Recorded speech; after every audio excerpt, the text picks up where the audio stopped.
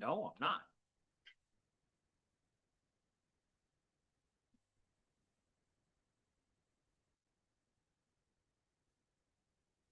We are. Okay, here we go. Welcome, good morning. Open this meeting of the Yamhill County Budget Committee on Monday, April 28th at 9 a.m. And right out of the gate, we're gonna do elections of officers. I would nominate Kit Johnston for chair. I've been nominated as chair. I will second that There's nomination. been a second by Jason Fields. Let's see, so I gotta pay attention here because there's not just three of us. Commissioner Starrett made motion for Kit Johnston to be chair. Jason Fields seconded the motion. Is there any further discussion? None. None? Okay, all those in favor signify by saying aye. Aye. Aye. Motion passes unanimously. Thank you. It's a lot more to be paying attention to. That was A. Item 2B is a nomination for secretary. I nominate Greg Thorsgaard for secretary. There's been a nomination for Greg to be secretary. Do I have a second? Second. Seconded by Commissioner Starrett. All those in favor signify by saying, is there any further discussion? None. Do you accept, Greg? I don't know what that entails, but yes. He's going in blind. All right. That's who we need. No further discussion. All those in favor signify by saying aye. Aye. Aye. Sounds like it passed unanimously. Thank you. Number 3 is consideration of approval of the following minutes from April 29th, 2024. If everybody had a chance to scan those through the weekend. I think I did see a Mr. Starrett somewhere in, I marked it. I answered to pretty much anything, so Yeah. good. I would move approval of the minutes. I'll second it. Commissioner Starrett has moved approval, seconded by Jason Fields. Is there any further discussion? Do new members participate in this, or since we weren't No, here 'cause last? we weren't. Yeah. Yeah. Okay, good. All those in favor signify by saying aye. Aye. Aye. Aye. Motion passes unanimously. Thank you very much. Item 4, budget briefing by Ken Huffer, County Administrator. All right. Here we go. Excuse me, before you get started, we have new don't- people. I was going to see if we could get introductions and everybody could tell a little bit about themselves. Sorry, were you going to do that? Yeah. I'm sorry. No. Apologize. I did not mean to. Anyway, sorry. God, I said that. Strike that from the record. All right, Budget Committee and everyone else who's attending or watching this online or present. Welcome to Budget Committee Week for the next 3 days. As the Yamhill County Administrator and Budget Officer, we're going to be presenting the FY26 budget. And we have a lot of information to go through. And, you know, first off, as Commissioner Starrett said, first, I'd like to welcome back our members from previous years. Welcome back, Greg. Welcome back, Jason. Thank you. And then we'd like to welcome our newest member of the Budget Committee, Anton Baker. See me as a resource. If you have questions, ask us to hit pause. Greg and Jason. Jason, you've done this for quite a few years, so you know, just know that there's resources available to assist with this. Also want to recognize Commissioner King. This is your first year on the Budget Committee as well. And welcome back, Chair and Commissioner. So I'll also quickly introduce around the room so you can connect with people. Just feel free. We're here to support you in reviewing all this information. You're going to see a lot of information over this week. I recognize that for many of you, it's the first time you're looking at this, and our budget process could look a little different, and it's easy to get kind of lost in the middle of the reports and the presentations. Just know that you have resources available. Do not hesitate, hit pause, or if you're on a recess, come and ask us questions. First, I'd like to introduce Mike Barnhart, is our finance manager. Say hi, Mike. And then I also want to recognize Justin Hogue, who's joining us remotely this week. Morning, Morning. Justin. Hi, Justin. Justin. I wondered Hi. where you were at, Justin. Normally, he's next to me, he's putting the table, so Keep pushing my back. I'm- Hey. now I'm encroaching over here, Justin. All right. And then I want to introduce We're gonna Tara have to Williams. fix that. Eventually, Yeah. he tried talking. Also want to introduce Tara Williams, who's Mike's deputy, the assistant finance manager. Right. And then our understated, outstanding support team that helps pull this off and keeps me on track and keeps everything, lunches, food, minutes, everything. You know, they do an outstanding job and they've been working hard on this for a couple weeks, just getting ready for here. First, Carolina, Good which you were morning. used to seeing here, but now she's the office manager Mhm. and oversees the staff. And then Bailey, I think Bailey, this last year was your first time and you had been with the county all for 2 weeks when we went straight into budget committee. So she knows what she's doing now. So, and then Jessica Andre is also a new employee who joined us earlier this calendar year. And this is her first time going through the budget process. But just know that all of us, the staff that are here to support you. If you have questions or need anything, just please do not hesitate in letting us know. Sorry, Ken, I'm going to interject again. I was hoping that since nobody knows the Yeah. backgrounds of our budget committee members, they could maybe introduce themselves with like a sentence or two about their, so we know who's doing what and where they come from. So maybe we could start with, anyway, I just thought we should all know who everybody is. I agree. You want to kick us off, Greg? A little bit of background, introduce yourself and background. Sure. My name is Greg Thorsgaard, and I've been one prior year on the budget committee. My career was in food manufacturing and distribution, and I had about 35 years of that. So that's me. Nice. Anton? Yeah, my name is Anton Bakker or Baker or Becker. Anything is fine. I was born and raised in the Netherlands, Amsterdam. Moved here around 20 years ago. One of those legal immigrants. Oh, wow. And first lived in California, but moved to Yamhill County, Newburgh, around 5 years ago. My background is in engineering. I'm an electrical engineer. I've been in the industry for around 30 years. Was with several companies, and now I have my own company. Nice. And it's my first year here, so I'm new. Be patient, but I'm also honored to be asked to be here. Yes, welcome. Jason? Jason Fields. This is my 4th year. Honored to be here. I tell you, my first year, I didn't know what to expect. I thought I was going to be given this 3-ring binder. I was going to be sent down into the basement, which we sort of are, with Sharpies, and had to be down there until we were done. And I didn't know what to expect, but it was really quite informative. I'm a lifelong Oregonian, born and raised in Portland. I'm a small business owner, and I do manufacturing and sales. Cool. All right. That wraps us up. Ken, you want to kick us off? Sure. All right. Well, again, thank you very much for serving this week. Before you're going to have, like Jason referenced, the 3-ring binder. And over the next 3 days, we're going to be going through that entire binder and getting through the budgets. As is tradition and part of Oregon budget law, we kick this off. I'm going to be doing a 35,000-foot view of what we're looking at for the budget. So I'm going to be making that presentation. And then at 10 o'clock this morning, then we'll start doing our department updates. And the first one this morning is going to be Health and Human Services. So Director Lindsay Manfred will be presenting at 10 o'clock. I'm going to try my best. I've been working on this each year to try to finish before Lindsay's scheduled to start. So that's something I'm going to be very diligent to, try to stay on point and get us through the presentation. But at the same time, I don't want to mean that you can't ask questions. I definitely want to encourage questions as they come up and as I go through this presentation.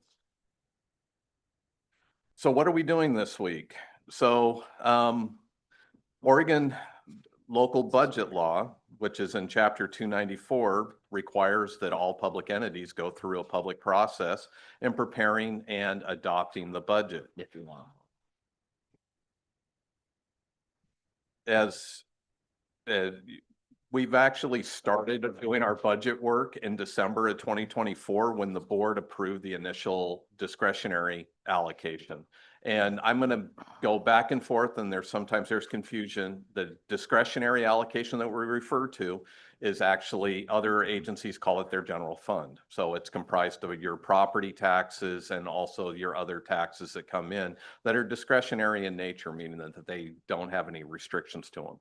The general fund or discretionary revenues that we go over is what funds a lot of our general operations departments, like the sheriff's office, parks, just a variety of things. So in December, the board approved the discretionary allocation. And then in January 2025, that was approved. And then the board approved a set of budget instructions that are in the back of your binder. But these are the budget instructions that my team and I prepare and issue out to the departments to start preparing their budgets. In January, all the departments, it's decentralized on how we build our budgets. So those who might be used to something a little bit different, I'm not sitting in my office and preparing this entire budget. All the departments put a lot of time and effort into developing their budgets at the department level. And then my team and I work very closely with them in answering questions, doing a budgetary review, and getting things ready for this week to present to the budget committee. So in January, departments started doing their budget work. In February, that's when budgets were due to be entered. And then in February and March, we do an administrative review of the budgets. And then here we are in April as the budget committee presenting the FY26 budget. We have on the agenda for today, we're going to have some department updates. Tonight, we have our first hearing, which is open to the public to attend the hearing and provide comments on the budget. A lot of times we also see requests being brought forward for the budget committee to consider on Wednesday when you deliberate and hopefully approve the FY26 budget to move it to the next step. So we have really 2 days of presentation. And then on Wednesday morning, the Board of Commissioners is going to step down from the dais, and you as the budget committee members are going to convene as the compensation committee. Our HR director is going to come in and make a presentation, and then you're going to prepare recommendations. You're going to review all the compensation for all the elected officials and make recommendations that then, once the committee's back together, we'll vote on and approve. So I know that's the awkward part of the week, and I recognize that can always be challenging for you as a citizen member to come in, and now you're reviewing elected official salaries and making recommendations. Just know that we're here to support you in the information that you need to make an informed decision and an informed recommendation. Once we get through that, then we'll go into what's called deliberations each week. So we'll adjourn. There won't be any further presentations. I have a running list, a spreadsheet that I'm tracking all of the changes that are going to come up or going to be presented during the departmental presentations. And then we're going to go through those individually to prepare and hopefully finalize what's going to be called the approved budget. So we have different versions as we go through the budget process. Version 10 was the initial entry. Version 20 is the budget that's being presented to you today. So that's after the budget officer has reviewed the budget and has it ready to present to you. Once you approve the budget, that now becomes version 30. And then in June, the Board of Commissioners will convene another public hearing on the budget. And then a week later, we'll formally adopt the budget for FY26. There's a lot to this process. Everything that I have outlined is consistent with Oregon budget law. It's something that's tried and proven. It's what we've done each year to get from here to June 30. So then when July 1 comes, we have an adopted budget in place and we're operating on the 1st.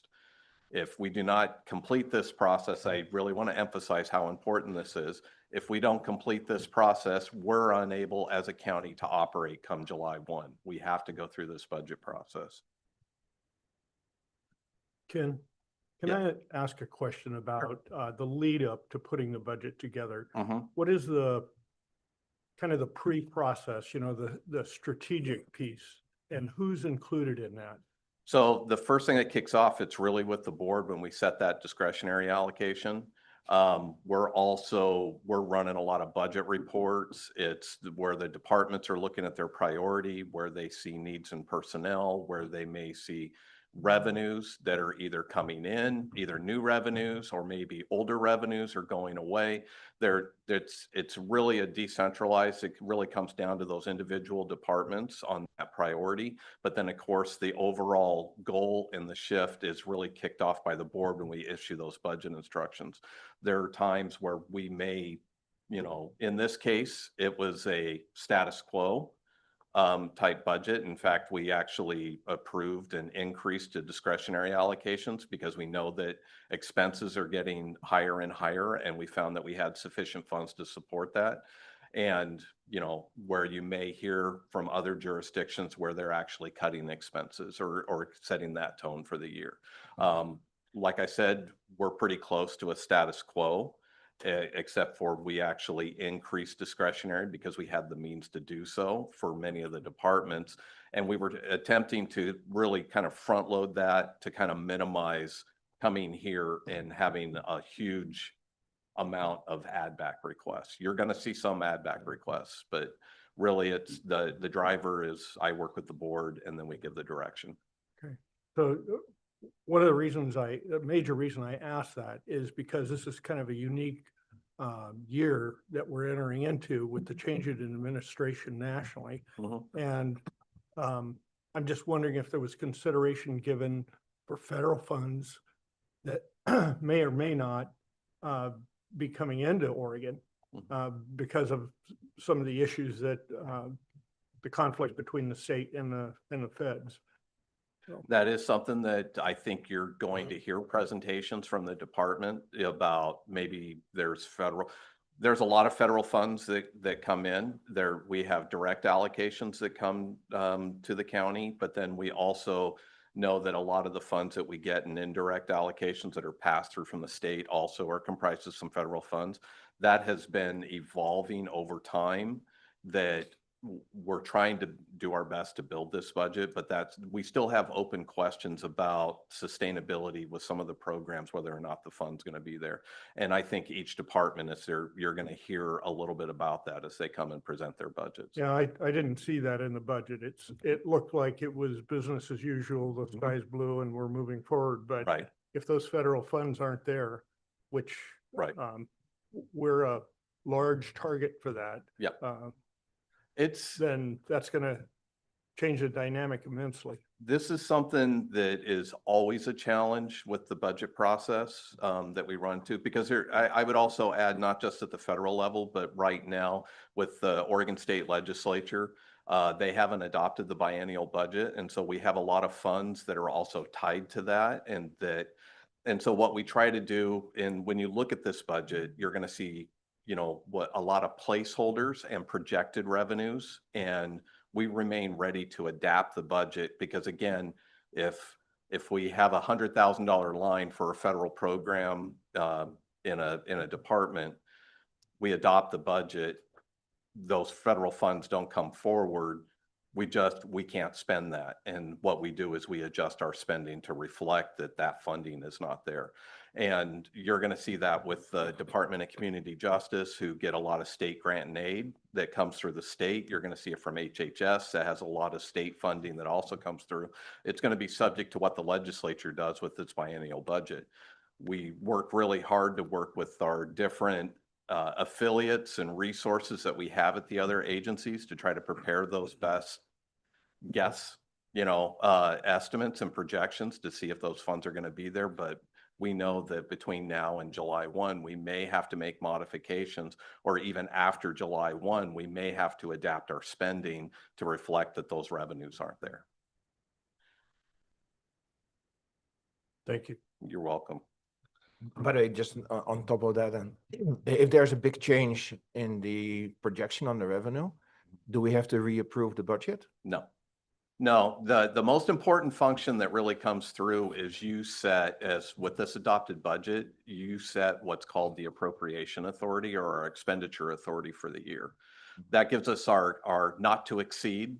If there a different way to look at it is we're setting the not to exceed expenditure amount for the fiscal year. If the revenues do not come in, that we have two legal, as a government agency, we have two legal caps that we have to adhere to. Number one is that appropriation authority that's set by the board. The second cap is if that revenue isn't there and doesn't come in, we're not able to spend that either. And so we have two controls. So we don't necessarily come back to the budget committee. In fact, the times that we may have to reconvene the budget committee into the future or into a new fiscal year is if we're actually trying to increase that not to exceed. If we want to spend more, we have to reconvene if it's over a certain percentage, or we have to do a supplemental budget or make a budget adjustment. What is that percentage, Ken? It's more than 10% of the overall budget. So that would have to be a pretty significant amount to adjust to do that. Does that answer your question? Yes, All right. thank you. Just really quick, I always kind of throw this slide in here because it talks about the general ledger numbers. When you're looking at the budgetary reports, you're going to see a lot of numbers that are in there. I just want to highlight that a lot of times when you're shifting through it, the version, you know, that the GL code that we have is an identifier on how we map every budgeted expense. And then it's also in our finance system that anytime we record an expenditure, we map it to the general ledger and to our journals. So if you have any questions about that, just know that I know when departments are up here and calling out lines, then they're saying something like, well, if you go to line 110, 101, 0002, 30101, you know, that's to help kind of show which line we're talking about. A lot of times we might just refer to, because if we know we're all in the same department and division, and I'm just calling out, hey, I need to change 30101. Just know that we're looking at those last 5 digits in that number.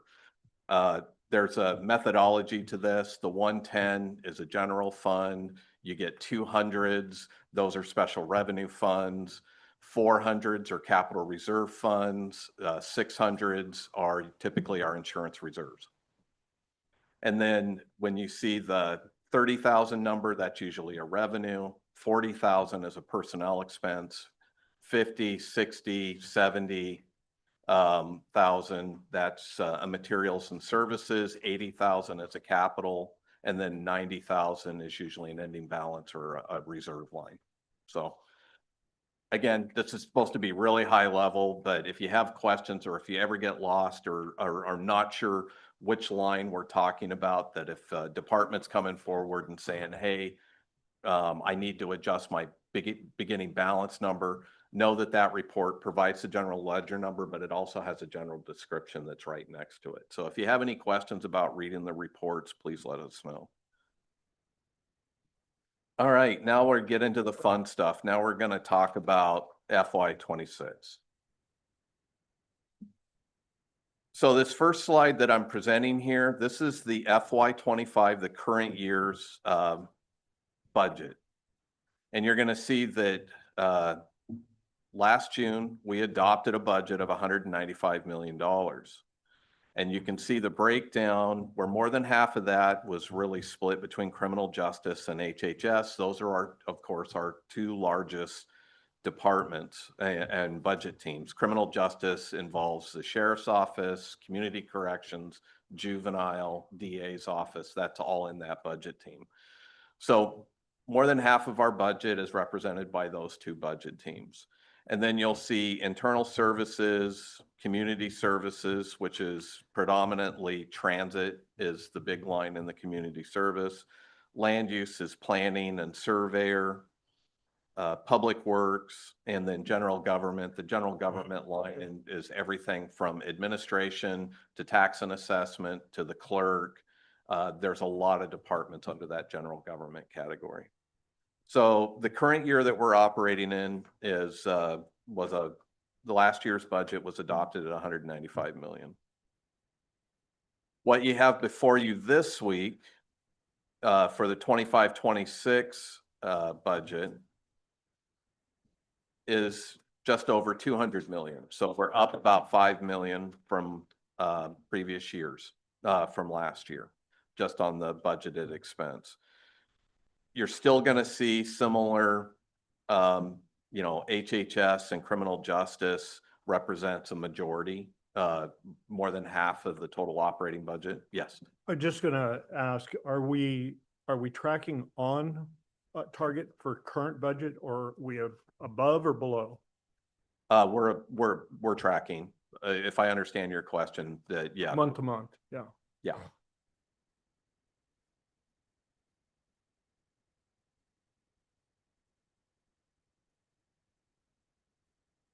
And the next slide is you're going to see that change. It's just a comparison from FY26 to FY25 and where you're going to see the biggest changes.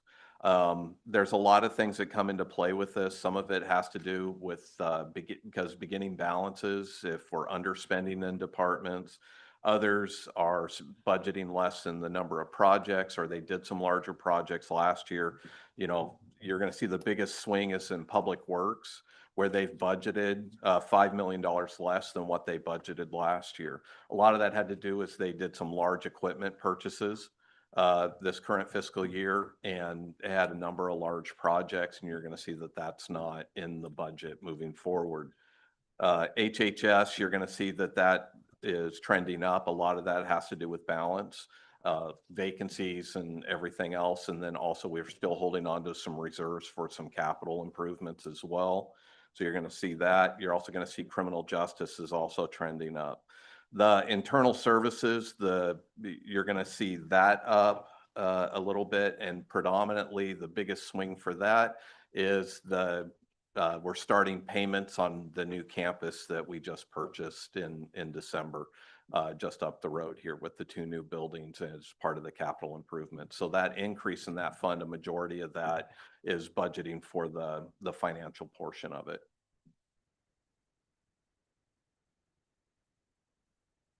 Now I'm going to get into revenues. Let me make sure I catch up with my notes here.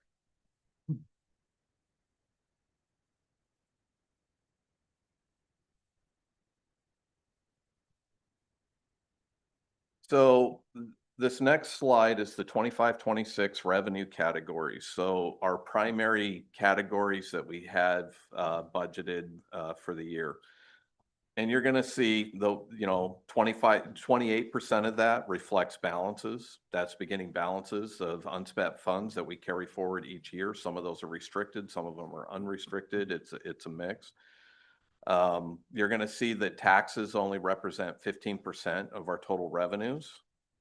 The intergovernmental is a big piece, and that's one and tied directly to the questions around the status of federal funds and then also with state funds, is just recognizing that 23% of our budget is comprised of those 2 areas.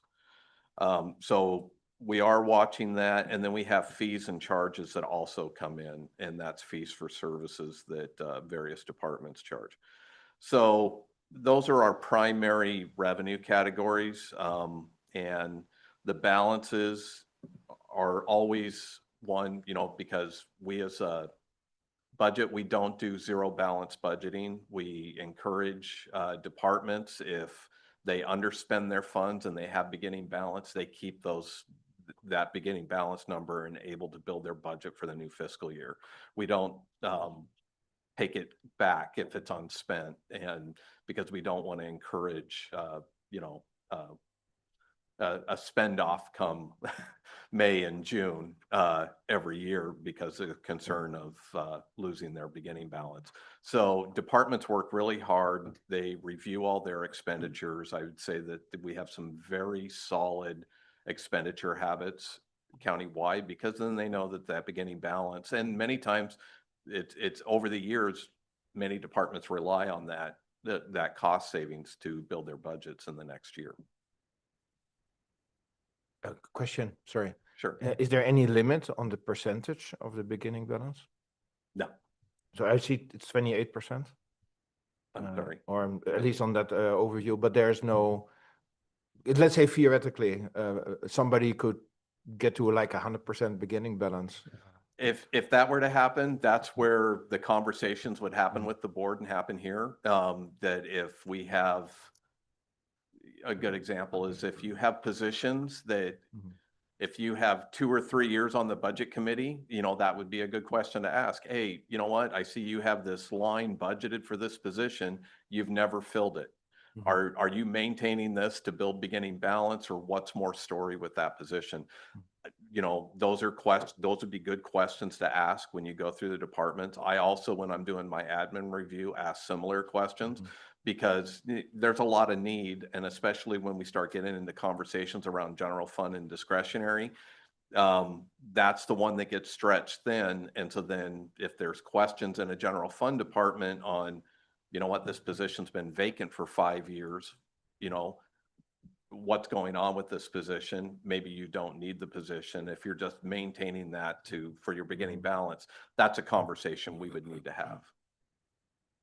Because we do want to keep, you should see historic Mhm. data that money is being spent, and we're just not creating expenditure lines just for the sake of preserving expenditure authority within there, or protecting a beginning balance.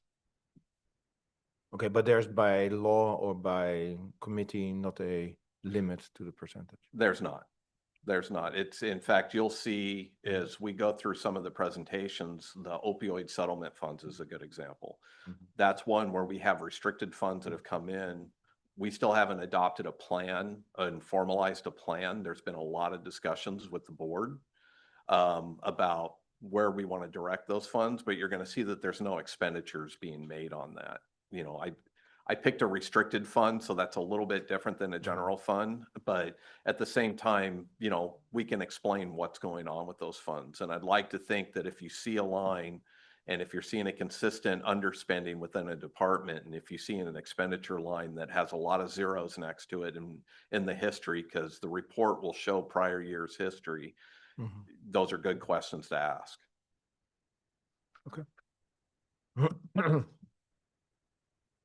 So this next slide is just a current year to the new fiscal year, the proposed budget. And so you're going to see a little bit of a dip in the balances, which is anticipated to see. I really point to, we've had the last several years with ARPA funds that we've been steadily slowing down. So some of those federal funds that we know are sunsetting and we've spent, and you'll see that during the presentations.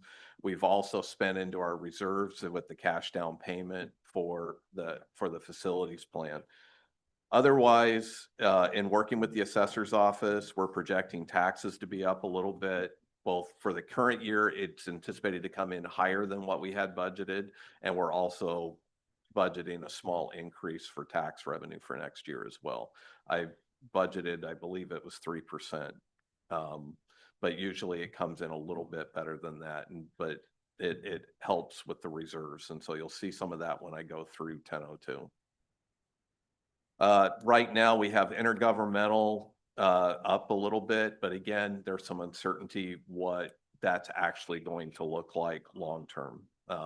Again, it may be optimistic budgeting, and we anticipate in the coming months that we might have different news. But right now, it's been kind of slow and steady. And honestly, I think the biggest one we're waiting to hear from is when the state adopts their budget. You'll hear it from Jessica and some of the other ones that a lot of the budgets and the revenues that were that intergovernmental from the state, they built their budgets off the governor's recommended budget, but recognizing that that's still going to be subject to what the legislature does.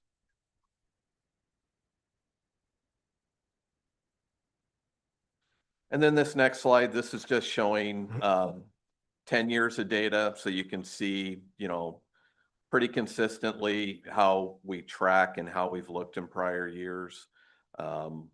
Again, we really kind of hit a peak during all things COVID, when it came to a lot of revenues, including ARPA and CARES Act and some of those things that were really contributing to the balances in HHS and then also the county in general. And we're seeing those funds coming off the books. And I anticipate that we're going to start seeing more of a trend where that line's going to continue down and probably right size the budget a little bit more. The next slide, again, this is the total revenue trend that it basically shows the same thing as the previous one, except for this is just in total, not the breakdown by the various types of revenues. Again, we were really trending up starting in 1920 and hit the high point in 21, 22.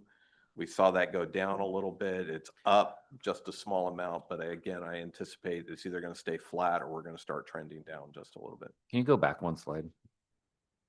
Under taxes. Yes. So typically, we're pretty conservative in how we're forecasting for what tax revenue actually is to where we're Mhm. spending at. Why did we still end up down in 24, 25 versus 23, 24? Was there some one big ticket item that,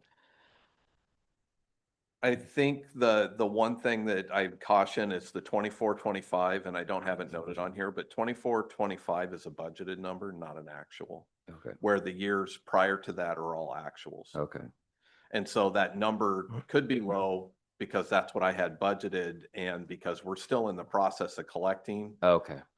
so we don't have those actuals Got it. recorded yet. So it could tick back up and. Correct. Okay. That's all I got. Thank you. So in one more question, we budget on absolute numbers and not corrected for inflation? Or is it an unclear question, sorry? No, No, it's always good to see the budget compared to inflation. right. It's a good question. Yeah, these are pure actuals. Now, it's not like in the past, inflation was always below 2%, so Right. not really significant. Right. But in the recent years, we have seen more like 3-4%. Right. And that's reflected, especially, for example, in personnel budget, because the bargaining, the collective bargaining goes Oh, up yes. if there's higher inflation. Yeah. Wouldn't be a good thing if inflation is significant to make that part of the projections, especially if you compare it to like 10 years ago? So we do the only time we really get into those projections is like you were saying with our collective bargaining agreements and our personnel expenses, because that's typically where we see that. The hard part is we have, well, we're up to 6 now. We have 6 unions. So we have 6 agreements and a lot of those discussions come in, and you'll see when I start getting into expenses where we take that into play. So we're tied to the collective bargaining agreements of what's in there. If it's a bargaining year, then we're negotiating and looking at the CPI, looking at the inflation rates and trying to negotiate reasonable cost increases based on that. But you're going to see when I get into expenditures, more specifically where we're seeing that driver with the increased costs. And a lot of that is a lot more economy driven. It's really hard. I mean, we keep a sense to it when I'm doing my projection for the general fund because, the economic conditions are also going to be a driver, but there's a lot of math that comes into play. That's why we work closely with the assessor's office in doing those projections. And so they're looking at the total appraised value, what we're seeing, any new properties coming online, a lot of those things. We're also taking that into consideration. But just to give you an example, like this year, the total revenue goes up by 2.5%. Roughly from 196 to 201. The inflation is roughly at 2.5%. So you can also say that's a flat budget. Yeah. Depending on how you look at it. Correct. I would agree with that.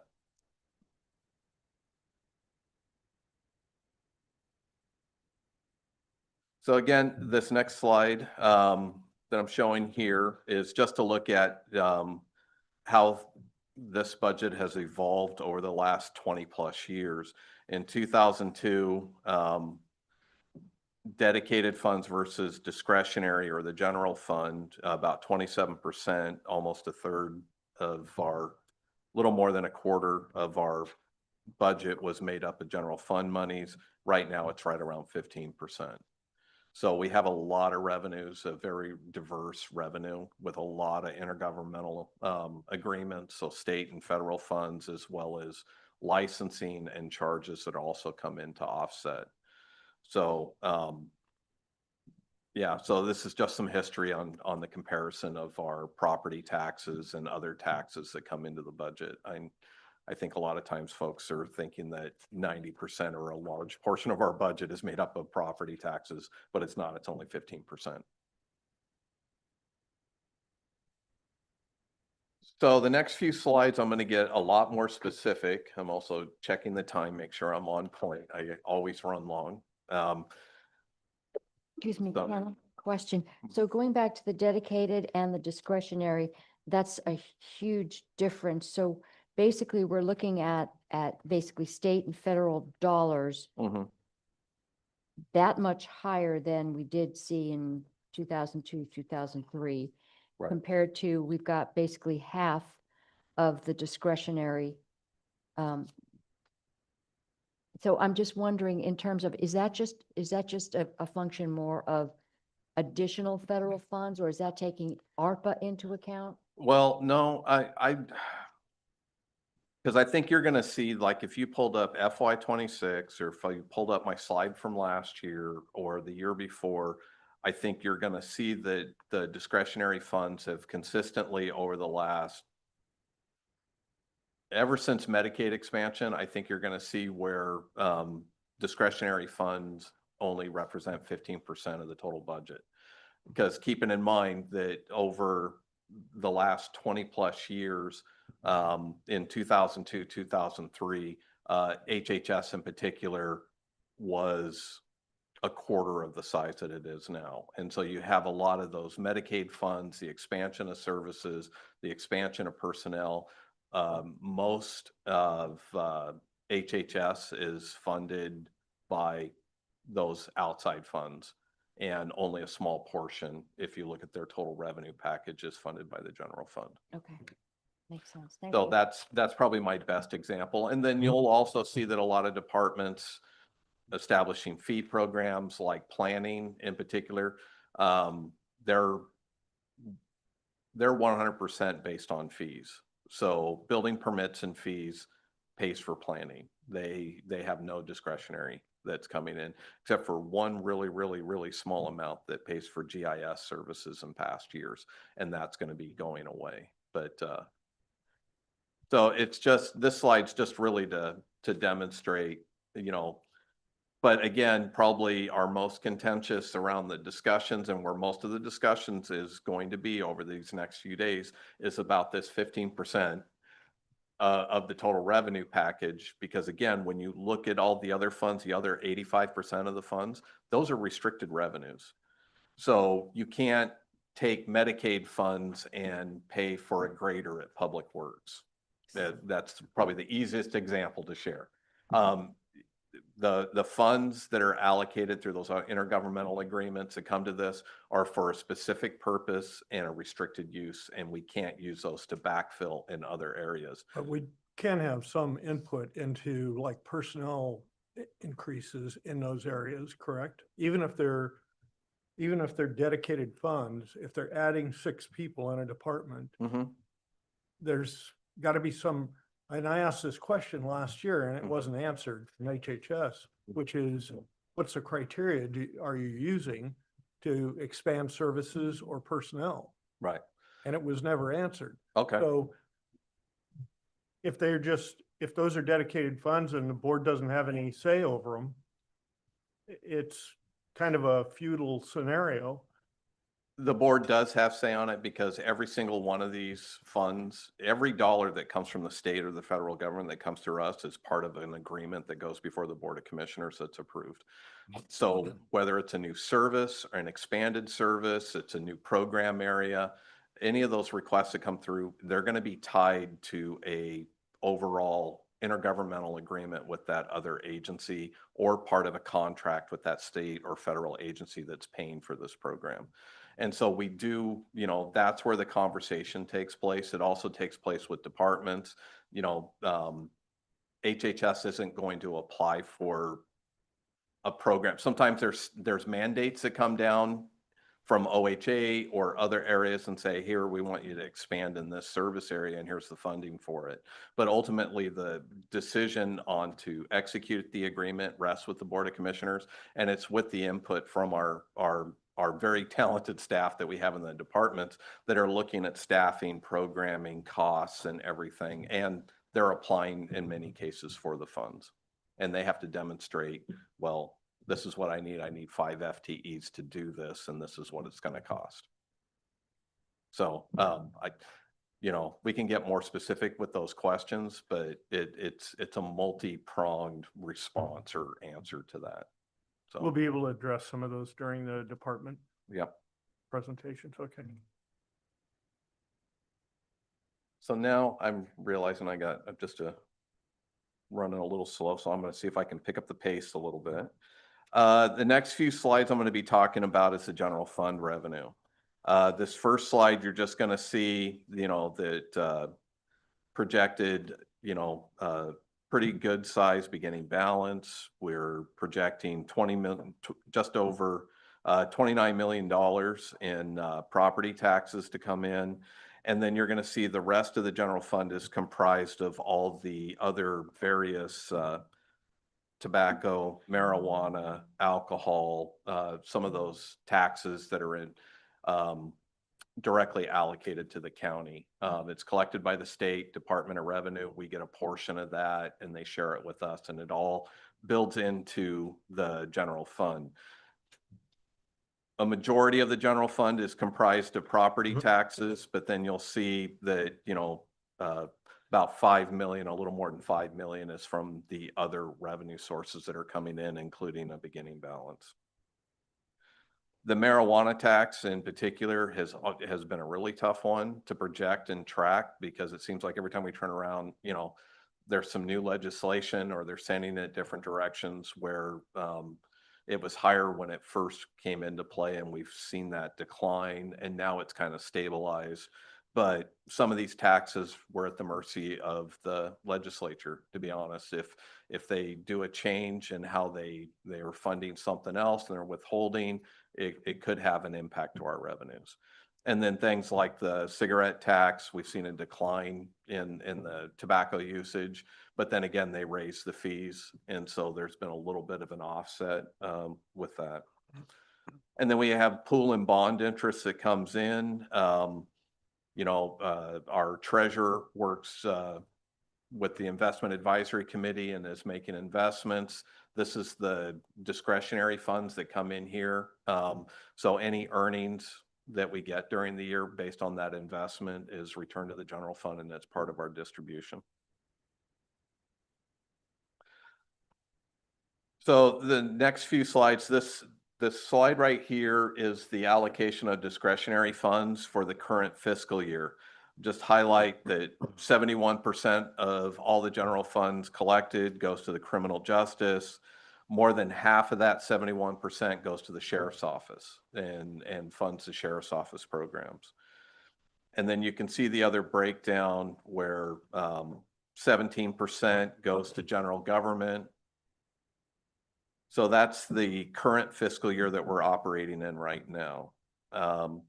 For FY26, you're going to see the criminal justice number dips a little bit, but that it's still right around that 70%. And the reason it's just a readjustment on the allocation, you'll see the internal services increased quite a bit when compared to the prior year, because again, we've got financing to pay. So we did a discretionary allocation to Fund 440 to help pay for the financing for the new campus. And so that's where you're going to see that shift. And that was about an $800,000 increase in the discretionary to internal services to handle that.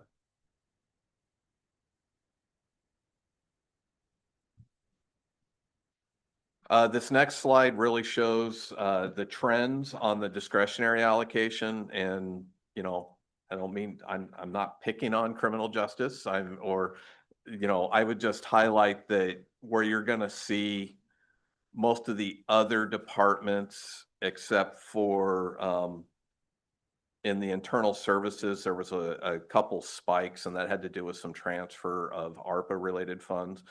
But consistently, we've seen the criminal justice, their discretionary allocation go up each year pretty consistently, except for the 1 year, there was a dip.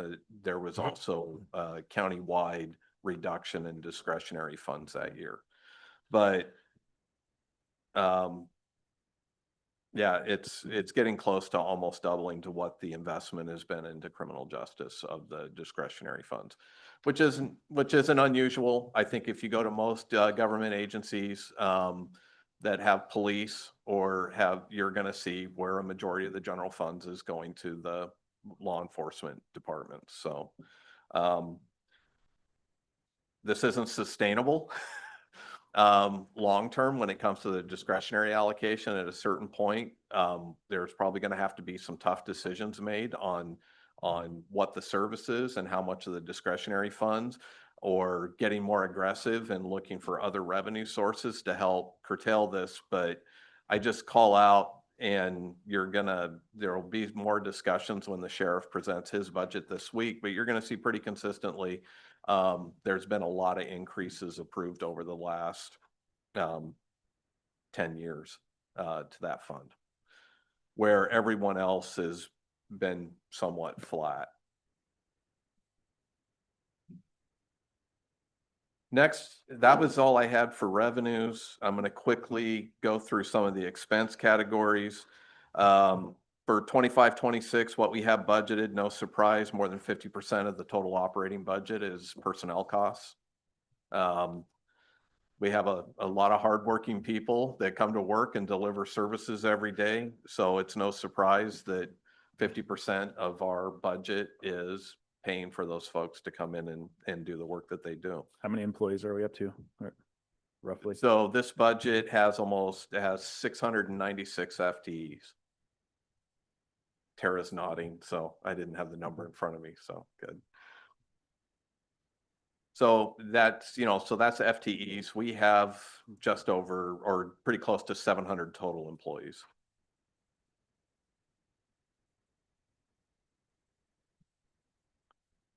In comparison, and I think you would see this when you look at prior years, you're going to see personnel costs, are going up every single year. And we usually stay pretty flat, and you're going to see that reflected in this budget, that pretty consistent with all the other categories, but you're going to see an increase. Now, there's multiple drivers. One, collective bargaining agreements are a driver. Two, benefit costs are a driver. We've seen the increases for the cost of medical insurance, PERS, a lot of those roll-ups. We have, so it's not just driven by COLAs. FTEs has been pretty static as far as looking at prior year and the current year. And so a lot of it is just direct costs. It's the costs of cost of living increases, longevities, benefits, all the above that are driving that.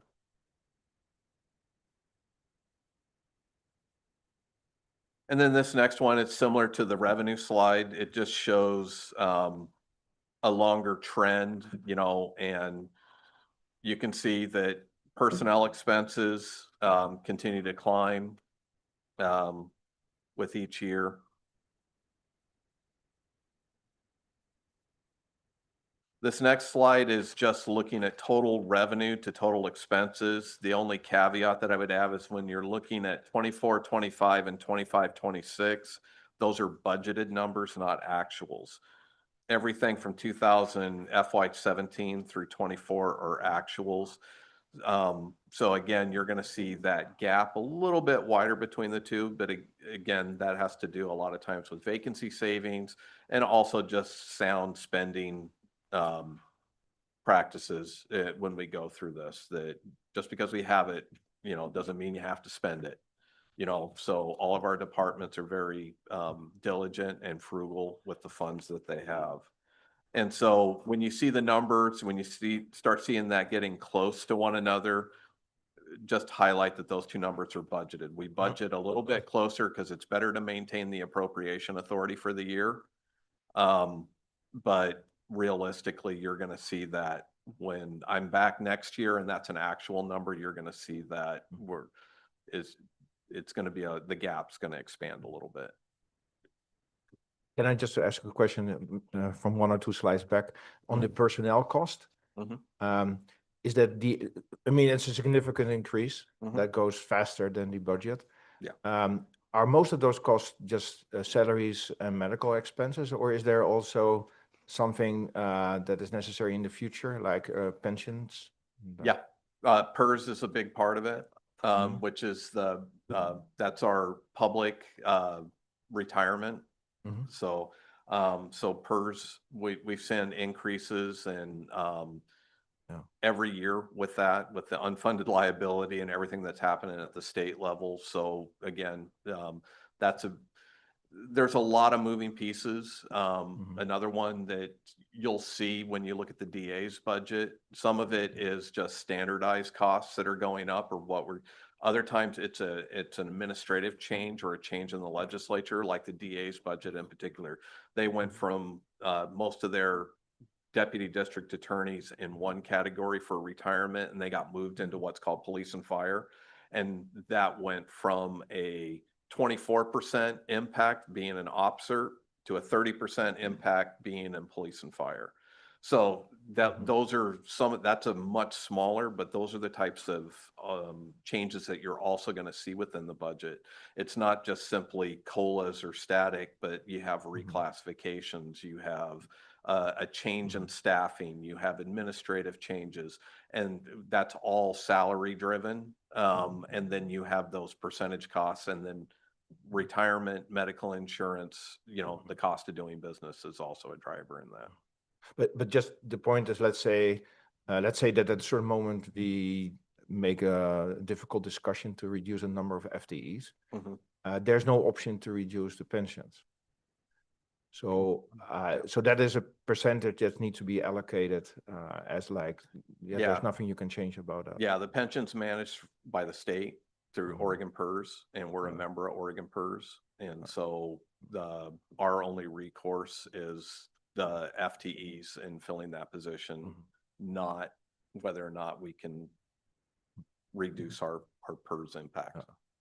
But that's part of our budget too. Correct. So that also, it's good to say that that's almost like a fixed expense. Mhm. There's nothing we can do about that. That's correct. So it would be good to show off or that is just a fixed percentage. Yeah. And just to give me a general idea, do I think about that's 5% or 10% of the personnel cost, or what is a good percentage? For retirement, Yeah. Yeah. Sorry. 25 to 30% per person. 25 to 30%. Okay, and then my next question would be, is that growing or is that staying steady? it's growing. Okay. So PERS sets the rates for every biennium. We have budgeted rates. I think we already got the rates for the next biennium, and we have those in the budget instructions. In the back of your binder, you'll see the packet of budget instructions, and there's a table that's specific to personnel costs and what those drivers are. Now, I will say some of the other costs that you're going to see that are built in here, because we haven't gone through, like, for example, we haven't gone through insurance renewals. That's happening right now. We're currently working with our medical provider, our broker, on renewing those insurance. What we have is an estimate that's built into the budget. And so fingers crossed, we're always hoping that we're going to come in under that number. So we tend to budget a little bit higher just to make sure we don't miss the mark on that. But that's where you're going to see some latitude. And in fact, the next few slides that I have, you're going to see that kind of demonstrated, that budget to actual gap that we have each year. And then that's what really drives our beginning balance numbers that you're going to see throughout the week. So,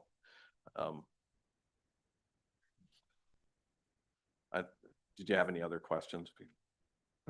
No, the only remark I wanted to make or add to that, but that's not for today, Okay. is I think we should come up with a proposal on how much we want that percentage to be.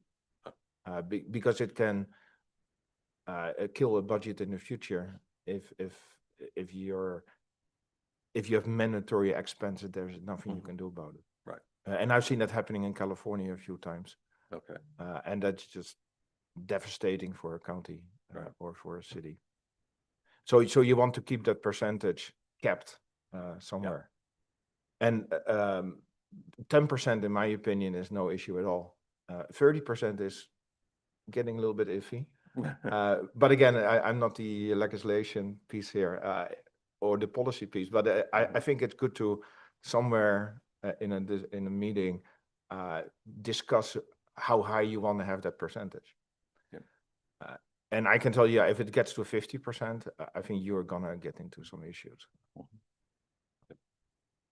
All right.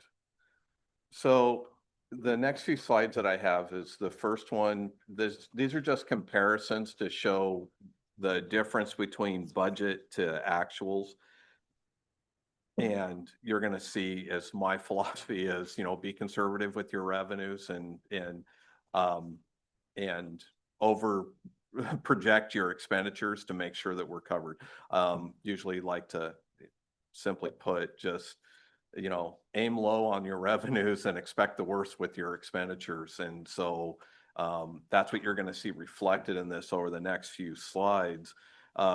And so when you're looking at revenues, you're going to see, for the most part, we're pretty close in both our projections to our actuals. But again, the budgeted numbers are going to trend to be a little bit lower than what usually we end up seeing as far as actual revenues. Personnel costs, there's a lot of drivers, but you're going to see that pretty consistent on, an organization our size is going to have vacancies and going to have vacancy savings. And so you're going to see that we've been pretty consistent through the years on kind of that difference between the two. Now, there's a lot of drivers because, again, most departments are not maintaining vacancies just for the sake of cost savings. Almost every single one of these positions that you have built in this budget, we need. And when HHS presents, they can go into more specifics about their programs. We do have a lot of needs in departments, and especially over the last several years, we've seen shortages. We haven't seen a lot of applications coming in. We haven't seen a lot of highly qualified applications coming in, or some of it's industry driven that there's just not enough, honestly, there's not enough behavioral health clinicians that are in the market looking to come to work for the county. And this is something that's affecting all the various counties across the state and the various providers. So you are going to see and this is just, again, when we go through this, we budget pretty consistently, but we are going to see some vacancy savings that are going to be driving to some of the beginning balances as we build this. Where you're going to start to see more of the gap is materials and services. Now, historically, this is where departments really work hard. You're going to see a gap that they're budgeting amount, but we're not going to run out and spend, as an example, if I have a $5,000 line for office supplies, we're not going to be on a mission to spend all $5,000 on the office supplies. We spend it if we need it. This is a cap that we have built within the budget. So, and what you're going to see for materials and services lines, where we're going to see more of that cost savings. You're also going to see cost savings because we do have placeholders that are built into the budget. Because maybe I budgeted $2 million for a capital project, but I have no idea if it's going to cost $2 million, and maybe the project only comes in at 1.5. And so then you're going to start to see that savings built into the budget. That's where I just remind, when you're looking at the budgeted numbers, those are projections. And that's like, again, that's a not to exceed amount that's built into that line. And so that's why you're going to see gaps between the materials and services and the actuals. And then this last slide, again, it's just the last two slides and where we're underspending is what it's doing for the beginning balances. And you can see that driver. You know, the low point, of course, 2009, 2010, well, most of us remember what was going on in 2009, 2010. Pretty serious economic time, and the county at that time was having to dip into reserves pretty heavily to cover operations. You know, we've seen that grow, but like I said before, we had a lot of CARES Act and we had a lot of ARPA funds and we had a lot of federal funds that had come into this budget during the pandemic. We're seeing those are coming off the books and being spent down. So I feel like we're going to continue to see that dip in the beginning balances moving forward. Just so we're clear, it's just because property values went down in 2008, 9, 10. I want to be careful because I'm just looking at data because I worked for the county at that time, but I was in a different department. But I do think it was a combination of all kinds of revenues and we were having to spend into our reserves. Planning, for example, that was a housing crisis.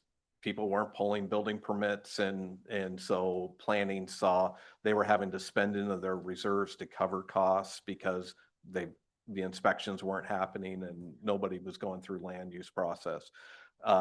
Property taxes was another one. The appraisals, property appraisals were down. So there was a combination just all across the board that was affecting that. But again, I was in a different role in 2009. And so I'd have to dig a little deeper into some of the data on that. But fingers crossed. Yeah, I hope we don't have to go through that again because having lived through that as a division manager at the time, those were some really difficult times and some tough decisions had to be made as far as staffing and personnel and programs.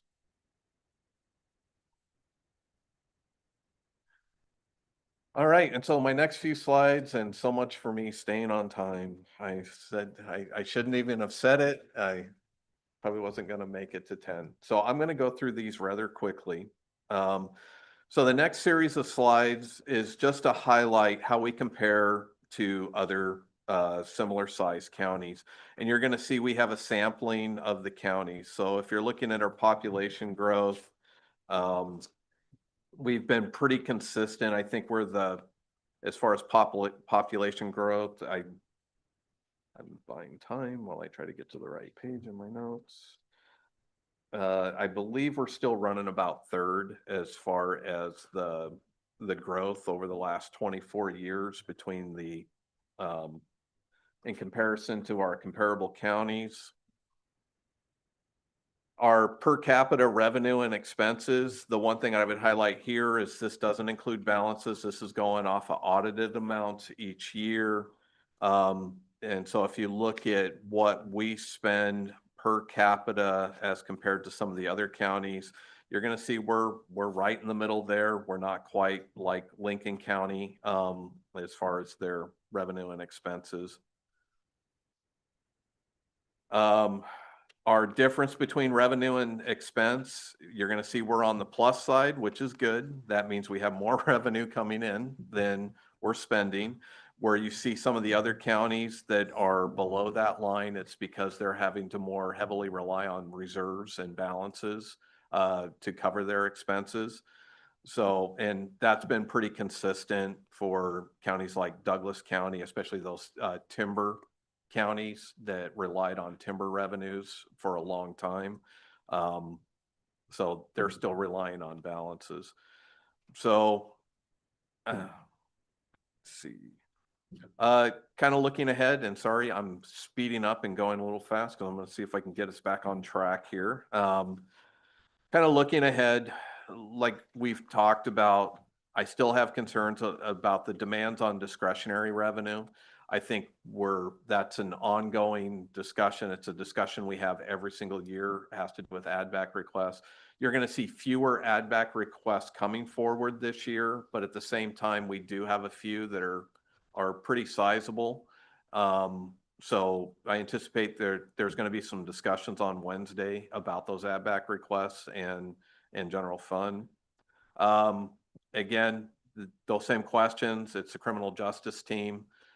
In particular, this year, the DA's office has an add back request that you're going to see, but then the sheriff's office also has some requests for funding going forward.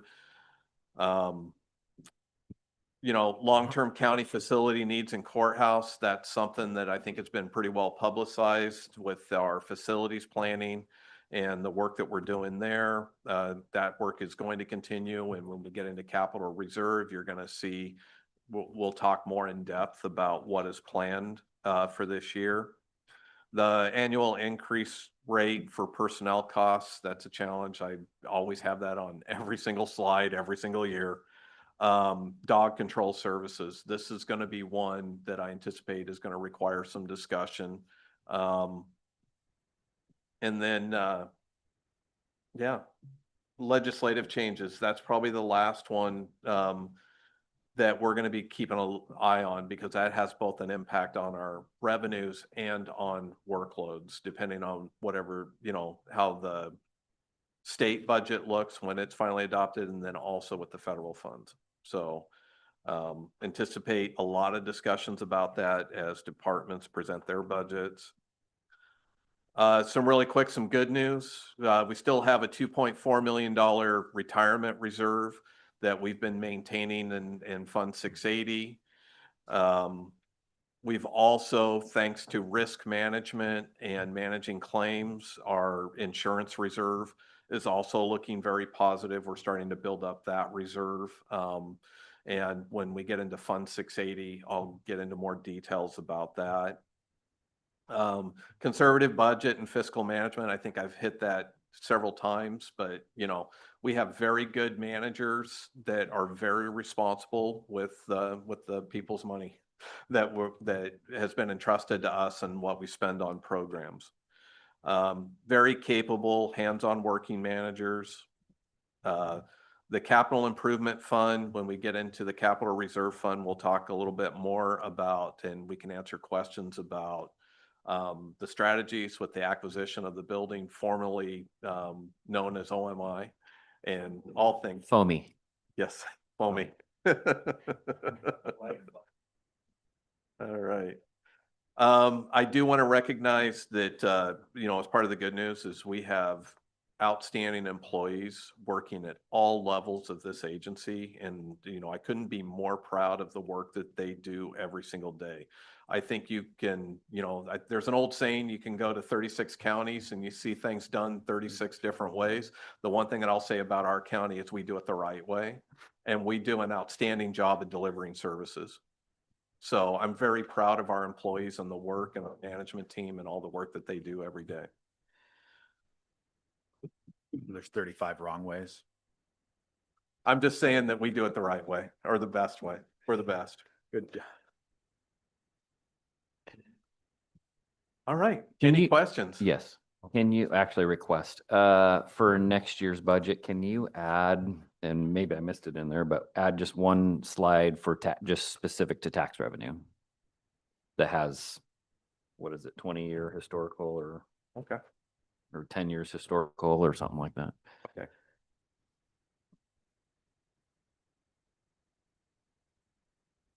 Can do. Thank you. All right. That's the budget officer message. Thank you. All right. Does anybody need to take a 5-minute break? Okay, we're going to take a 5-minute break before we get into Health and Human Services. Thank you.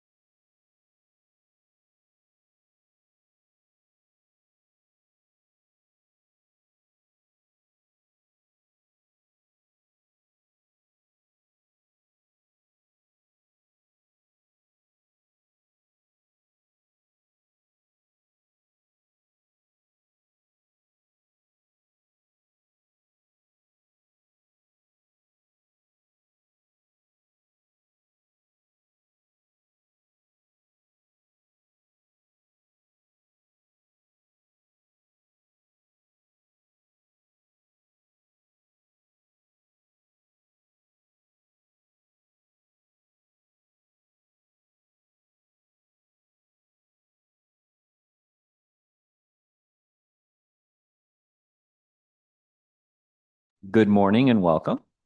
Good morning. Thank you. Morning, team. All right. Well, I know we have a new member here, so I thought I'd do the sort of 15-second bio and introduction. Lindsay Manfrin, Health and Human Services Director. I have been with the county what will be 18 years in June. I've actually lived in the community. I've lived in McMinnville since I was 8 years old. I've been the director for 5 years. Before that, I was the deputy director. Before that, I did a lot of different jobs within the county, but all within health and human services.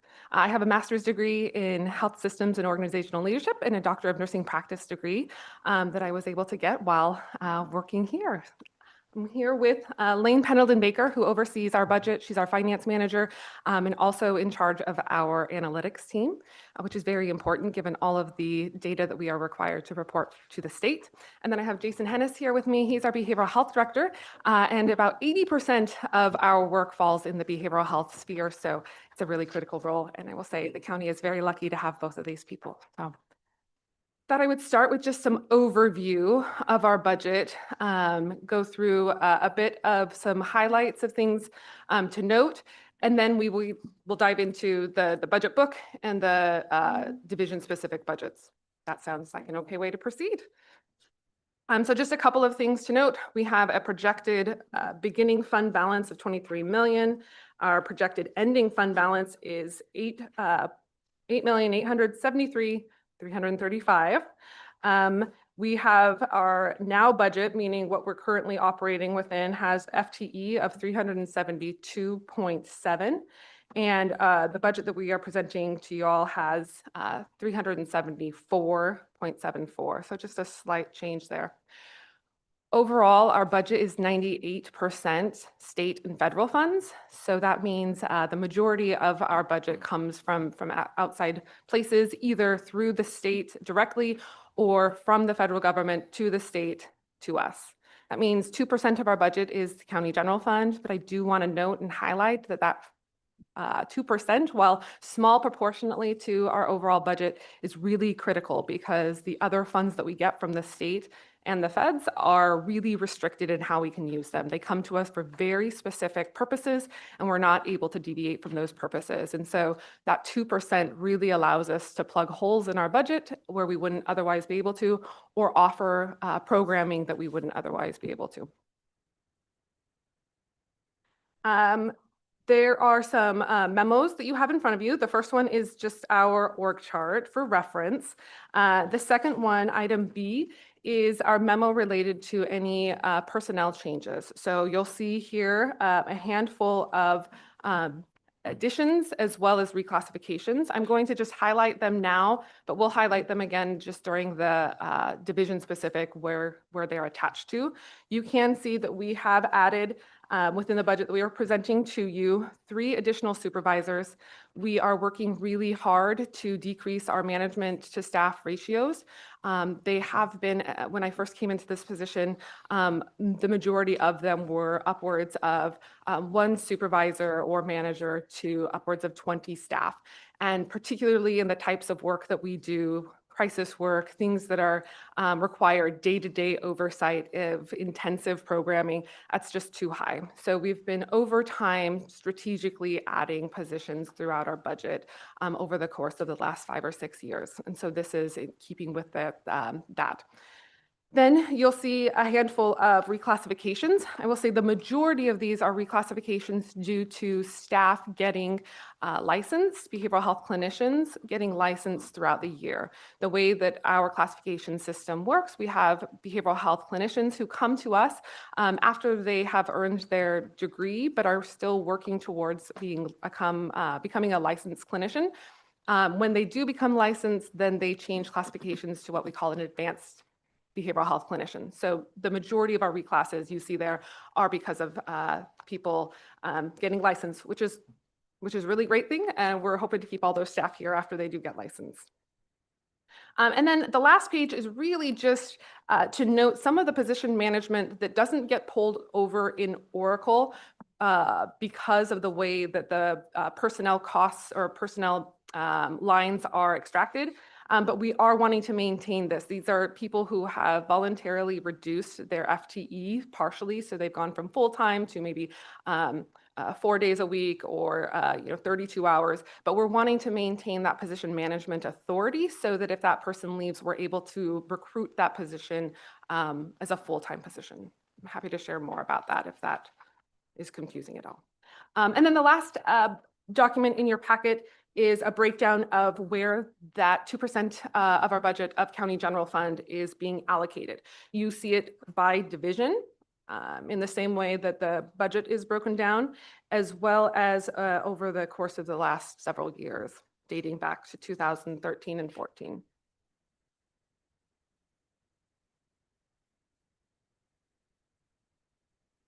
Okay. The way that our budget works is there are a lot of costs that are allocated throughout all of the different divisions. And so you'll see little pieces of position or little pieces of an expense that is broken up through various divisions. That can make it a little bit hard to track. So one of the things before we dive into each division that I want to do is just call out some of those larger things that stand out that are spread throughout the various divisions and just bring them here. Certainly, if there are questions about any of those as we're diving into specific divisions, I'm happy to talk about them specific to that as well. But a couple of the biggest things that you'll see spread throughout our division budgets are the costs associated with an electronic health record. We have the bulk of those costs happening within our administrative budget, but then there are breakdowns throughout the rest of the budget as well. This is something we've been planning for multiple years. We were abruptly notified 2 years ago that the EHR that we are currently using will no longer be available to us and that the platform would no longer be supported. So we have been able to functionally maintain that electronic health record, but we don't have any support from the vendor, which means if it breaks and things go south pretty quickly. So IT has been very helpful in helping us go through a robust procurement process to get a new electronic health record. So you'll see that reflected throughout the budget. Also, we do have some expense built into our various divisions that are impacted related to the potential renovation and moving of the building formerly known as OMI. So you'll see again the bulk of this happening within our administrative budget, but then in those impacted divisions that are moving, you'll see it there as well. We have an additional data analyst position that was added mid-year this last fiscal year, so it's already been approved, but it is split throughout this budget. You will see increased funding throughout the budget for our language line contract. This is the contract that we use to use interpreter and translation services for clients or for materials that we're producing that are community and public facing. You will see updated allocation splits for our CCO contract. We just manage that throughout the year, making adjustments where we see those changes in utilization. The CCO budget, just as reference, that is our local Medicaid health plan. So the state has Medicaid dollars. Those Medicaid dollars are distributed to 16 CCOs throughout the state. Yamhill CCO is the CCO that we primarily work with. And so we have a large contract with them that comes to support, the majority of it is for behavioral health services, but there are a couple of other things sprinkled in there as well. We have an overall increase in training and conferences support throughout staff. We have been noticing sort of post-pandemic increases in the need for staff to be going to conferences and training, where we saw sort of a reduction of that because of a lot of online trainings that seems to be readjusting and going back to more in person. So we needed to reflect that. We have a contract called Circa, and we have been using that for recruitment support. Ken mentioned in his presentation the challenges around some recruitment. I'll speak more to that later on in the presentation, just around our vacancies and how that plays out. But this contract has been incredibly helpful in helping us get some new recruitment strategies in place and bringing new people on board. We also have the remaining of our behavioral health workforce dollars here. These are dollars allocated to us through the state for things like tuition reimbursement, relocation expenses, And we have not elected to use these funds in this way, but they can be used for staff bonuses if that were to be something the board would want to do. Excuse me, Lindsay, that's 4002? Slightly different. It's a different stream, yeah. So initially there was the $4,002, those have been expensed. And then these came separately through the state. You will see some changes in how we've allocated our capital expenses within different divisions. When you see that, I'm just noting it here because it's not actually changing the overall amount. It's just changing the split across the programs. And then, of course, you'll see the increase in transfer amounts to central costs and as well as our own personnel expenses related to those increasing costs. Okay, I'm just going to pause, and I think we can start diving into the actual budget book, unless there are any questions. Okay. Maybe just a general remark. Oh. You may notice that we select the budget committee based on if you're wearing reading glasses. And I've seen that this is the smallest budget I've seen so far. But if you could use a bigger this one? font next time. Not dollar-wise. What? Yeah, yeah. No, I'm so it's partly kidding, but your font size is so small that I can't read it. So either we need to get some capital expenses for magnifying glasses, or maybe just use 2 pages if you print out something. Yes, I can certainly do that for the 3 documents that I provided. The other documents, I think, would be a county request, which we're happy. I don't know the limitations of the. No, Yeah. those are totally fine. But especially your personnel one, You got it. that first one, We can and definitely this take note one of here, that. I can't read it. So I almost made a joke. I said, this is my 6th budget presentation where I've been the actual person presenting. And I think maybe next year I might be one of the people with glasses as well. I was like, all you guys are selected based on not having reading glasses. But Yeah, we'll make a note of that for Okay, next thank time. you. You bet. Okay, so now we'll dive into both the budget book as well as division-specific programming here. So the first one we have is our administrative budget. I mentioned a couple of the big buckets of things that we have in here, like our EHR costs and our electronic health record costs, as well as some of the planning related to the OMI move. So everybody knows where we're at in the book. So you're on page 7 for the administrative portion, correct? Where you're Where's covering the that numbered? administration. There's not numbered. No. I'm helping with the page Yeah, numbers. perfect. I just want to make sure, because we kind of skipped over the beginning balance, because you talked about that, the ending fund balance and the treasury earnings, because we have new committee members. I want to make Oh, sure thank you, able Ken. to Yeah. track in order. So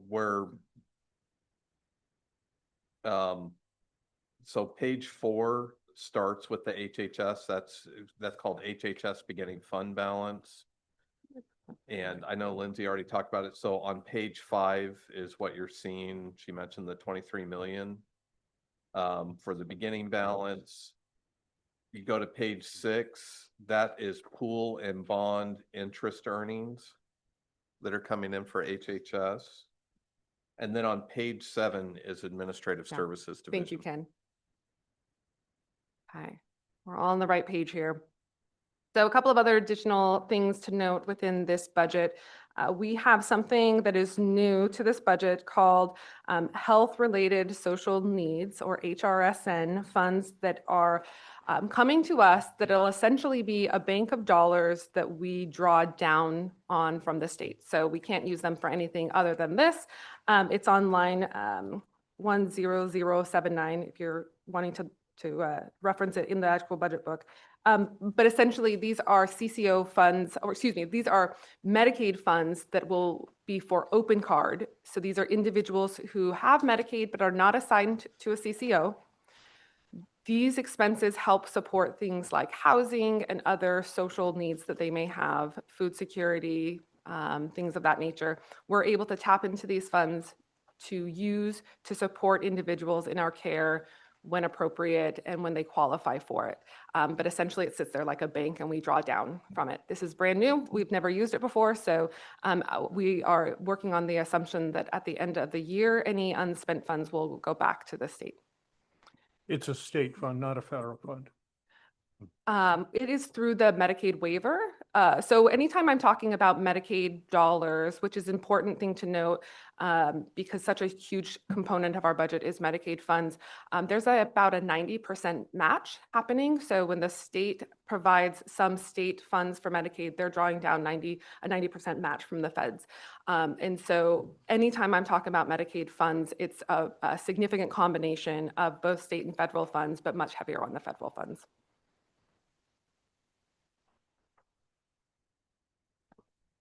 And we can. 90% match on the Fed side.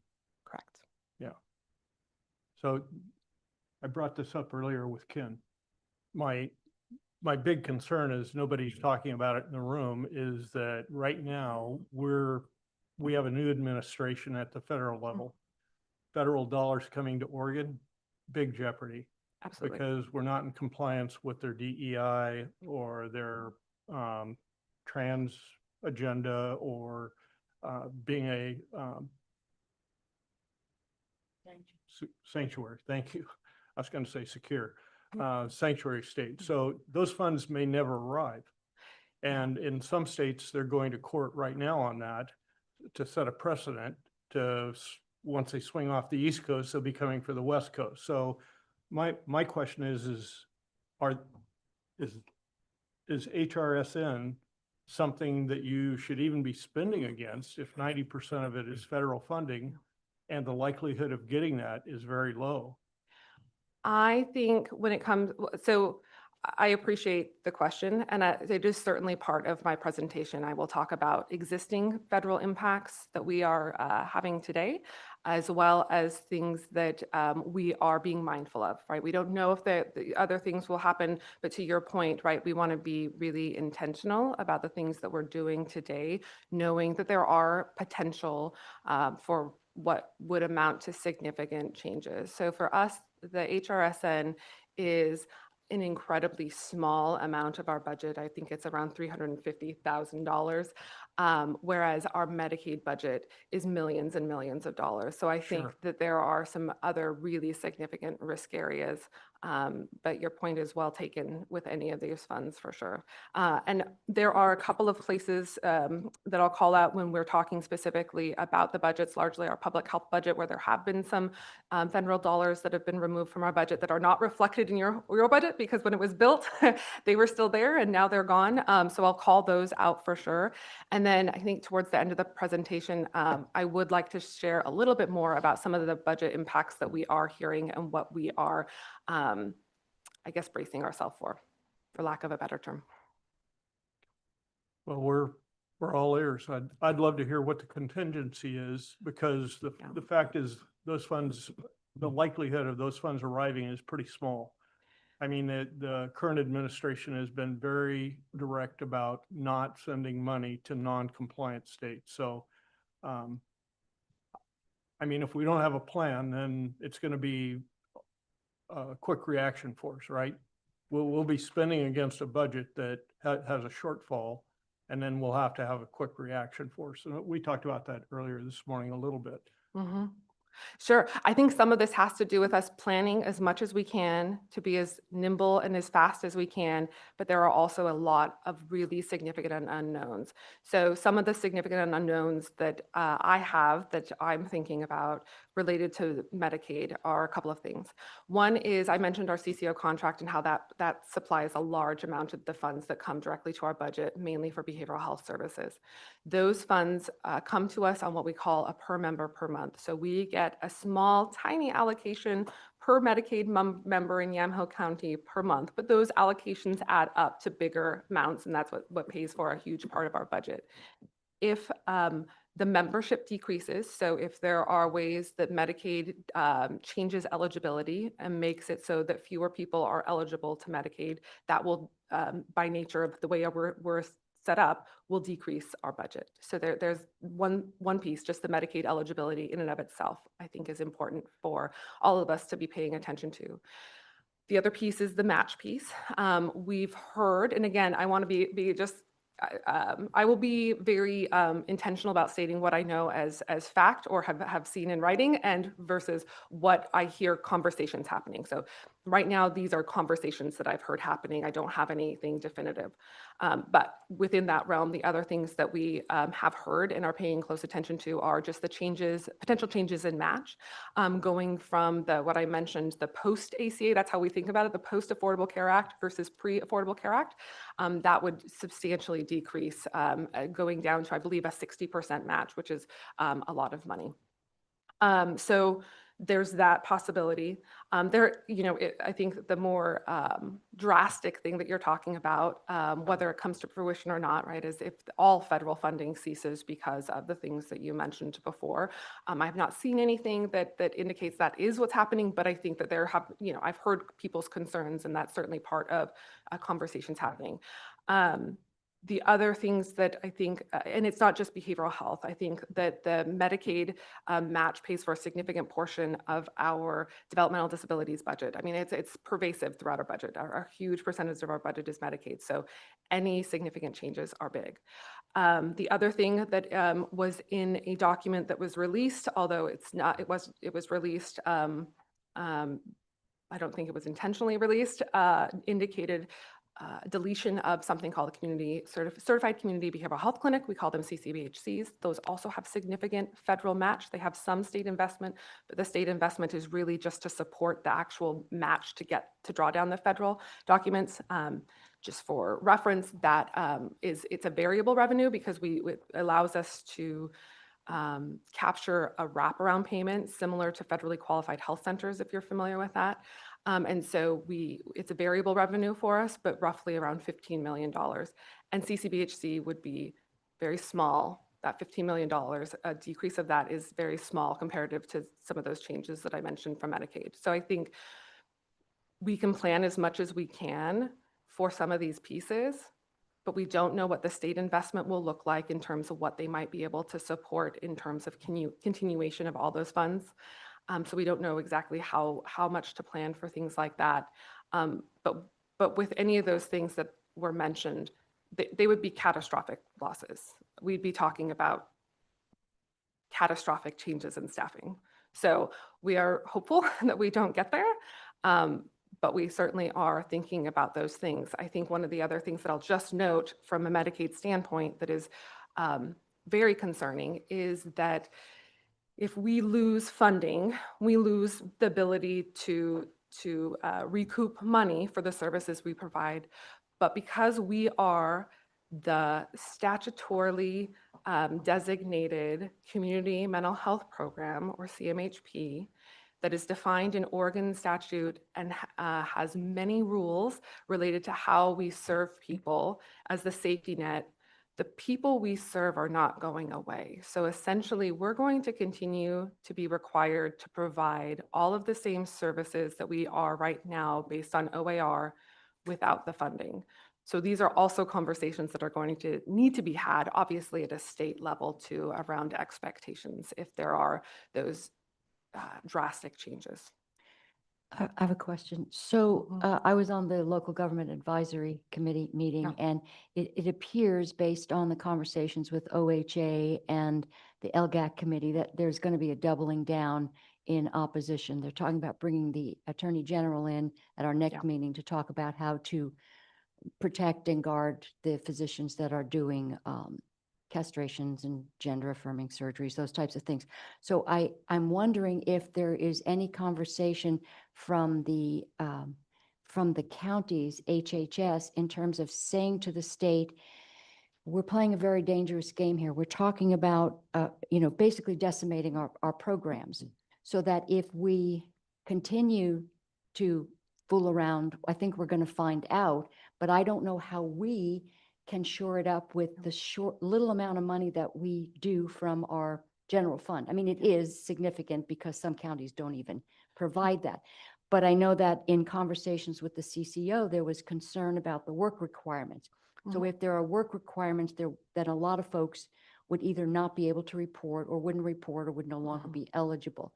So given that, I guess what I would encourage is that instead of poking the bear, that we do what we can to hang on to the services and the funding that we're getting, because we just don't, we don't have it to backfill everything that Yamhill County has built an extremely impressive book of business, if you will. But I also think that we have to look at what's happening in Washington and make some contingency plans. I also think that if we've got work requirement, I mean, we're going to have fewer people than we would have to service, but as you said, if they're no longer covered by Medicaid, then those are still going to be people that would be in our population, our service population. Correct, Okay, correct. thank you. Without revision to OARs, correct. Okay, Yeah. all right. So are you having conversations? Is there conversations going on Yeah. that say, hey, guys, you know, at the state level, Yeah. you need to be working with us? I think the majority of conversations that I've been part of have been, I will be honest, on the public health side. The behavioral health side has been very quiet. But the public health side has been very communicative, which I've been appreciative of around when there have been changes come out that do impact us from a budget standpoint.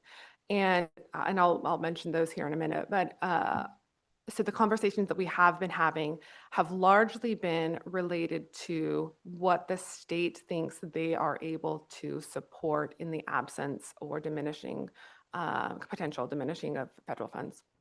So those are largely the conversations I've heard. Okay, but their federal dollars are also going to be impacted, so they would not necessarily be able to support to the degree that they have been in terms of the state share. That's correct. That's correct. If there were not federal dollars coming to the state, or there was a decrease in federal dollars coming to the state, if they were to backfill any programming, really, whether it's coming to the county or staying at the state, that would need to be state dollars.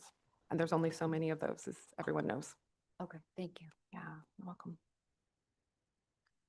So starting off on not a super highlight, but important to get out there for sure in terms of kind of the elephant in the room, if you will, around where we are at. I will say, tracking very closely to the best of our ability every single thing that comes out, doing what we can to analyze what the impacts might be, staying close with our state partners to understand how they're understanding them and what they might be putting in place for contingency as well. And the one part that I would just add, just kind of circling back, because now I have time to reflect a little bit. Now I'm not in the middle of presentation mode. One of the challenges that you're going to see is how Oregon budget law is set up and how we build this budget. And when we start doing this process very early, and when you look at a budget line, like you see that OHP line for $4 million that's in there. So when we start building these budgets, we're doing projections earlier in the year, and we, in January, when there was a change in administration, the legislature hadn't met yet, and we have to adapt as we're building this budget. And the way Oregon budget law is set up and how we build our budgets, it's much easier for us as an entity or as an organization that if we adopt this budget with this $4 million line, I'm just going to pick that in particular. If come September, we find out that $4 million is not coming in, then, we can't spend it. Like I said before, we have it appropriated, but it's a not to exceed. And if the revenue doesn't come in, then unfortunately, we have to be a lot more reactive in how Oregon budget law works, because it's much easier for us to adapt to the change in the revenue during the fiscal year without, being able to be adaptive to whatever legislation or whatever changes happens to the revenue, versus the flip side. If we were to budget that as a zero and going into the next year, and then we receive that revenue, we can't spend it during that fiscal year. We would have to wait or go through an extensive supplemental budget process, depending on the amount, to make those funds available. But in the meantime, if we were to go based on the projection that, this is at risk, and if we were to make all the budgetary changes, because taking all the Medicaid dollars out of here would be devastating as far as the workforce and the services and how we do that. And we have, we have reserves that are Yeah. available. So it's also just a function of Oregon budget law and operationally on how we deal with this. That's why everything that you're seeing in here is an educated projection that is built into this, but also knowing that those revenue lines could change day by day or as month by month as we start getting into the new fiscal year. Yeah, absolutely. Especially when we're talking about insurance, whether it's the public or private, it's variable revenue. So we do our very best. Lane does an amazing job making projections as we build this budget. But then from January and February, when we built this budget to today, and then ongoing, we continue to refine those projections. And just to your point, Ken, I mean, the $4 million and some change that are in the administrative budget, right? That is a small piece of the budget that we're talking about from a Medicaid standpoint. Especially if we're including our non-behavioral health divisions like developmental disabilities, say the majority of our budget is Medicaid dollars. Again, I guess I'm confused from a private enterprise standpoint. If I had a looming issue in front of me for the year and I'm writing a budget, I would not be adding any personnel. I would not be doing anything out of what I'm already doing going forward. I would be trimming, not that I wouldn't put money in it, but I would, month to month, my team would be talking about, can we spend any of this yet?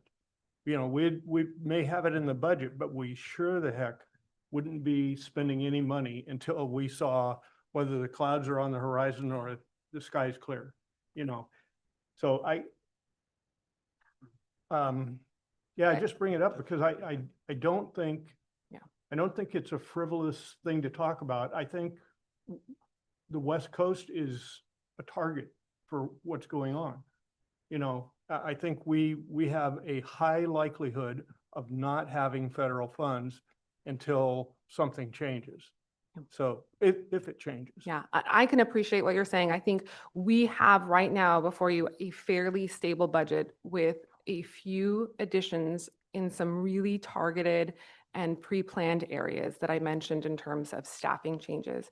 We also have 12 FTE that are built into our current budget that we're holding. We've just said we're not moving on these because there's too much influx. And so we want to maintain that position management authority so that if we get 6 months, 9 months out and things feel like they're settling, or maybe we're not anticipating as significant changes, we still have the ability to invest in those and begin recruitments. But that's just one example of an area where we've said, okay, we need to be very mindful of every expenditure that we have. And if we don't absolutely need it right now, let's just pause. So that's one example in terms of staffing is those 12 FTEs, 12, I think it's 12.9. Yeah. So right underneath the HRSN direct expenses is a grant expense. Is that, can you explain that 641,000? On page 10, sorry. You just went through the HRSN on page 10 at 350. 61130 grant expenses. Yeah, that's unexpected. That's 61109? You know what that one is. 61130. 611. Oh, yeah. Yeah, those are dollars that we receive from the CCO. I mentioned that's our Medicaid, our local Medicaid plan. When the CCO meets certain metrics, we do get some funding and revenue associated with that. And so that is inserted in there. Is We- that also federal? It's back to that federal Medicaid match where Yeah. a large portion of it is. Yeah. And Wow. just to be clear, so because what you're going to see is if you go back to page 8, you're going to see the revenue is recorded on 34,609 of $350,000. That's for the HRSN billing revenue. Correct. And then when you go to page 10 and you see that HRSN direct expenses 61109, that is a budgeted expenditure line. So that's the placeholder. offset, That's sure. the offset. Mhm. But my point again is that if it's federal funds coming in, Mhm. then I mean, that's just up in the air right It- now. If I decided to not use any of our federal funds, we'd be looking at immediate hundreds of staff of layoffs. And so I Right. don't think that I can Yeah. operate from that standpoint, but I do think back to, yes, we will be very mindful about any expenditures that might be. So the line that you just mentioned where there's, I think, the $641,000, those funds have come to us already. We have our CCO contract. It goes, They're already in your hand. they're already in my hands or in the in the bank account. Yeah. Our CCO contract runs January to December, so it's slightly off from our fiscal year. And we will still, of course, be really mindful, knowing that some of the changes that we have seen come from the federal level have been quite abrupt.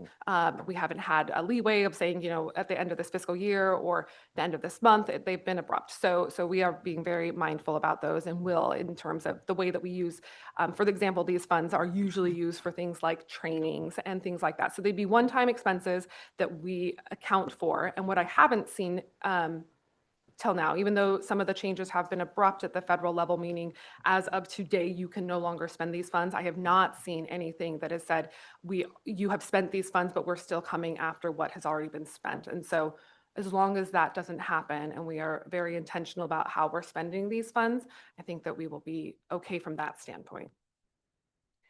So there were some discussion, I was in a meeting, they were talking about that COVID money some of it was set to expire in June and some in September of 26, is that? And then some in 27, And yeah. some in 27. So some of those grant dollars have been pulled back. Correct.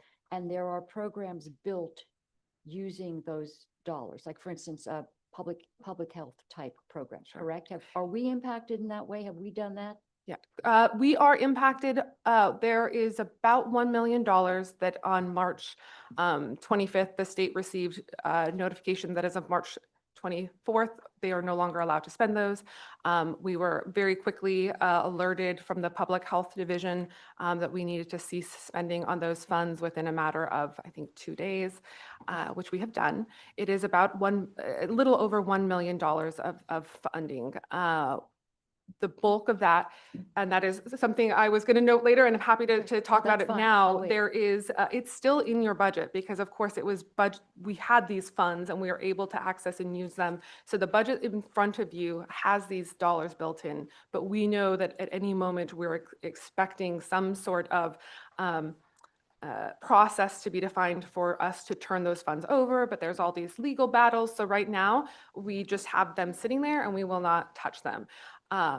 There are a few things to note with these funds. A large portion of it were things that were just being used incrementally. So if there was some way that we were working with a long-term care facility and we weren't sure if it was COVID or some other respiratory outbreak, we would be able to draw these funds down and use them to pay for staff's time to do that. But it was very small and incremental. So I am not anticipating any significant changes to programming or practices within the public health division in that realm. There's a couple of things that we just honestly got lucky on, about $139,000 that have been ceased. We've been told to stop spending. Were related to supplemental vaccine dollars. We got very lucky. We used some of those funds to purchase a generator for the new building. We're required to have a generator because of the medications we keep. We got that in under the wire, so I'm grateful for that because otherwise that would have been quite an expense for us. I was working with the state to identify if there were certain elements of the renovation costs to the new public health building that we could use those funds for. It would be, little percentages that are specific to our communicable disease team and how we could recoup those. So that is no longer available to us, so I won't be able to do that. My bigger concern is related to specific dollars that were not, they were not COVID dollars coming through the CDC, which is what those other ones I just mentioned were, but they were dollars coming through SAMHSA, which is a behavioral health support at the federal level. Those dollars, we were told, are related to funding for alcohol and drug prevention that funds one FTE that's housed in public health for us and does alcohol and drug prevention work in the community. The state has been able, because again, those funds were terminated effective immediately. The state has been able to produce funding to support that position and those funds that come to counties for the remainder of this fiscal year. That means through June. And they have not indicated that they have a plan yet beyond that, but are hopeful that they will be able to find funds to be able to continue to support that. But that is obviously something that we will be watching really closely between today and June 30th. But those are the impacts to the 117 million that came out. Okay, thank you. Yeah. I don't feel like I'm not painting a very rosy picture here. But you know, we are where we are. Just a general question. So for the new hires that you're planning to do, are they mainly temporary hires or permanent hires? The only positions largely the positions that we are adding are regular hires. We do have some contracts with agencies that provide temporary relief, but those tend to be really expensive. And so many of our positions are highly specialized that it's challenging to have temporary staff there because it feels like, you know, it takes months of onboarding just to get them familiar with our electronic health record and these types of things. So those can be challenging for us for sure. But is there any chance, the reason why I'm asking is there any chance you could, I'm just asking for options, that you could say, you know, we have some uncertainty in our revenue stream and we're gonna hire you with a 6-month contract and we'll make it permanently after that? Yeah, I think we are limited in what we're able to do from a flexibility or sort of innovative standpoint based on our collective bargaining agreement and how we have to do hires. Again, I am very hopeful we don't get to a place where we're doing anything like layoffs, but if we would, the collective bargaining agreement really dictates our process for that. And there is a lot of language about what that would look like. And certainly we'd be working with HR, but again, hoping to not do that. But there are ways that it will happen if it's needed. And for some of these positions, they're even hard to fill as a regular full-time with benefits position, much less if we were doing temporary with limited benefits or things like that. I just don't know what kind of a pool we would have to select from. But then you're right, we're also got collective bargaining agreements language that we have to. No, the reason why I'm still bringing it up is, I mean, you used the word catastrophic, drastic somewhere. There is a chance that we're losing some revenue. And based on what I'm hearing, it's not like a small chance. I mean, there might be even a 50-50 chance. We are losing some federal revenue based on the fact that that is unprecedented, or we may have to do some innovative stuff in our hiring process. Because those are, you can reduce capital or just delay capital based on when you get the revenue. But most people that you have on staff, they still want to keep their salaries, even if there's no revenue. That is true. Sorry, that was Yeah. But those are difficult things to reduce on short notice. Sure. And there, like I said, there's process defined for what we have to do from a requirement standpoint. And certainly we would be doing those. I think we are requesting to add 4 positions in this budget. I would say based on current operations and programming, those positions are much needed. They are much needed positions that I would not want to go without, which is why even in this time of uncertainty, I'm requesting the additions of those. And I am very hopeful that we don't see catastrophic changes. But I mean, if what has been discussed, right, what has been shared by members of the committee is sort of what would happen if Medicaid went away. And if I can say unequivocally, if Medicaid went away in Oregon from a federal standpoint, our services would look nothing like they do today. I mean, it's not even a matter of planning, like we would do this or this. It would be we are starting from the ground up and figuring out what this looks like. So it's even hard to fathom exactly what that would look like. And again, hoping that we never get there. But that is the level of change that would require and look like. So then adding these, let's just, so adding the 4 positions that you requested would in essence this would become going forward a part of your budget year after year. So Correct. that adding that additional cost to your budget year over year. Correct. Unless there were deletions at some point, which we've done throughout the years as well. Okay, and then we have to factor in the CBAs and the increases and the PERS and all of that, so that this adds, not just for this year, but going forward, those costs to your bottom line. Sure. They do, right? And so those are things that I have to be mindful of as I'm negotiating my contract with the CCO, as we're seeking any other external funding and revenue of things like that, right? Which we have been successful in our CCO contract negotiations every year to ensure that those services are supported well, much better supported than I think some of my colleagues would say of their own partnerships. So I'm very grateful for that. And yes, there's always risk there. I think one of the things that we're experiencing right now is extreme challenge in both recruiting some supervisors, although we're making some progress.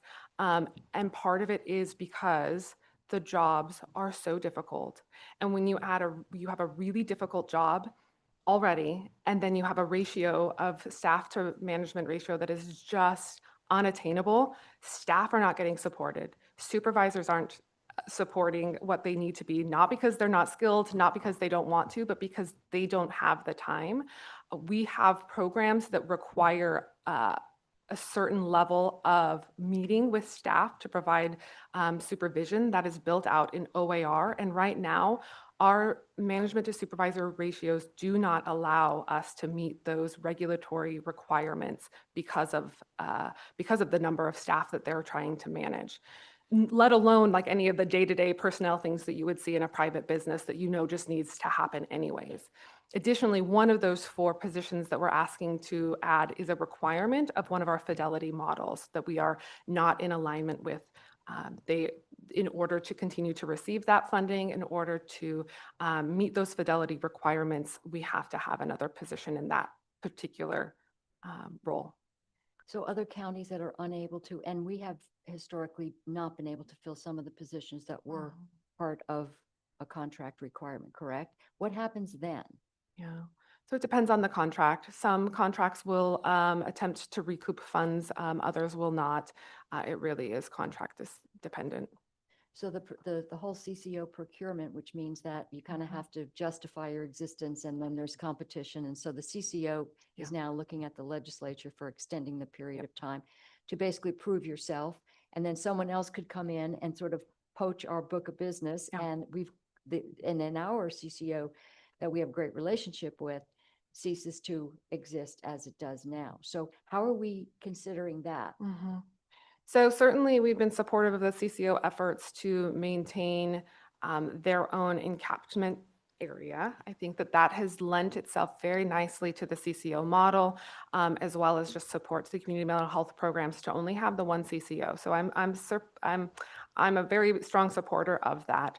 I think if we were to have multiple CCOs in our catchment area, it increases the I suppose, complexity in some ways, because we'd have multiple contracts paying for same things, but could be at different rates, could be, right? But it's something that many counties, most counties, all counties, largely have to manage through. We've just been lucky so far to not do that, not have to, because of the way that the lines are drawn for the CCO catchment areas. Okay, thank you. Yeah. Oh, yeah. So Lane here is just reminding me that in addition to those positions that I mentioned that we are just holding the FTE for, there was a little over 12 FTE. We also have several positions that we are just deleting from our budget too. These are positions that I want to be really clear, especially in case anyone is listening, they are not layoffs. They are positions that are vacant that we have determined we will be okay without. And so again, trying to be as fiscally sound as we can in this uncertain time, we have made the decision to delete those. And we can certainly highlight those for you as well. How many are there? Does the number? Mhm. Yeah.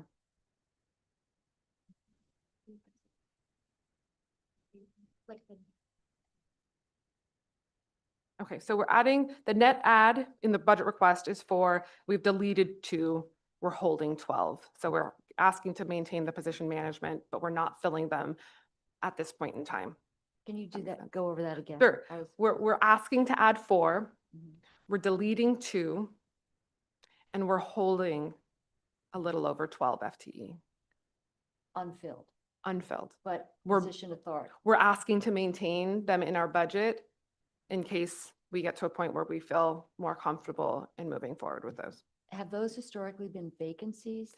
It's been a As well? combination of things. It's been, it's certainly no layoffs. So it is either positions that are vacant or someone leaves and we say, okay, that's happened a couple of times. We said, okay, this person has left, then they decided to leave. We're going to pause and we are going to just wait on this one. So yes, they're vacant positions that we've just chosen not to. There's also, a couple of, they're very small, but I will just mention them, reclasses that are actually changing to a lower classification in our budget this year as well. I can call those out in each division as we're going through. Very minor, so didn't necessarily highlight them before, but if there is interest, we can get more detail on that. And I'm just gonna suggest, because I didn't want to interfere with all the questions in the conversation, but I also feel like we've kind of jumped off track and we've been jumping around covering multiple divisions at this point, and we're still in administration and we still have 6 or 7 more divisions to kind of go through. So I was just a suggestion that maybe some more of this information might be coming forward as we start getting into the more specific divisions around, especially where some of these positions are located, and when we start getting into the public health discussion, once we get into public health, and I don't know, I'm afraid that we're doing a lot of jumping around and we're not getting through the budget, and you got 45 minutes left. So comes from the guy who already put you 15 minutes late. Oh, So- Shut up, Mary. So No, I'm no. sorry. I'm just trying to think as they come to me and I know they're all over the place. There's but- a lot of moving parts. But anyway, yeah, you're Yeah. right. We need to keep some kind of order here. Just one very tiny question. When you set 12 positions on hold, Mhm. does it mean you're gonna hold off until there's more clarity on the revenue, or just on hold for the whole fiscal year? I think that depends. I think certainly we are trying to be mindful of the uncertainty. So while things remain uncertain and we feel like operationally we'll be okay without those positions, we will continue to hold them. Even if we get to a position where we're feeling like things are more solid, like we have more clarity, we know what's going to happen, and making assumptions that it's not going to be, these enormous changes that we've sort of hypothesized here already this morning. Then it comes down to a programmatic need, and we say, okay, do we really need these positions? How have we been doing without them? Can we continue to not need them? And then if we make the decision that on all or some of them, we don't need them, then they would be eliminated in the coming budget, but they would remain in the budget this entire fiscal year. And those are those conversations that we'd be having in January as we're building next year's budget around the operating needs. I'd like to ask a real quick question here. So last year, you had 14 positions that were unfilled, and they had been unfilled, I think, for about 1.5 years. And we removed 6 of those positions, I believe, to fill a shortfall somewhere else. What happened to those other 9 positions? So the 14 may have been a percentage. I'm wondering if it was the vacancy percentage of 14, because our total number of positions that we have had vacant has exceeded that for the majority of my time as the director, at least since 2020. So currently we have seen some decrease in our vacancy rate. So overall, like between 2021 and 2023, our overall vacancy rate was around 17%. That has now decreased and has been toggling between 12 and 14-ish% currently. The challenge is that they're highly concentrated in certain areas, which are largely our behavioral health therapists and some other behavioral health supporting positions.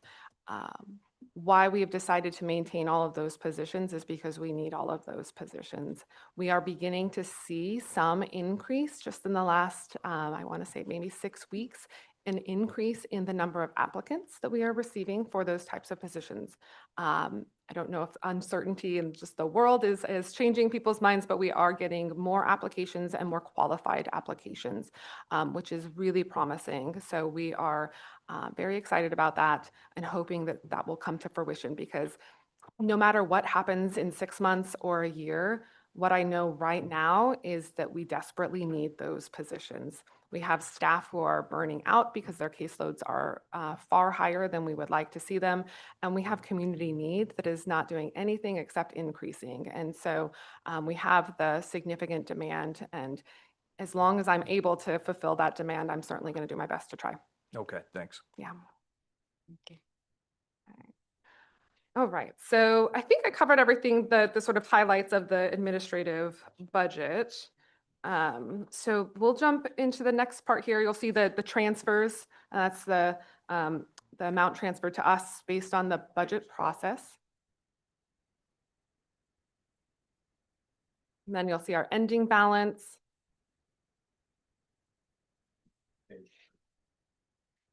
Ken, really quick, back up to page 11. A quick question on the very top for 78001.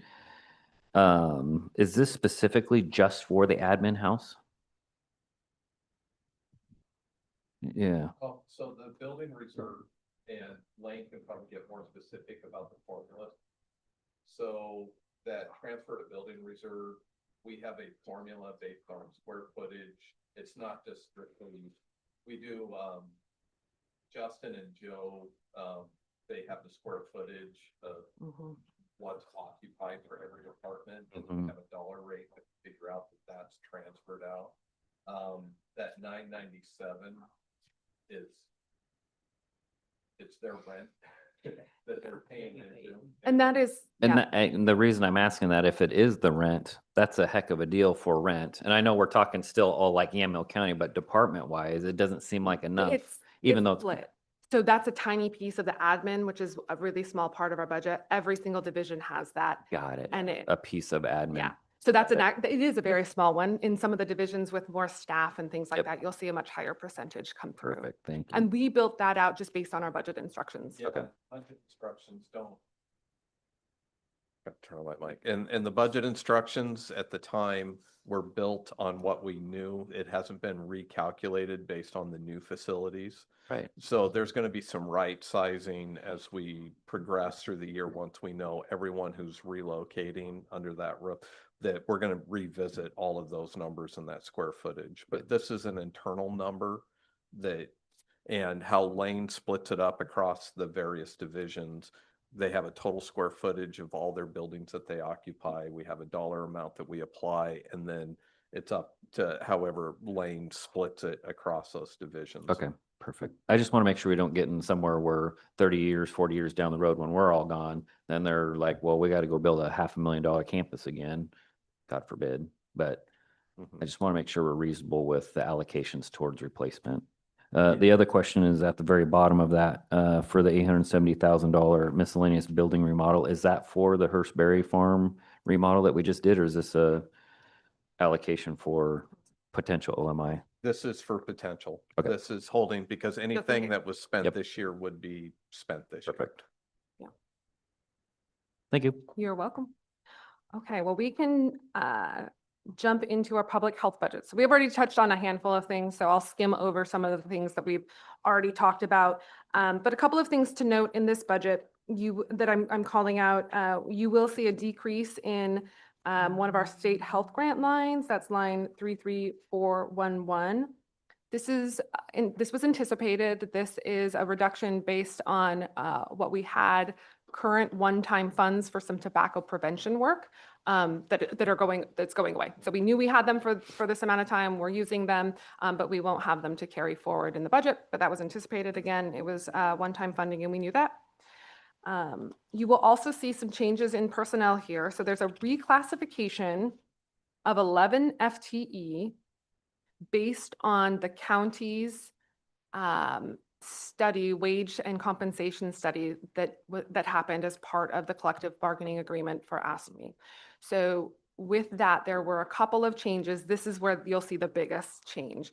The county decided to create a separate classification for these roles. And so these 11 staff it was modified to have them from management analysts to what they call community health analysts. So you'll see an increase in the community health analyst line and the same decrease in, or almost decrease in the Management. management analysts. Yep. So that's based on that change. You will see a change in one existing supervisor classification that was, for us, was a bit of budget cleanup based on the person's qualifications and so what they were hired into. One of those management analysts, I mentioned earlier that there were a handful of positions that we reclassed actually to better meet operations, but were cost savings because they changed to a lower classification. This is one of those. We changed one of those formerly known as management analyst, now community health analyst, to what we call CD, communicable disease investigator, just better met our needs when that a staff person in the management analyst role left, and we decided that operationally what we actually needed was something else, and so we underfilled that position, and that would just be cleaning up that in this budget. And that's not the registered nurse 3. Correct. The registered nurse 3 is a deletion. We had a nurse 3 for us in our system and classifications. Those are nurse practitioners, so those are advanced practice nurses. And we eliminated one from our budget. That person left the county, and we decided that we would not fill that position. We have a removal of a contract that we were using for emergency preparedness. We had a vacancy in that position for some time, and there are a lot of state required requirements, work and plans and different deliverables. And so we had a contractor who was helping us provide that. We have eliminated that contract. We have filled that position, luckily, and so no longer need that. You see a tool called Achieve It. That is a software system that we use to support tracking all of the plans that we have for the state. So most of our programs have some level of deliverables back to the state. For public health specifically, they're very plan oriented, a lot of narrative, a lot of tracking, a lot of things. And so this system just helps us maintain that so that we know that we are contractually sound. And then certainly we already talked about this, but the roughly $1 million that is in the current budget that we are not spending. So it's just sort of sitting there, but we have no plans or intentions of using it because of the notification that the federal government will not allow us to continue using those. I have one question. It's going to bounce. It relates to where we're at now, and it's going to bounce to another one here. It's the publication and dues. Yes. A very high increase on this, on page 17, my page 17. And then also it comes up again. Tried to cover Yeah. code. So that was a miss in last year's budget. So the increase is actually not that significant. It's because it was not budgeted for last year. But if you look at the actuals, we actually use that because the change was much smaller, if that makes sense. It was just missed last year. What is Oh, what it? line? What is it? 51303. Yeah. And then there's another, I had another spot marked here somewhere. And what exactly are the dues or? Even the publication? prior year was almost half Hmm. what is being budgeted for this year. Less than half, $12,000. right? Is that one? And 37,000 for this year. Mhm. It's 6, then 11, 6, then 11, then 4. Did you say 6, then 11, then 4? And I think the 4 was the one that we missed. That you didn't Yeah. budget for. Correct. So this is to make up the difference? Correct. Okay, mental note that one, but somewhere I've tagged it again. Okay. Where it comes up, the same line item, but just different department, publication and dues, and it's spiked again, just. Again, absolutely. Okay. Any other public health specific questions? Okay, and we can jump into our next division, which is community support services.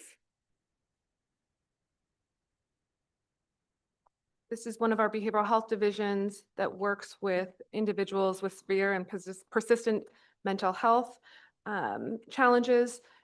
We have a lot of fidelity requirements in this program. So we have meaning that not only is the program itself very specific, but we have a lot of requirements in how we deliver that, what types of staff we have delivering it, and the FTE we have associated with the program. This is one of those ones that I mentioned we have an additional supervisor specifically added because of those requirements for our assertive community treatment or ACT program. So just calling that out, that is where you will see the addition of a supervisor to that team. You will also see of note an addition, or not addition, excuse me, a replacement of a vehicle. This was done based on a recommendation from Motor Pool, who we generally look to tell us when to change those things. Ken, can you tell me what page we're on? Nope, I'm sorry. we need to get page numbers. Page 21. That's what I thought. where Okay. this one starts. Yeah, thank you. That's what I thought. Just double checking. Oh, yeah. So- But I know we went really quick. I have a question about the supported employment education and the Mhm. wellness classes. Sometimes we would see expenses for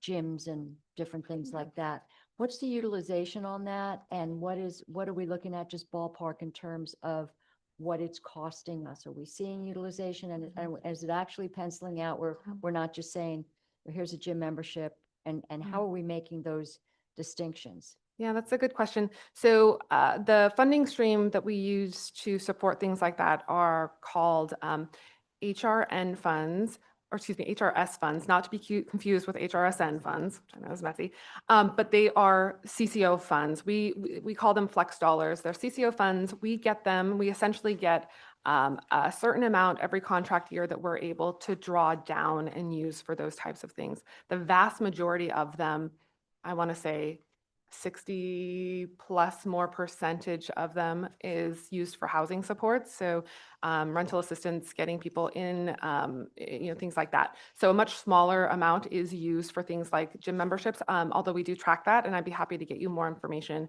about that if you'd like, in terms of that breakdown.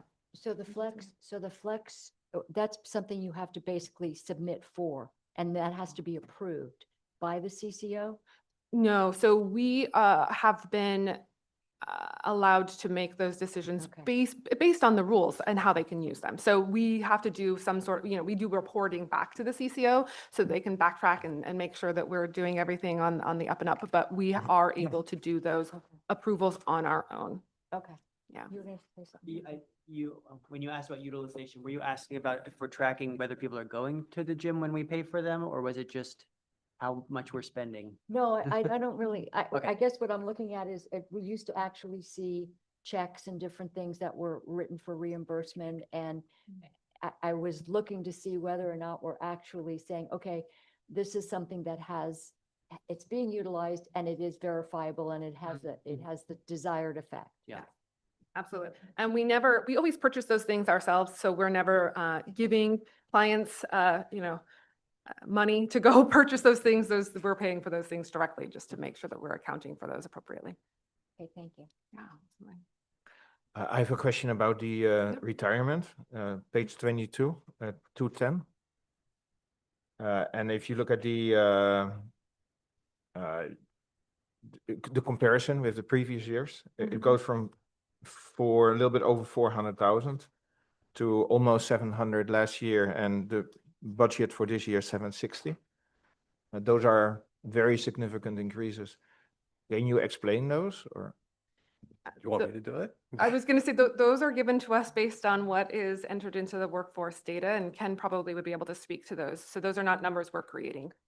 Yeah, I can speak right out of the gate because it's compounding, because what we get from PERS is we get a percentage of salary. And so there's a lot of things that will drive that number. One, we did get an increase from PERS. And I wish I had the number in front of me. I can get that number for you, but we did see pretty sizable increase. I want to say it was 4 or 5% on top of our PERS rate. And so then that further compounds because then when you have COLAs and you have other incentives, longevity incentives, or other things that are tied to the salaries of these positions, it also further compounds that amount. And so I think you're going to see that consistently over the next 3 days, that the retirement lines definitely went up as a result of both the PERS rate that we've got and then all of the CBA related cost increases. And those are all drivers into that retirement line. And is that the trend that's going to continue, or?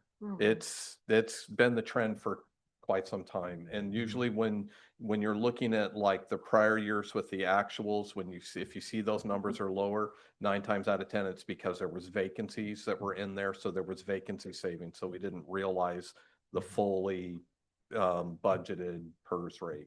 And so you had that compounding savings going the other direction as well. I found it. It was actually, we already went by it, the first one that I had tagged. So it was in admin and it was, it's 51,303 and it's up. It went it was at 31, then went down to 5 and then went back up to 30 again. And then the second one was the one that I mentioned already, which we already were at. Yes, so Oh, so a lot of numbers here. So one of those is our association dues for the Association of Community Mental Health Programs, AOCMHP, that was missed last year and added again this year. So that's what you're seeing in the admin budget is okay. that. Okay. Oh, and close. So that we have the same thing on the public health side. Perfect. And then it looks like Tara. And I do want to note that the publication and dues actuals are much higher than budgeted for this fiscal year. So budgeted across 216, they only budgeted about 17,000 and year-to-date actuals are at 72,500. Oh. So it was something that maybe got budgeted in a different line and now they're putting it in the correct publication and dues line. So we're combining the two numbers then, the 30 and the 37? I'm going Two from separate- 216 wide. So all Okay, of, so got if you look at the whole Yes, account. Because I did look mark the there, rest of them, but they're all reasonable. Well, they're $1,000 They're here or in the- 500, yeah. Because but the smaller. those were the two big ones and the fluctuations in them. I was like, ooh. Yes, and largely, those have been things that have been built into our budget for years and years. It's just, Thank you. yeah. Any other questions before we jump into our next division, which is our family and youth division? I'm not sure, we don't have page numbers. 26, thank you. Okay. Ken, for next year, and I know we have this question every single year as far as tracking purposes. Why do we have page numbers and then departments don't? It's because it's the timing of putting together the page numbers go on when we finish building your books. And so departments and everyone, it's two moving. I can't put page numbers on what the departments have because you have also handouts and all Knows these where other it's gonna materials that land. are in there. So it's a timing, Okay. we're doing the mad scramble because we finished the books on Wednesday last week. So yeah, Okay. this is a common theme. Okay. And I assume they have notes on what they've built. So we Yeah. can, yeah. Thanks. You're welcome. Family and Youth, this is our program for kids and youth behavioral health services. Largely stagnant here in terms of major changes. The thing that I will call out is you see from a personnel standpoint, we will see a decrease in the number of behavioral health clinicians and a subsequent increase in advanced behavioral health clinicians. That is because those individuals became licensed through the year, so that triggers a reclassification for us.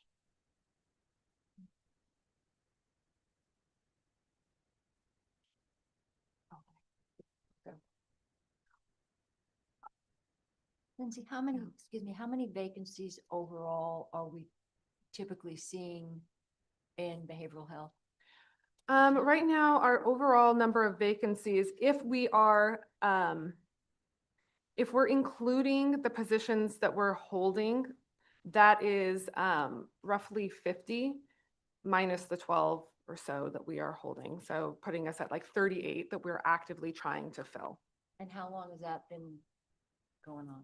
I would say I mean, just since the pandemic, we've had, I would say before the pandemic, we ran about a 7% vacancy rate. That was just typical for us. That's what we knew. That's what we counted on. But certainly that increased substantially in 2020 and beyond. So those are those, like I said, we've really stabilized in all places except those behavioral health clinicians. So that vacancy rate used to be higher, and we used to have a higher number of FTE that we had vacancies for. But in public health and developmental disabilities, that, like I said, is really stabilized. And in the last 6 weeks, we're beginning to see an influx of qualified applicants coming to us for behavioral health positions too. So we are hopeful that maybe we are seeing an increase in those, which again, significant, I don't have to tell you, but there's significant need for those behavioral health staff positions. So even in a time of uncertainty, because we have the budget available, and largely that is our CCO contract budget and state dollars, it feels like the right thing to do to fill those positions because the need is here now. If we have the funding now, and if we have to make adjustments later on, then we have to make adjustments later on. And how many are tied to requirements from OHA? Pretty much all of them. All of them. I mean, I'm trying to think of, Access requirements. yeah, because we have requirements to see people within a certain number of days, to have them with their first clinician within a certain number of days. If people exit a psychiatric hospital, including but not limited to the Oregon State Hospital, if someone is seen in the emergency room for a behavioral health challenge, we have requirements of follow-up. And then, of course, all of our 24/7 operations that we're required to provide in terms of both hospital evaluations, but the mobile crisis, the on-site crisis, and those types of things. But you've recently streamlined that whole process in terms of access, getting someone to the first person and making sure they're staying with a clinician, correct? Correct. We have done a lot of work. Jason and many others have done a tremendous amount of work to try to do what we can, given the resources that we have in this situation, staffing, to refine how that looks to help ease that access sort of bottleneck. Yeah. Keep refining as we go.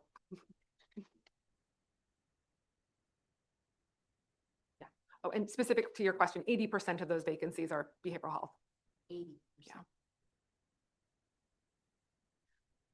Okay. Any other questions on family and youth?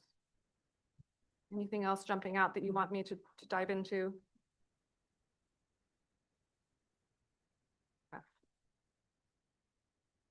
The next division is enhanced residential and outreach. This is a unique behavioral health division. It works with older adult population, as well as staffs 2 residential treatment facilities. The county does not own and operate the residential treatment facilities, but the organization that does. Make sure everybody's on the right page. Just for, so it starts on page 32. Sorry, No. just pause a second. Yeah. So they provide the behavioral health treatment and services within those residential treatment facilities, as well as a lot of specialized behavioral health services for either older adult population or people who also have, in addition to their mental health challenges, significant physical health challenges as well. So they do a lot of their work in people's homes or out in the community. They do not have people coming to see them in the clinic like many of our other behavioral health staff. So a couple of things that I will note here, and then happy to answer questions. You have what's in front of you includes a reclassification of 1 FTE that occurred this fiscal year as part of that classification and compensation study done by the commissioners. I mentioned we had several of them in public health. We just happen to have 1 in this budget. So you'll see the change from a deletion of a management analyst and an addition of the community health analyst here. It's a net neutral, but just a change there. And then the other thing that I wanted to point out is on line 36299. You will see a significant decrease of 474,142. I have the wrong number. 34612, sorry, my apologies. Line 34612. OHP. You'll see a decrease in $474,142.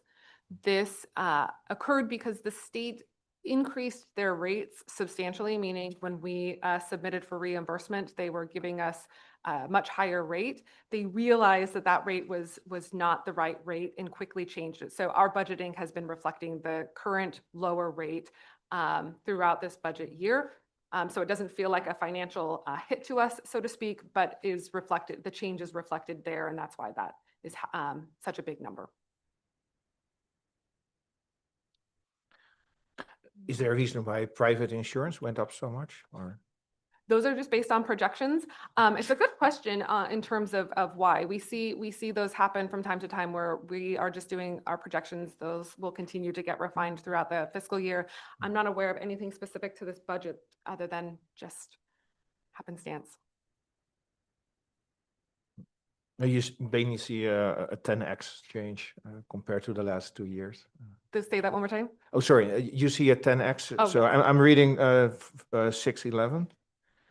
So the 22, 23, 24 were somewhere between 4 and 14,000. And now it's projected at 55. I think Lane has some. That's not an administrative thing, that is just, Yeah, we've seen a substantial increase this year. I have I have 6 months of actuals, so I'm a little behind in my data, but we currently have a little over 31,000 already received in that revenue line by January. And so that's why we've got a projection here that looks substantially higher, but those revenues have been increasing. The number of people that are served in these programs is kind of small, but they receive a lot of service. So a change in payer for 1 or 2 individuals could be substantial. okay, so that's gonna vary year over year. There's no trend or so here. Correct. We can It do our best depends on- projections, but it is a lot of these people who are coming to get the service, whatever their insurance happens to be. And basically, everybody you get in is either private insurance or public insurance. There's nobody who comes in with no insurance. Oh, no, that is, so not only does that happen, we are statutorily required to serve those individuals as well because of our role as the community mental health program. So it doesn't mean anything that anyone wants, but anything that is considered medically necessary as defined by Medicaid rule, we are required to serve them. And percentage wise, like what percent of the people basically is not covered by insurance? Yeah, it's going to change dependent upon service line. So, for example, the last numbers I looked at, about 30% of people accessing crisis services are we consider them indigent. They don't have insurance. So that's one example. That's going to look a little bit different than our in-clinic numbers, which I think are going to actually be higher for people with payers, as we call it. So we can get the exact number for the clinic, but just to give you some rough numbers, that's what it generally looks like for our crisis services in terms of how many people don't have insurance. That has significantly changed with the Affordable Care Act. So over the last decade or so, we've definitely seen a shrinking of that gap in terms of people who don't have any coverage, which is helpful from a budget standpoint for us. Mhm.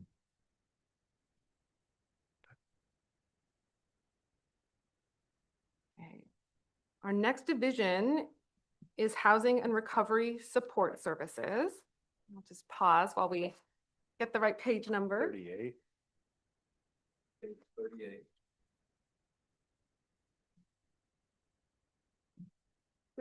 Sorry, Ken, maybe coming back to the previous question from Kit about how we structure this. You can, every department get a number, and you can count the pages as 7.1 and 7.2 and 7.3. And then you get a little bit more organized and instead of just page numbers. Sorry, just a suggestion. You're smiling like, okay, I can talk. No, but the capital, let's say, the organizations are not numbered at the moment. I will say what you're looking at, it's a little unique with this one just because HHS is so large with the number of divisions and the handouts and everything that's built in here. This is all Fund 216, and I think you'll find it's going to be a little easier to navigate when we start getting into some of the other departments and divisions. It's just that We're this- big and we're messy, not intentionally, just our budget, the way Yeah. we've got, we have over 283 contracts that all have their own unique funding streams. So yeah.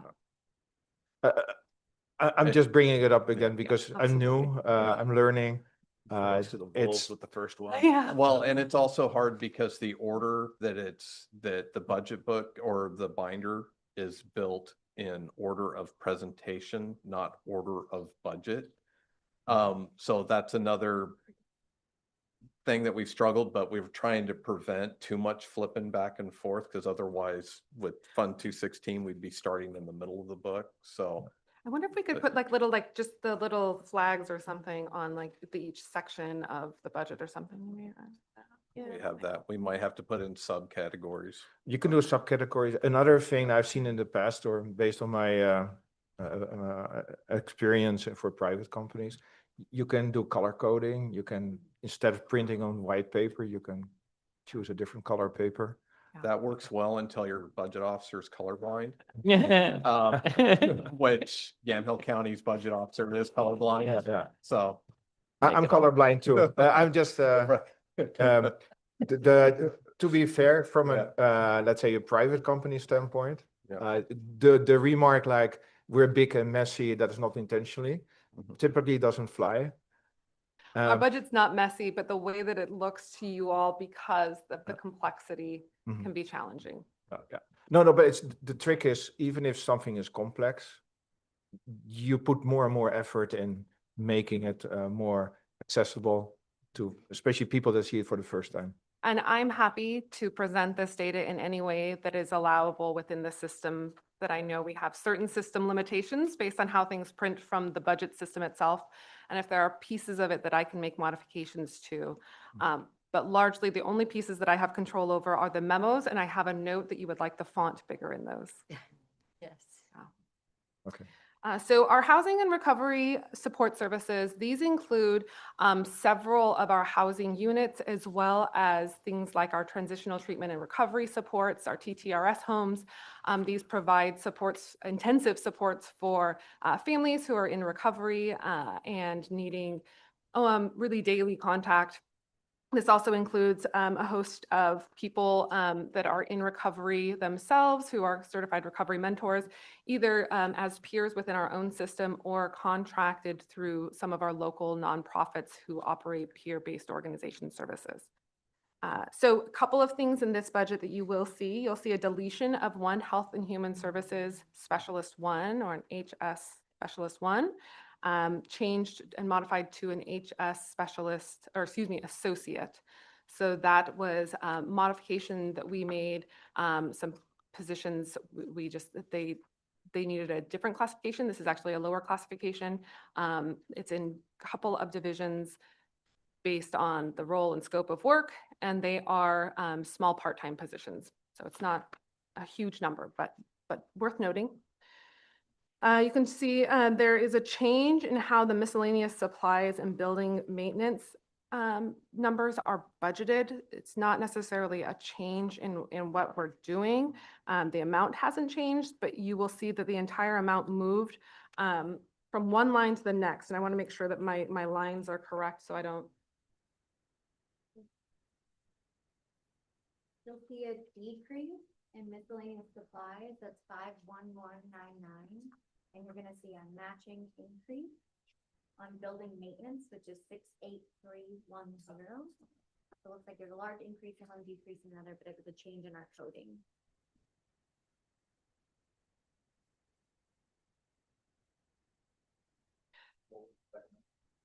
I believe it's 68310.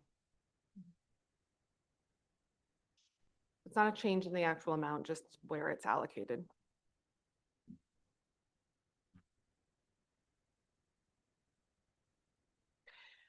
One thing that you will see in this budget, I know we've talked a lot about uncertainties, and still, we decided to build this in, which is the purchase of, or could be a replacement of a vehicle needing a four-wheel drive vehicle. Currently, we do not have access to those. And generally speaking, this is a program that operates 24/7. We are delivering medications, psychiatric medications and physical health medications to clients who are in our housing programs. They do that 365 days a year, and they do that 365 days a year no matter what the weather is. And what we've been noticing over the last few years is, whereas previously it was sort of this like, hey, maybe we'll get bad weather. We can count on at least one rough weekend or week a year now. And we just need to make sure that these staff can safely get medications to the individuals who are needing them. And we do our very best to plan for it when we get ahead, and there are medications that we might be able to give them a couple more doses of and things like that. We do our very best to plan, but some of those things are just not planned. And there are some people that it's not safe for them to keep their medications with them. And so we need to give them daily dosing of those things. So that is a request within this budget. So is that just on inclement weather days, can we share with another department that wouldn't be going out, whether it be building inspectors or assessor or something like that? Because don't they have those little SUVs that are four-wheel drive or not? I don't know. I don't know, might be a thought. Yep. Happy to explore. Lindsay, 69914, what is other OHP expenses? Is that just sort of a miscellaneous catch-all? Oh, those are the HRS funds, those flex funds. The flex Okay. funds that we use for a variety of things. You probably see a larger amount here just because of some of the population that we work with. Okay. Pretty intense needs.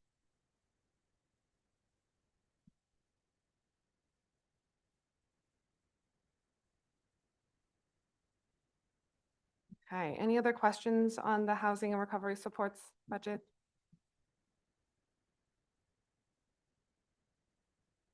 Okay, so we will jump, believe it or not, to the most complex division of our budget. It includes several of what we consider divisions, but for the purposes of the budget build and budget planning, it is encompassed under one adult outpatient.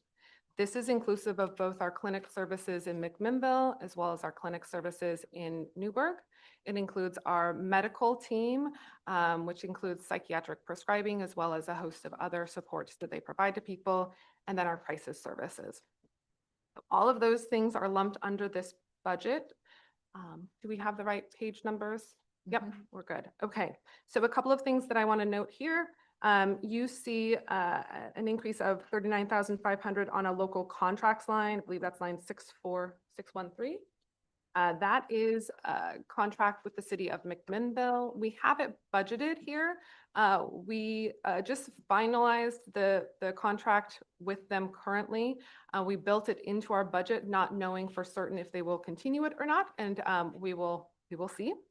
So, but worth noting for you all. We added two of the supervisors that I mentioned. There were three. One was the Fidelity model that we've already reviewed, and then two additional ones are here. One is for our medical team, which has grown over the course of the last few years, and the other one is on our McMinnville outpatient team. We removed 1.5 FTE of Health and Human Services associate. And then you will also see reclassifications of behavioral health clinicians to advanced clinicians. Again, these are individuals who became licensed over the course of this last fiscal year. On line 61304, you will see a decrease.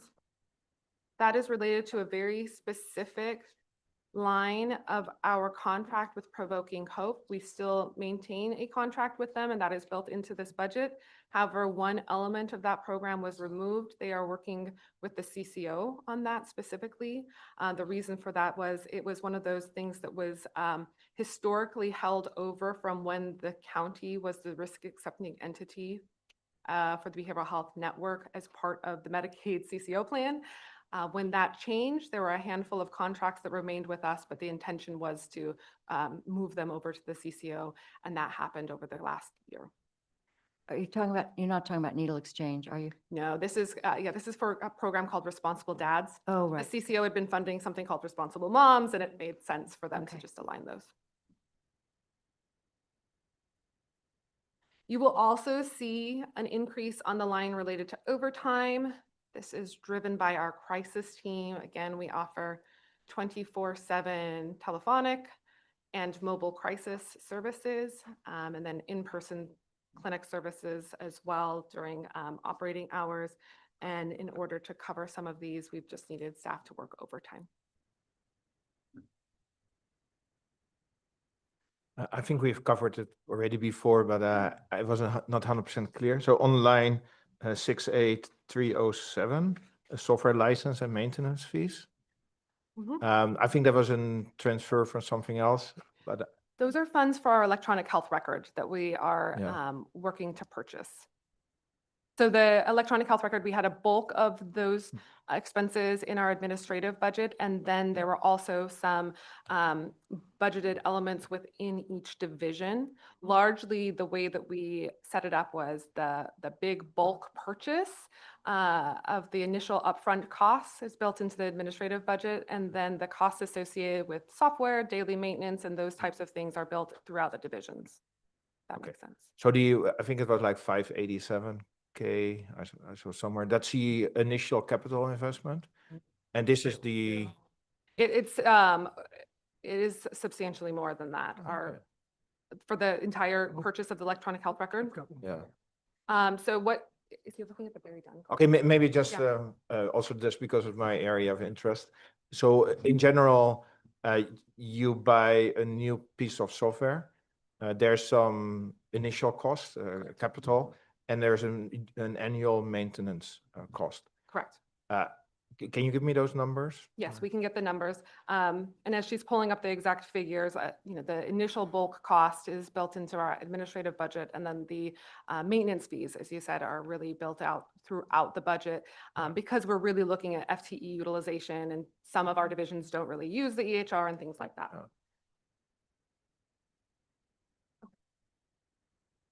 So the maintenance components is around just under 600,000, 599,245. So that is that figure, and we'll Yeah. get you the other figure in Okay. just a moment.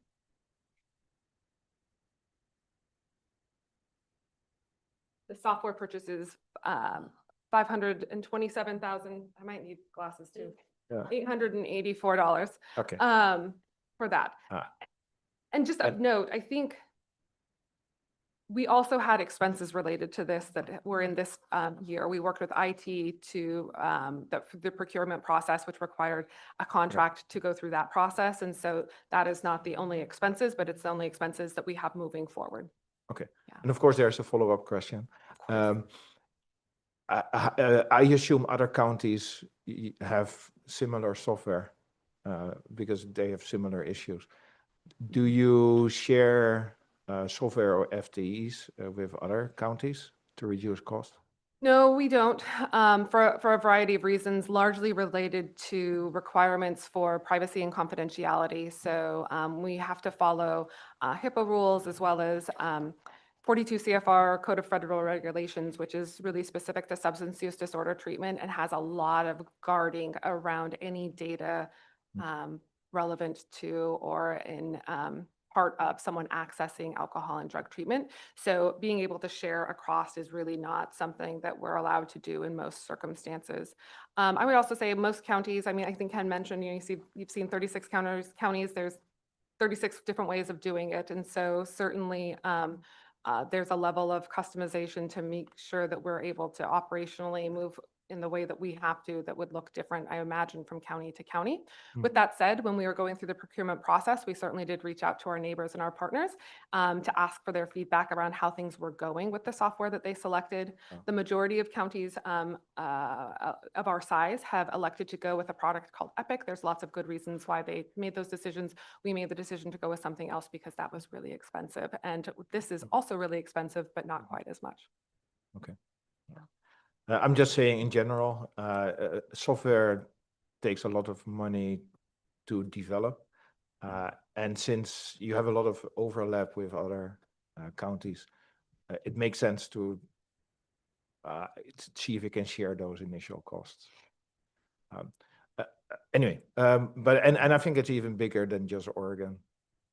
There's and I do understand why you cannot share records, of course, but the bulk of the software is not the records itself, but it's the maintenance of the Absolutely. system. And we were really intentional in terms of looking for a software or a platform that had experience not only working in behavioral health, because that's not exclusive to behavioral health within our EHR, but that is the bulk of what happens in our EHR. So we're really intentional about ensuring that they were familiar with and had worked in Oregon, because we have so many of those Oregon rules that we are required to follow and report on. We wanted to make sure that they had already designed and built those pieces out, because they were used to and accustomed to those rules and requirements. And so we knew that wouldn't be a new thing for them. Okay. And then last one, but then I'll shut up. The people that develop that software, are they working on a state level or on a federal level? They're private. It's a private. Yeah, okay, but they also sell to other states. I would think so. They're, I don't- they're Oregon-based though, so they, Yeah. They're most Oregon-based. of their business is counties in Oregon and other entities in Oregon, but they are, yeah, there's in other states as well. Thank you.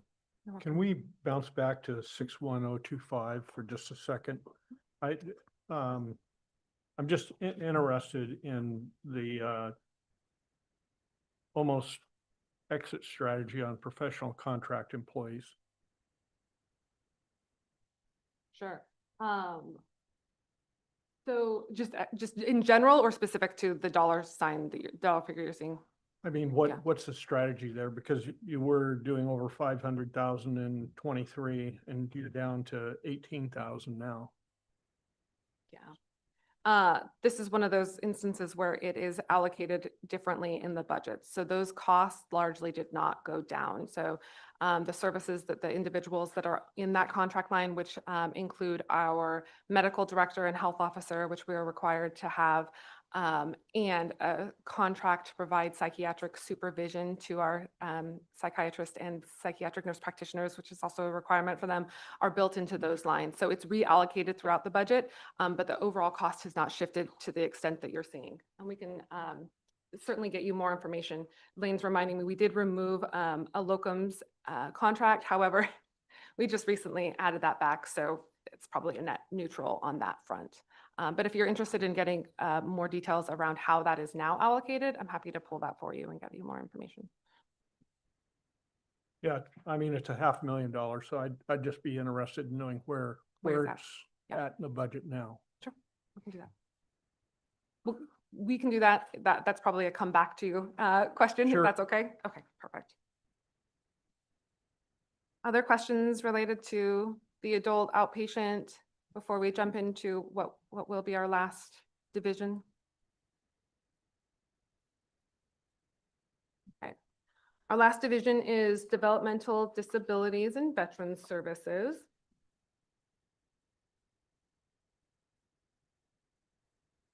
So these are funds, I will say, I'm going to talk a little bit separately about DD services, developmental disabilities, and veterans. So veterans services, we have a partial amount of those funds come from the state. And then this is an area where the county has elected in the past to invest a substantial amount of county general fund to make up this program. So that is how that program is funded. The developmental disabilities budget is a very interesting one in that it is incredibly prescriptive from the state. They provide a large amount of money, some of which we use, others we can encounter against to pay for really high cost care of individuals where we are not actually providing the care. We're just the kind of conduit in which how families are getting paid or residential treatment providers are getting paid. So these are, children or adults who may have significant medical needs. They're ventilated. They've got a lot of those types of things. So all that to say, this is one of those budgets where the state not only defines the amount of money that we're getting, and yes, there is federal dollars in this budget too. All of ours comes from the state, but the state does draw down federal dollars to help support it. They give us the amount of money. They also tell us how they think that we need to allocate that in terms of staffing. So every year they come out with what they call a workload model. Unfortunately, the amount that they put in and build for the workload model, which literally defines each FTE, they want this many case managers, this many data analysts, this many, reception staff. They define it to that level. Unfortunately, the budget that they give us and the finances doesn't meet that. In fact, they intentionally, through the legislative process, give us 85% of those funds. With that said, we have worked really hard to work within our means, as they say, and so there is just a small amount of county general funds that supports this program, but it is it represents 1% or less of the overall general fund allocation and how we split it up. A couple of things that I will note, this budget, even more so than some of the others, is highly dependent on what happens at every biennium. As you probably know, we're in the middle of a legislative session, so we have a lot of unknowns and won't know exactly what this will look like until the end of that session when they procure the final budget for the state. So we have, based on our own projections and based on what we have known over the course of this last biennium, that is what you see this built off of. We will have to make adjustments like we do every year, especially on a long session where we come back to the board and work with county administration if we need to make any of those changes. A couple of the things too that are happening at the legislature related to this budget is there are discussions of having some of the work that's currently happening at the local level related to foster home licensing potentially be removed from the local level and go back to the state. That would certainly have impacts to us, while at the same time talking about things that are currently centralized at the state and pushing those out to counties like child residential treatment services. So it's a bit of us just watching and figuring out and paying close attention, and then we won't have anything definitive until the legislator end the session, and then we'll have to come back and make any adjustments based on that. One thing you will see here, just to note, addition of a senior accounting clerk. Again, this is to get us closer, although not fully to, but closer to the workload model that I mentioned earlier, where they tell us where they would like us to be spending those dollars. And then you see some of that budget that we talked about around the move from OMI. You see about exactly $5,000 allocated on this line, 54301, for the OMI move. This is our biggest division that would be moving over there. That is the end of the divisions. I know we are over time. I had a couple of things that I just wanted to highlight really quickly. And then certainly if you have any questions. We talked a lot about Medicaid. We talked a lot about various things related to our funding. So of course, we're going to be monitoring that and paying very close attention. I did just want to note that the current fund balance that you see before you of the $8,873,000, there are a lot of things built into those that are money we can't use for other things, meaning if I have a budget decrease in this area, I can't just take that fund balance and move it over there. My budget just doesn't allow it because of the restrictions I have on these funds. In that, you see the $1 million that's being removed from the public health budget. That's incorporated into that 8 million plus. There are dollars related to the housing, the House Bill 5202, and the Board of Commissioners have been having lots of dialogue and conversation about how you'd like to see that money, but that's in that bucket of money and has a lot of restrictions in terms of how we can use it. And there are a handful of other things that are, in the anywhere between $200,000 and $350,000 mark that are very highly allocated, restricted dollars that I can't use for things other than behavioral health housing or, fill in the blank what they might be. I'm happy to speak to any of those if you have more questions about them, but just wanted to highlight and note the restrictiveness of those funds because it can be easy to see dollars and think that I can move them around to fill gaps in other places. And unfortunately, I'm not able to do that. I do have a question. We've touched on this before for the TTRS programs and the 2 IT houses that we have and what it would look like and I know this sounds odd, but the county buying county property, but through the HHS department. Have we gotten anywhere, any more details on that, on what the restrictions would be or would not be? I have a question out to the state regarding that, and I'm needing some estimates around what we think those spaces will be put on the market for. 1 million. no. What was in the budget? Right. So, but I don't think I think it's unlikely, but I think it's worth trying. Okay. Why not? Right? Okay. I have a question, just some revision. So HHS got 3.1 million from ARPA dollars. Is that correct? Or is that the care? 1.3, I think it's One- reversed. 1.3, okay. It was largely put in capital expenses Right. multiple years ago. Okay, just want to, I have my numbers wrong, so 1.3. Okay, thank you. You're welcome. There were two line items near the beginning that I just wanted to understand. One is, they're both on page 10. One states new state programs and the other one states new public insurance. And it's 1.5 and $1 million. Yeah. Line items, and it's a very broad statement about new state programs. So I just wondered what is in that. Yes. So historically, this is something we've been built into our budget for as long as I've been a part of our budget making process. And what it allows us to do is to have the budget authority to accept new revenue. So it's not uncommon for us to get sometimes hundreds of thousands of dollars through, a grant here or new state funding here. And what it allows us to do is accept those funds without having to do a supplemental budget. During the budget process. During the budget Yeah. process, yes. So Got it. it's a placeholder. There isn't anything specific. It's just making sure that we can do that without having to build a supplemental. Yeah, it's just a big chunk It is, of yeah. generalization, $2.5 million. So. Absolutely. And it varies from year to year, how much of that's utilized. There are years where there's not much, but then there have been years where we have used a huge bulk of that, Hmm. just depending on the circumstances and what. So is there a process attached to that if a new grant comes in or a new federal program that it comes to the The board. board or? Absolutely. So we are required to request permission from the Board of Commissioners prior to writing for a grant. So we would get authorization to do that before we would even submit a proposal. I think the majority of times these funds end up coming to us largely through state allocated funds. And so that process would be when the IGA comes out, or the intergovernmental agreement that has the dollar amount and what the funds can be used for, that comes to the board to authorize to accept or decline. Okay, thank you. Welcome. Thank you, thank you, Welcome. thank you. Any other questions? Okay. Phenomenal. Great.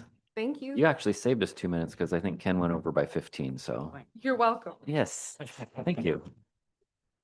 So as far as the agenda goes, so lunch is here. We're due to reconvene, we'll recess and reconvene at 1:30 and pick up with the culture and recreation team. Okay. At 1:30. 1:30. Okay. See everybody back here at 1:30 sharp. Are we downstairs? Hey, Lindsay. Thanks.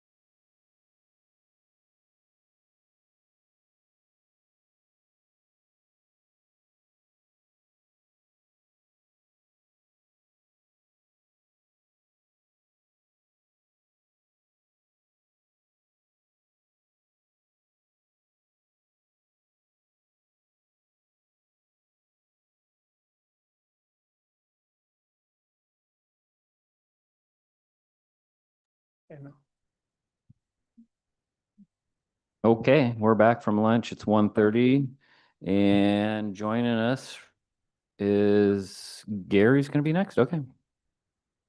Welcome, Gary. Good afternoon.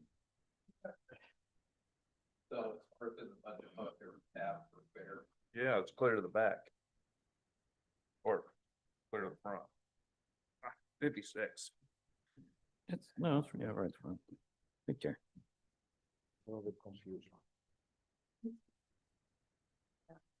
Page 56. 56.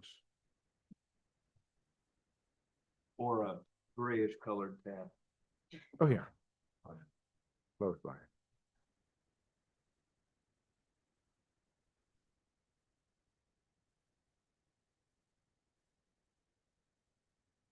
There's almost too much stuff in here. Yeah, well, sometimes I wonder.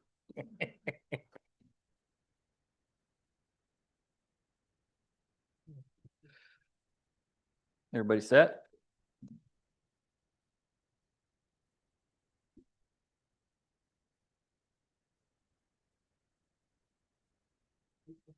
Yeah, right where you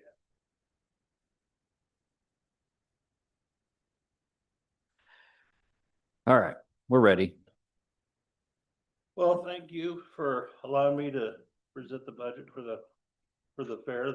Fair was the Fair Fund 220. Welcome to the 171st fair happening this year. And so fair budget's broken into two parts. What I've shortened it down to Fund 880 is the fair itself, and 82 is the event center. They both go together, but we try to separate the two to know where we're at, why we're doing, running the fair itself. The fair is the whole reason for being for that property and everything else we do out there. So we're trying to get that down. So for the model we've adapted for about the last 18 years has been the most successful part of why we are at where we're at today. When I first came on the fair board 28 years ago, our total budget for the fair and the event center was about $160,000 total. The fair budget now is at 500,000, just the fair itself. So I feel that we've come a long ways from those days, and I don't want to repeat those days because it wasn't fun. The attendance for the fair last year was 34,936 people. A little lower than what it was the previous year, but that's one of the reasons for that is that we have a ticketing service, and we're getting that zeroed in to where we will know if every day on the fairgrounds how many people are on the grounds at any given time. So as we go along, we will get that even down tighter yet. Total ticket revenue last year was $348,749, compared to the $249,000 the previous year. And that's cyclic because of, the acts that you bring in. One of our biggest revenue sources is our entertainment, where we bring in the national recording acts in, and along with the rodeo and the destruction derby that we have. The other big ticket revenue that happens during the fair is the vendors. We take 18% of all the vendors, the food vendors when they come in, 18% of what they do, plus the carnivals, 20% as an income source to make the fair happen. So, the carnival gross was 189,000. We grew that from 166,000 to where we're projecting this year. I try to use the previous year's balances when I'm doing my budget, trying to be conservative, real conservative, because a lot of things can change. The biggest problem with the fair is that the date that it's held, it could be either 85 or it could be 110. And that affects the, the income as far as the people coming in. They'll wait till 6 o'clock before they come to the fair instead of coming during the day. So we'll do a day's worth of business in 4 hours sometimes, just because of the weather. So like I said, the food vendors, we did 351,000 last year just in food sales. The weather did, 2 days of hot weather killed it from 370,000 it was the year before. That's a lot of corn dogs. Because that's exactly where that money comes from. That's the intake that is done during corn dogs. We have one vendor who is a corn dog vendor and curly fries that does $70,000 in 4 days. So, gross sales, the auction, 4-H and FFA auction had $913,000 last year was their auction sales. So we also have other areas that we take in. We have a reserve seat section called the Golden Circle. That's where we have 3 rows in the front that we charge $40 a seat. And the rest of the seats are $15. You know, our potential revenue off of that reserve seating, it's about $42,500. And you'll look down, you'll see it'll be on the line item 34,715 is a Golden Circle.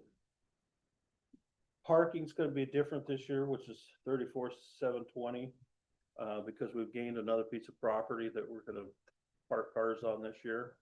But that figure that we had $20,000 is what we did just on the 12 acres that we have on the fairgrounds proper. So We back up just one line Yep. item. We had Golden Circle last year, but it's not on for the adopted budget no, not last year. because we didn't. We didn't split it out. Okay. Because we split it since that time, finances got it split out for me, so it's away from, it was combined into, admission fees. Yeah. Okay. Thanks. So, quick question. So, so we're at $20,000 on the parking fees That's what I'm budgeting, yeah. and we have more space for cars? Yeah, we have another lot that's farther down. It's about 2 blocks away from the fairgrounds. MIP owns a piece of property down there. But we're gonna just do the same amount as what we Yeah, did 'cause I'm last. not quite sure what we're gonna do. That kind of there's a lot of ifs. We're gonna have to hire people to put, you know, contract laborers to be down there to watch that lot. And, you know, so I just left it where it was at because I was not sure what we were gonna be able to do. Is this one of these things where people park over here because I think it's cheaper? No, it's actually extra room because Safeway they tow cars if they're there for the fair. Workman Park is usually packed. There's nowhere to park along Lafayette Avenue. So this piece of property, thanks to commissioners doing, we were able to get that. There's 7.5 acres there, I think. We're gonna park cars on that. We're gonna shuttle people from there. Cost them $5 to park there, but we're gonna shuttle people back and forth between there during the fair, while the fair is open, just to alleviate some of the parking problems that we're having. We'll just do not have enough parking for what we're carrying on the fairgrounds right now. Are we gonna have to rent that? No. It's free. Kind No. of. At It's a some minimum, effect. at a minimum, it's a $1,200 maximum. It's a $1,200 donation to FFA Oh, is what it that's is. kind of win-win. It's a very good win. So last year we did it by per the car park there. And one of the nights, the most that I ever counted was 80 cars parked there. I think we ended up around a $1,200 donation. So when I called them again this year to use it, I asked if they would cap the 1,200 if we, because the thought is to use it as a primary parking or at least try to start gearing it towards a primary parking. And that's where the majority of the parking be, just because it's easier to access that property. So it's, Okay. but no, it is maximum $1,200 to park cars down there, and we'll get $5 a car. Any other questions on the parking? So we've got sponsorships. We're trying to get $50,000. We didn't achieve that last year. We're gonna try to achieve it again this year. We've made a change in how we do. We completely revamped our sponsorship program. Got more professional because we have a person that's out there collecting, out there making sales calls daily. try to get up on that and be a little bit more better at our sponsorships. We've been very poor at it for a number of years. And that was one of the things that spent this winter revamping and rebuilding the whole sponsorship program. So our goal right now is budget wise is 50,000, but our actual goal is 100. So that's what we're working on. So the biggest things that come up, of course, advertising. We don't spend enough on advertising, but that's, if you talk to advertising people, you should spend 10% of what you make. I've been around it long enough to know that where we're at is about right for the fairgrounds. For what we're trying to do for 4 days. Contract services, they're volunteers or not. We don't have volunteers like we used to. Most of them have died off, unfortunately. And we have a whole lot of people that don't know about volunteerism anymore, so we have to hire it. I'm pretty pleased with what we're doing compared to the state fair that has to hire 150 people just to put on the state fair. So I think we're doing pretty good with that. The one line 61001, professional services, this is what our ticketing service costs us. And they handle everything. Let me tell you, you might think it's a high number, but until you've had to deal with mailing tickets out, keeping track of tickets, making sure that the post office delivers them on time, even though you sent them 3 weeks ago and people didn't get them until after the fair was done. By doing this route, this has also allowed us into a website that we have now, the QR codes, being able to use those. And we're using the QR codes extensively now to track our sales, where the sales are coming from, whether it be parades, magazines, advertising, whatever the venue is. We're going to have a QR code for that, so help us have a track record. Does that also include the tech services that they have on site for the days of the fair? Yeah, they usually have a person on site. Plus, it's all the machinery, all the equipment, and the cards, the tickets that they produce. Yeah.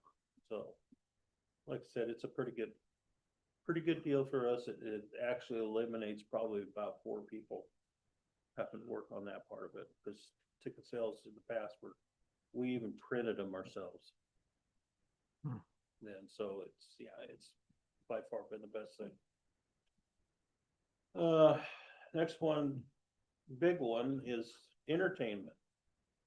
Fortunately, this year, in the past, I haven't had the luxury of having the entertainment booked by the time budget comes around. And this year I've got it booked, all of it booked, so I know exactly what my entertainment costs are versus previous years. So this year alone, our entertainment costs, which include our agent that we have a booking agent in Nashville that we pay. We have rooms, meal buyouts, a green room that we have to have, a stage, all that. So our entertainment part is $264,252. Who's coming? Who's coming? All right, for you country people who watch American Idol, was Chase Peckham. Thank you. And then we have another one. It's Easton Corbin, who's a hot commodity right now.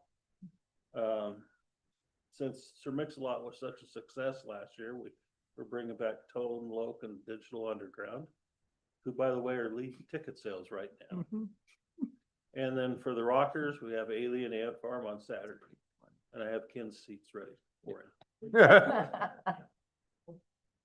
So, gonna be a great lineup. It's hard for us to stay in this age, because most of this entertainment's gone up like everything else.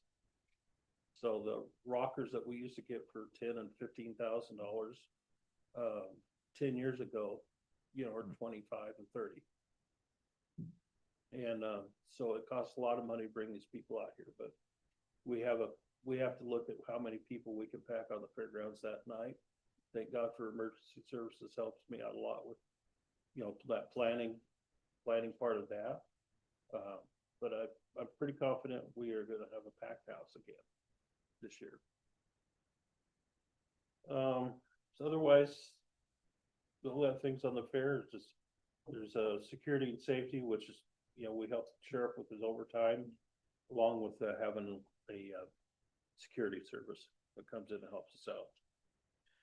That one's doubled. Is there any particular reason or just because We have so many more people? Because the amount of people that we're bringing in, we're gonna have to have more people online. Okay, So half of that goes to the sheriff. got it. And same Any question there. questions on the fair? On the commission's paid one too, that one's double. Is that Yep. same thing, So same thing, we're gonna just more? people? anticipating that if my person out there getting sponsorships does better than she should, then I thought she was gonna be, I want to be, have a place in there to be able to pay her. Okay. I like that. Okay, so going to the event center, which is 82. The event center pays for a lot of things that the fair doesn't pay for. So event center takes care of all the maintenance, rebuilding, the keeping the structures safe. Everything else, the event center's which pays for that. So being that I take our beginning fund balance and I put it all into the event center first, put it into the fair. So our other state grants, the legislatures right now, we don't know, it's looking good, but not quite sure. There's some grants that the legislature's working on.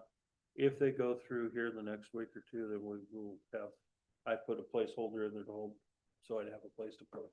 I usually take that money and put it into capital repairs. The fact that I don't believe in using grant money for employees.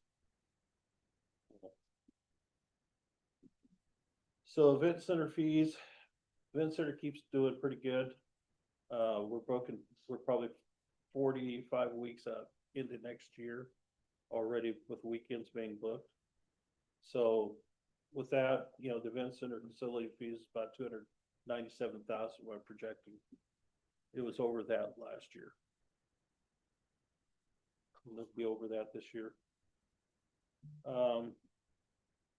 And then the special events revenue, 34,718. That's just for, in case we decide to have a fundraiser. Expense side, labor, I've given my staff a 3% increase because they work hard. There's very few of us out there doing what we do on that property. And so material and supplies, it's the biggest part of that that pays for everything else. Gary, while you're on labor there. Yeah. 501 laborer one, you had one full FTE down to a 0.3, but the cost went up. Yeah, I gotta make some changes. Okay. I have some changes to make, so. Okay. As I go along.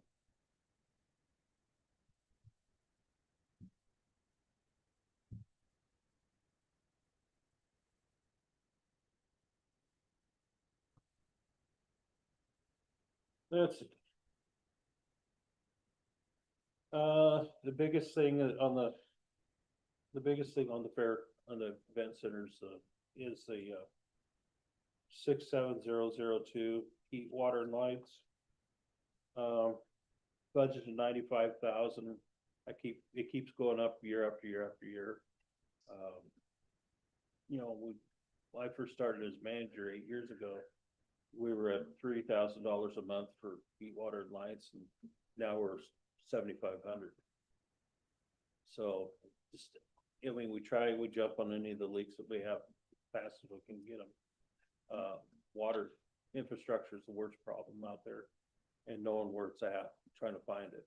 So you're taking a piece of property that was started out as a cavalry training grounds in the 30s and turned it into a fairgrounds in the 40s, and then no one kept any record.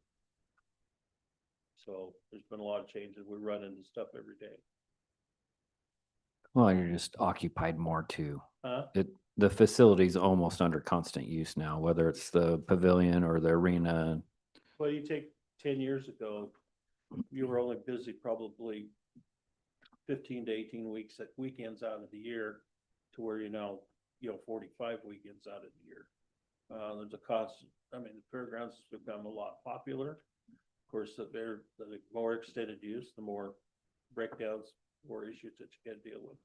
We're just trying to, right now, finish up the project that the legislature gave us money to put restrooms in the Lashman Arena. The restrooms in the Lashman Arena were 1960 and didn't have ADA. The dividers were plywood.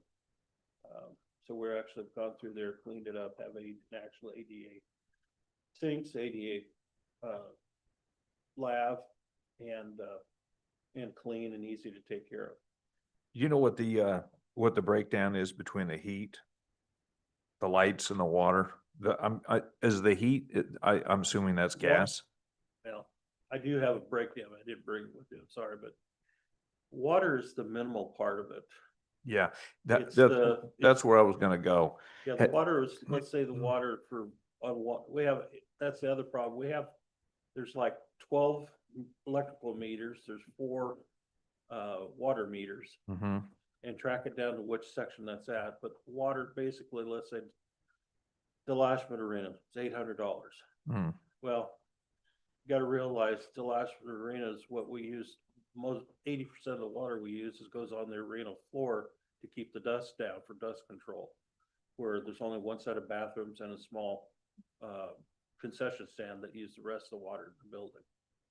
So I just, for all intents and purposes, 80% goes on the ground, the other 20% go down the drain.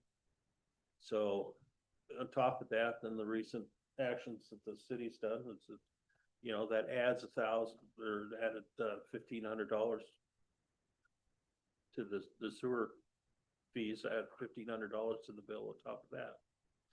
Is it heated with electricity or is it heated with gas? Gas heaters over the bleachers, Mm. electricity inside the individual offices. Have we considered trying to get a grant to put in solar or anything like that? No, been more worried about keeping the roof from leaking. Okay. It's down the list of things.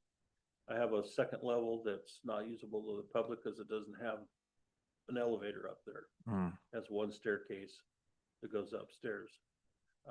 Again, you're dealing with a building that was built in 1960 that was not meant to have the use that it has today. I mean, that is our bread and butter. That's the engine that drives the whole place, is that building. So we've been trying to keep all the other things up on it. That was the minimal part.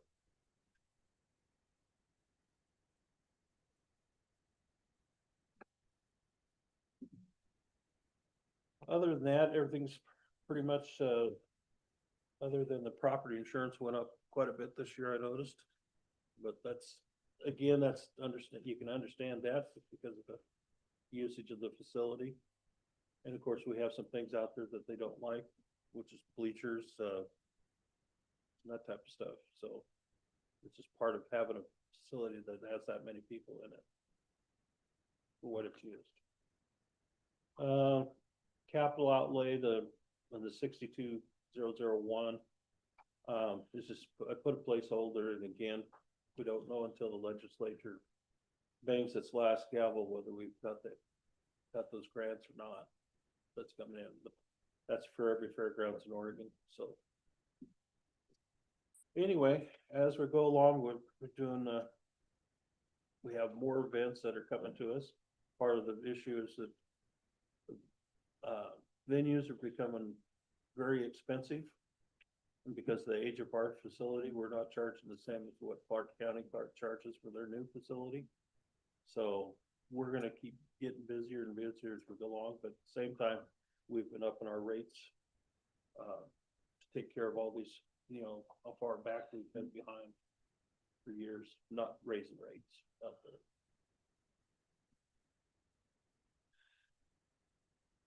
The placeholder for the building remodel, can you give a little bit more detail on that, what your proposal is? Got a ton of proposals.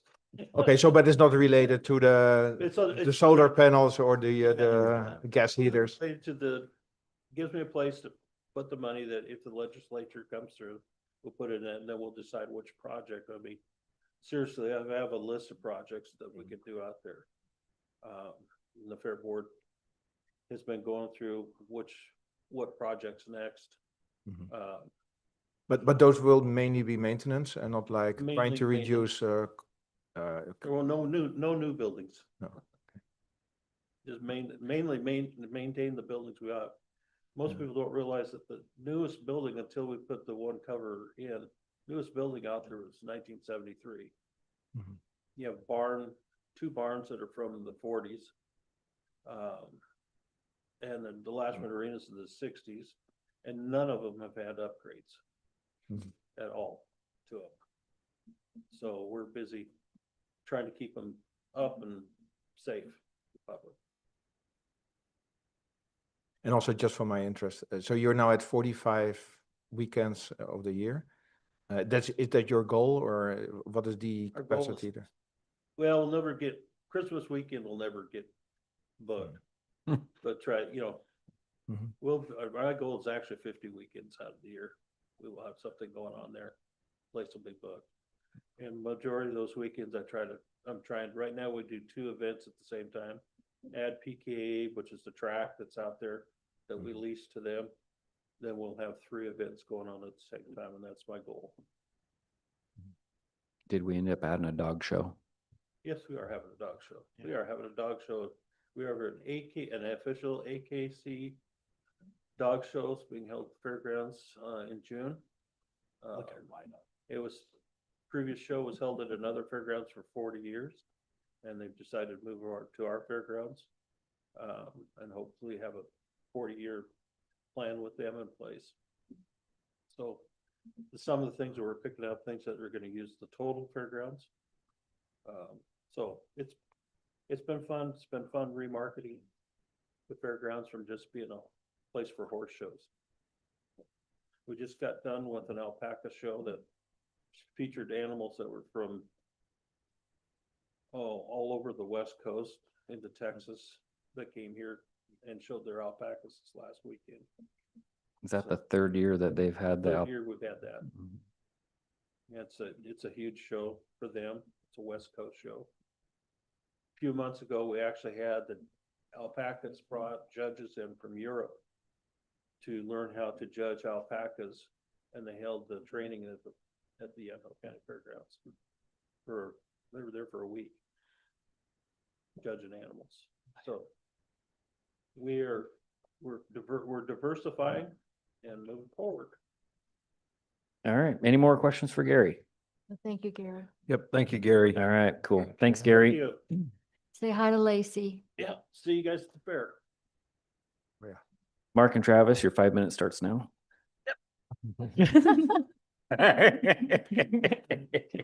And the clock is ticking.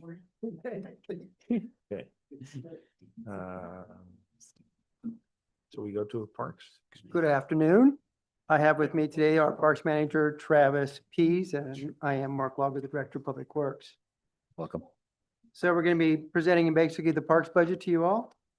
I want you to know there's 3 FTEs basically in parks. You have Travis himself and then 2 maintenance specialists, and we have a summer intern that helps us out as well. 3 years ago, give us some background. 3 years ago, the community parks was moved from community justice into public works. And the workforce was mainly the adults in custody. But COVID, when we went through our pandemic, that all went into the bye-bye. So we didn't have that workforce. So our own staff, FTEs, have been doing all the work that could be up to 20 different adults in custody doing that work. So just want to get that out for someone who haven't been involved. Do you want to add something? The other thing I would add is traditionally, before this change, Parks was only paying for roughly 1.5 FTE. And then when Parks went standalone, Parks took on the cost of paying for the 3 FTE that we have now. So that has been additional increase to the Parks budget, additional hit there. So you'll notice right off at the beginning balance, those numbers have been going down. I do want to point out that the adopted budget in 24-25, you guys have 293,364. There was actually a miscalculation on my part, and that number really should be 156,649. So each year, as you can see, with that additional number I just gave you, it's been going down steadily because of just what Travis has said. We have to start paying our personnel to actually, maintain the parks. So that's why you'll see 45,000 at the beginning of balance for the proposed budget this year. Want to go down to 33405, the Marine Board. That is money we get from the Marine Board, and we get it now every 2 years instead of every year. So we're in that 2-year cycle. So next year when we're before you, it will be 0. That's only because it's a biannual thing. The next one is a 33499. That's other state grants. That's a placeholder in case we do get grants. We have a place in the revenue line to put that in. And later on, I'll show you where it is in the expenditure as well. And then state grants, which is 33508. That is the Oregon RV registrations that we get from the state. And it's roughly about 100, 101 each year. Appears we budget about 108, 24, 25, but it depends obviously of how many recreation vehicles are being registered. Park fees, that's 34,710. That's the rentals, like in Stuart Grenfell, or Ed Grenfell, my bad, that kind of thing.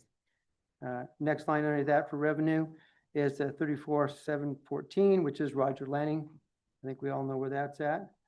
And then the last one there, transfer in for the video lottery, 38,006. And that's gone up a little bit to try to help with the budget. Any questions on revenue? So it looks like you've got about a 26% drop in revenue. That's because of the reserve. Got it. Okay. Okay, on to personnel. There's a little bit for me, but you can see division manager, which is Travis, that's 413834. 90% parks, and he's also paid 10% out of the Habitat Conservation Plan, or most people know it as the Butterfly Fund. So, and going down to extra help, that is 48,200. That's that park intern. And then the rest of this, the roll-ups, they've all gone up, most of them, as you heard from other directors presenting this morning.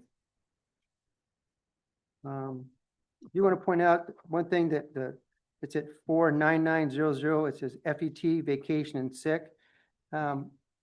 Employees have the option to actually cash out their PEL, which is another vacation item, PEL. Okay. All right, well. Oh, my bad. Yeah, they can sell up to 80 hours, so many years, and 40 or retirement. Okay. So we've calculated we do have one employee that does that each year, and that's why you have it 5250 there. Any questions? So that's personnel. On to material and services. Nothing special here. We have park supplies, 2,500. That is 51107. That's basic things that Travis needs to do just to maintain the parks. Really nothing special in that section for materials and services unless you have any questions. All right. Moving on, I want to go down to 61102. That's contract services. I want to give you a little insight of what that is. We do water testing. That's $1,000. We have our chem can cleaning. That's $7,000. We have to pump the vaults. That's $3.5K. We have dive inspections that we need to do at the Rogers Landing. We have garbage at $3.2K, and then tree work at $10. So there isn't a whole lot of extra meat in that fund at all, when we could and should be probably doing a little bit more in the parks.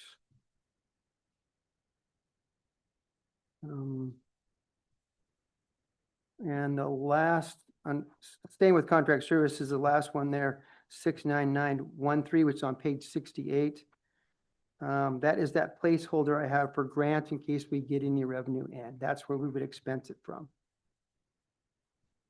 Anything on contract services section? All right. Guess the next one would be, and the transfer out, the biggest one really there is motor pool. That's just for what Travis needs to have, put gas into his truck, his lawnmowers, weed eaters, what have you. That's what that 30,000 is for. Going down to capital, very little there. You see we have a little more than $11,000 there. It's not much. The big one we'll probably be doing is the Stuart Grenfell Park Access Road. Work with Public Works, and we'll use our paver and some training. We have some new guys that are coming up within Public Works, get them to actually use that as a training area. So we'll pave that entrance going from, what's the road off of 99? It's along 18, Highway 18. Yeah. So the access road going into the park. Yeah. It's got some potholes that my little Austin Healy would get trapped in. So we're going to try to fill those in. So. Anything you want to add? Okay. Answer any questions. Yeah. So this year looks like we've been able to add 40K from lottery plus eat up a lot of beginning fund balance. What does that look like for next year? Plus general fund. Just a reminder that you're not going to see the general fund. It's a Fund 10 department, so it balances with other two. The discretionary allocation, it's built into here for parks. It was 188,000. 188,650. It's the other additional. And that's what, especially for new committee members, when you're looking at any of the Fund 110 departments, we don't show a line for the general fund revenue that comes in because it balances to 1002, which is the discretionary fund. If we were to draw a line, it would inflate all of our revenues. So if there's questions about that, please let me know. But that's the other dollar amount that I would say should be included in the revenues that you were talking about. But how that's making it look for next year, Yes. Extremely tight. difficult. I mean, this is extremely tight.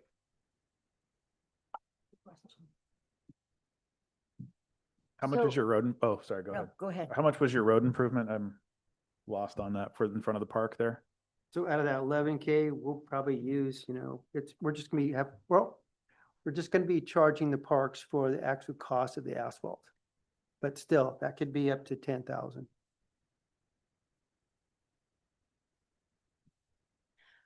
We've talked about creative ways of beefing up the parks budget. And if there were to be any kind of sort of contributions that come from other areas, are you putting that all under grants? Is that what you're talking about? Let's say we were to get revenue from a specific property or something. Is that what you're calling out? You don't have a specific line for any additional revenue that we could put towards? We don't, but we could use that line to offset any unanticipated revenue that comes in. We call it a grants line, but really that is a buffer. So whether apply for a grant through state parks for an improvement or a donation were to come in to do something, that placeholder allows for parks to have that additional appropriation authority to spend those funds. Okay, thank you. And there is a donation line under revenue too, right above video lottery.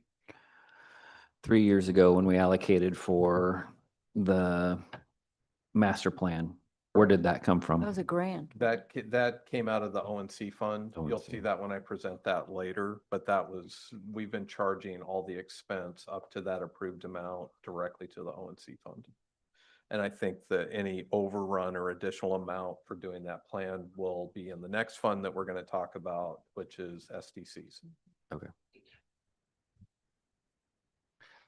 Can you explain one more time why the on the budget, the revenue and the expenses are not the same? Yeah, so if you were to take that, your expenses, or if you take your revenue that's in this budget, and if you were to subtract that, the expenses down below, you're Mhm. gonna come up with, it's gonna be a negative 188,650. Mhm. That 188,650 is Parks's general fund allocation that comes out of 1002. We Okay. just don't do a straight transfer. We balance to what, I'm still using the old terminology, but 1002. Yeah. Okay, so that's a discretionary. Correct. thing. Correct. Okay, and that is the same as last year? Roughly the same? No, this included actually, because we had to make some adjustments to balance this budget, so this was an increase of, for this year, 105,000 just to build this budget. Was an increase of $105,000 to Parks.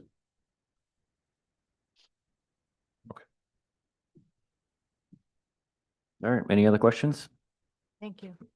All right, Thank you. thank you. Thanks very much. Okay, we'll see how quickly I can do this one, and Justin is there. Just so you know, Ken, I don't have a list of departments, so I'm flying blind there. About who's going. It's Yeah. in the bud, if you go to the last page, if you go into the back, there's a tab called budget instructions.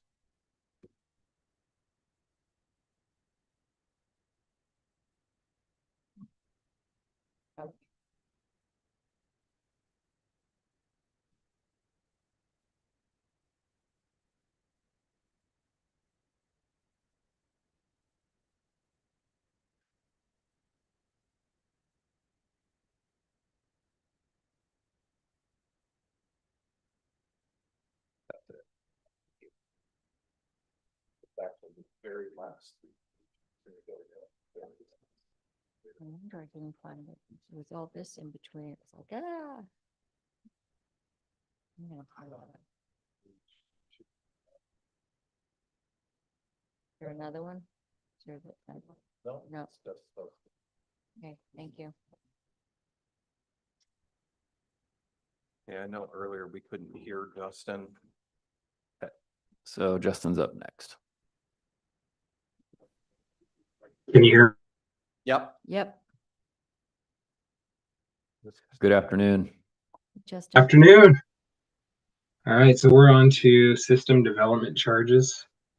And the narrative starts off on page 69 of your packet. Next page 70 is the actual numbers. Yeah. Either we're gonna turn you up, Justin, or you're gonna have to get a little closer to your microphone. Try that. Yeah, I'm about as close as I can get to my microphone. You're better. You're better. We're Okay. good. It's our end. All right. So 70. We can start there. I'll give you all a second just to flip to the page.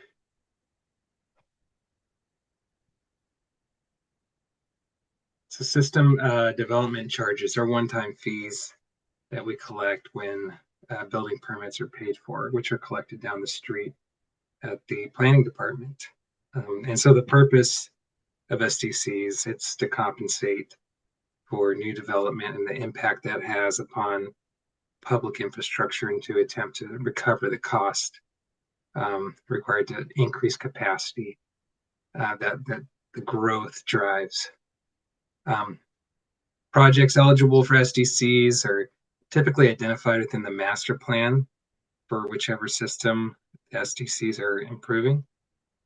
And so there's a whole process for developing that methodology that goes into your master plan for the SDCs. And so these SDCs, there's only two areas that they're dispersed to at Yamhill County. That's going to be the fair and the Parks Department. Starting off with departmental here. This is just, you know, some of the revenue that we collect from the pool interest and bond interest. It goes to here, and eventually we'll probably disperse it out a bit. But there's not a lot of change in this fund. And of course, this is all driven by, as I stated earlier, building fees. So let's go down to the first category here where we disperse. And this is the county fair. 60% of the SDCs that we collect are allocated to the county fair. And again, this is used for capital projects that expand capacity for the fair here.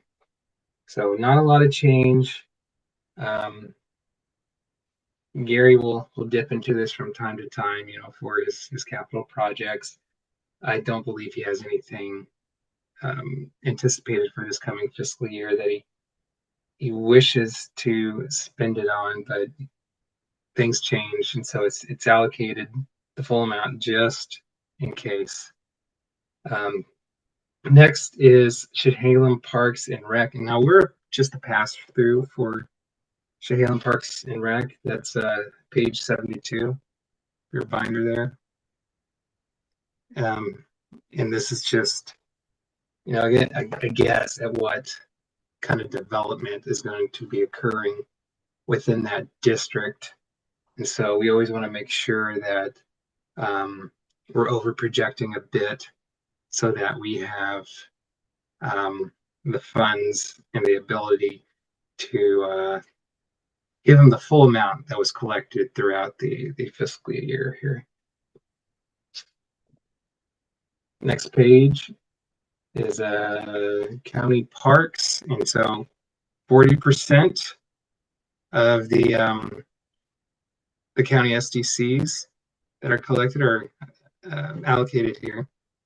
And same as county fair, you know, you utilize capital projects, or you utilize the funds for capital projects to increase the projected capacity and meet that demand that growth is driving here. Is there any questions on SDCs? No. It's pretty simple, not a lot of changes. You know, I've worked with the planning department when putting this together, just asking like, what are you seeing as far as, you know, your building going on within the county? What are you projecting? So that's really what it's based off of, is numbers that they're anticipating as far as like building and stuff throughout the county. So no questions? No, thank No, you. just comment. Okay. We can line out the 131,000 and then write Crabtree Park and we'll take that 131 grand Yeah, that's how it works. on the CPRD one. So, I mean, value cash, I mean. That twist his arm. Pre-acquisition isn't eligible Yeah. to SDC funds. Yes. there you go. I love it. What more is there to talk about? All right. Thanks, Justin. Thanks, John. Yeah. And up next. Justin, How's SDC? we miss you here. Ours too. Let's go. A lot more room to spread out, but we sure I'm do feeling want you. heat right here. Up next, we have Ken Friday in our planning department. Good afternoon.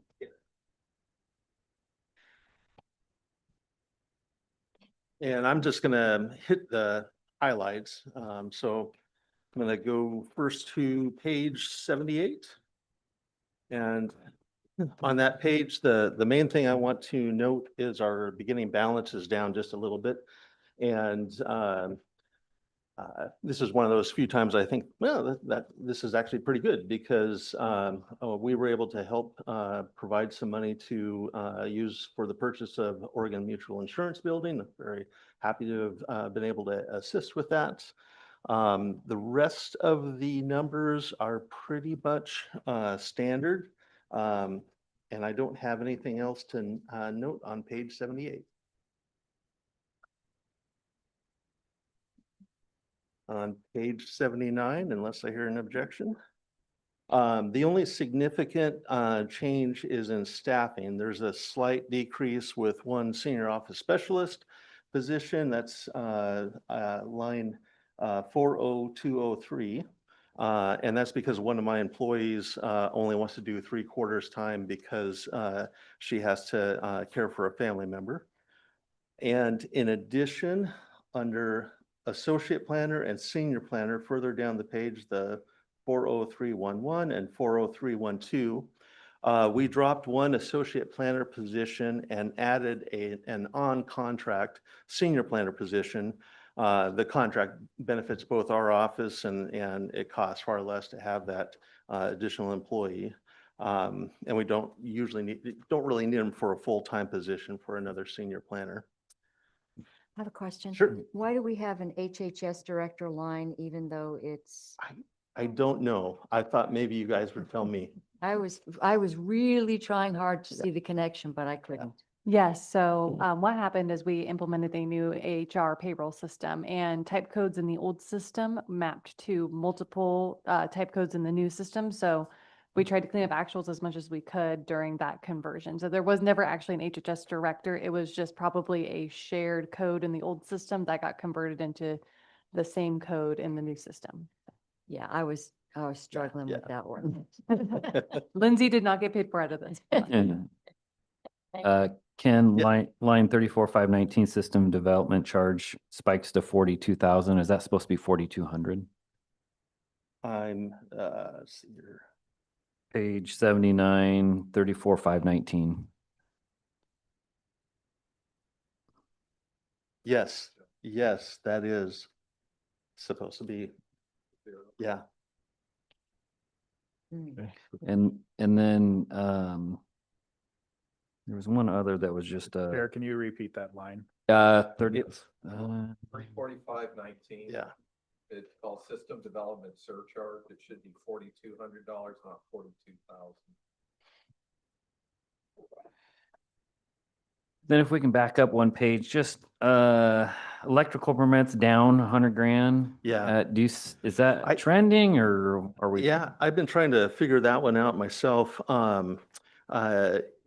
Just some years you do have some fluctuation, but that seems like a lot of fluctuation. I know that some of the bigger projects we do what's called a plans examination, and some of those bigger projects aren't really coming through right at the moment.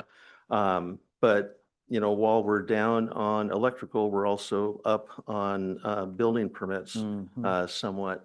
We're in advance of the 400,000 we have for this year, but I thought, well, next year is probably going to be a little bit softer, so I didn't go up very much in that. But I do not know, and I have talked to my inspectors to ask them if they had any ideas, and they did not. So What about does it correlate also down to plan checks electrical? That's Yes. half? yeah. Okay.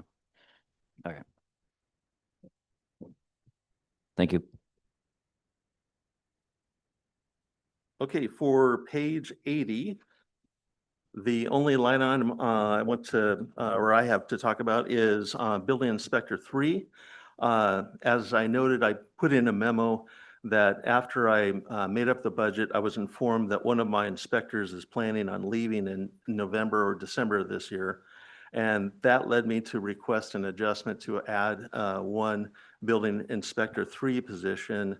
My intent is to hire someone pretty much as soon as I can, have them trained up before the other inspector leaves so that we don't have any drop in our level of service. And I want to cover that overlap that I anticipate is going to be happening. So while you're on that one, this is odd. 24-25, you're 288 with 4 FTE. Then you drop down a half FTE and you're up to 346. Yeah, and I think that's because we had an inspector leave, an electrical inspector leave, and we did not replace them. And partly because we had a little bit softer on electrical. We Okay. do have them on contract, though. Actually, we have two that are on contract, but I think that is the reason for it. Still doesn't make sense, though. Yeah. Okay. Okay. Dollar amount. Okay. Why not? Entire year. I'd have to go back and Yeah. look what was going on in last year's budget, but it's pretty clear. The 288. I think- wasn't covered for FTEs of the building inspector. Yeah, I think that's because we only had three for that. So the 4 should be a 3 then.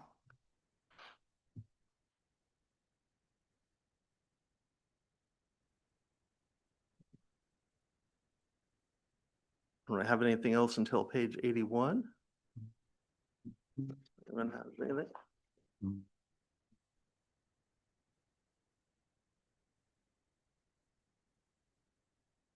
I have a question on page 80. On the 49,900 FET vacation sick time, where it goes from 92,970 to 20,000. What is that? So Mark was touching on that a little bit. The FET line that you see there Mhm. is employees per contract can sell back during a fiscal year up to a certain amount of their, we have a combined PTO program, then we call it FTE or FET. So employees have the ability to sell up to a certain number of hours depending on tenure and account balances.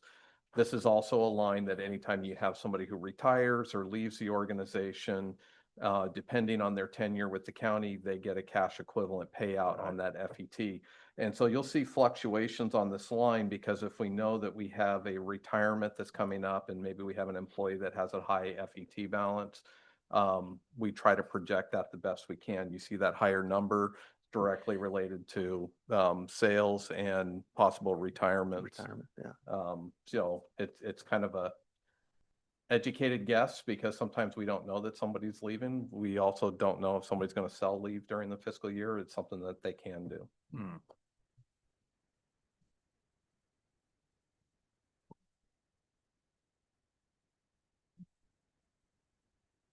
On page 81, right near the middle, GIS services, the 61105.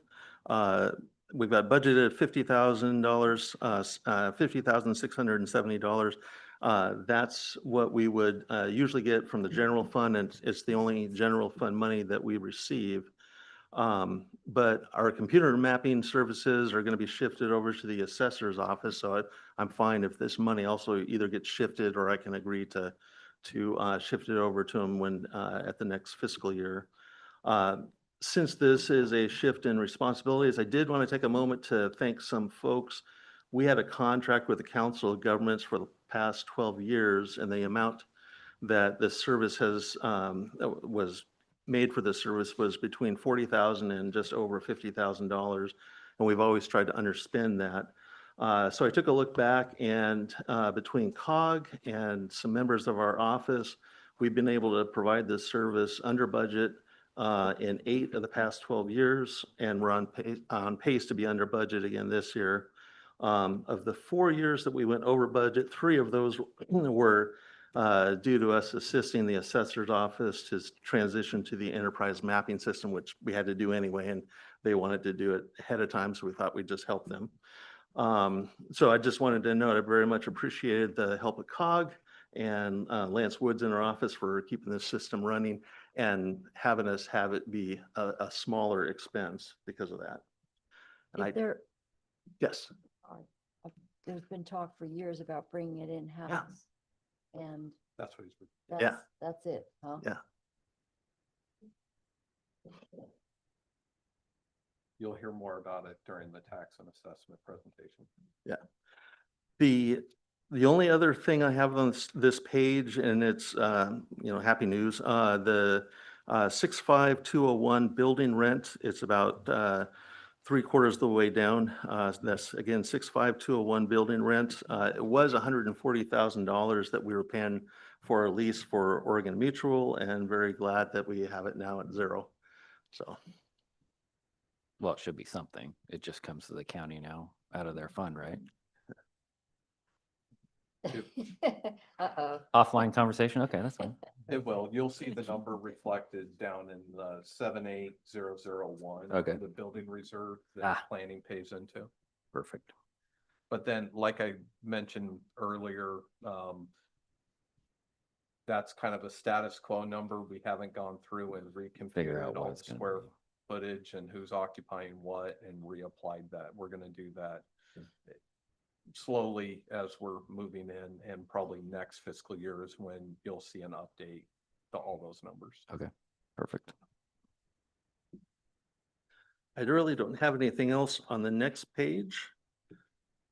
But I'd also highlight, like Ken said, that they helped with the cash Yeah, they did. down payment Yep. out of this Mhm. budget. Thank you. Mhm.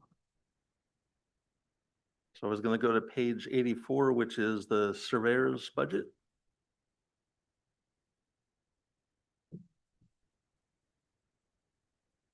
The first thing I would want to note on page 84 is the very top line, the beginning fund balance is down somewhat from past years, partly due to lower recording numbers and partly due to our recording fees. And looking back at the fees, they really have not been updated since 2007. So I will be, and actually I've already written up a request to raise them to go before the board in the next couple of weeks. The only other thing I'd want to note is I did change the engineering technician two to a placeholder of a management analyst. And the reason is I'm working with HR to create an engineering 3 position, and the proposed wage would be the same as a management analyst. So I put that in as a placeholder. And I don't have anything on 85 or 86 unless you have questions.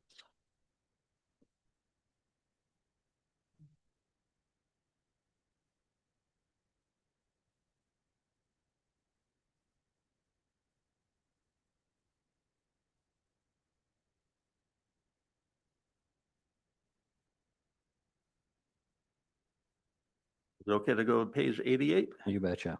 Okay. Page 88, again, the very top beginning fund balance. I would want to note the present surveyor, Jamie Stevenson, has done quite a bit of work on restoring survey corners. In fact, since he's been here, he's restored more corners than in the last couple of months than his predecessor did in a couple of years. The item, the beginning fund balance is significantly less than in previous years. And the money for corner restoration comes from deed recording fees. And in 2007, it was up to $10 per deed. And then in 2012, the surveyor at that time, Dan Lynchide, reduced it down from $10 per deed down to $5. And then he retired just a couple of months later. So I will probably be, again, coming to the board and asking this be restored back to $10 for deeds. Otherwise, it's a balanced budget, but it is tighter than I would like to have.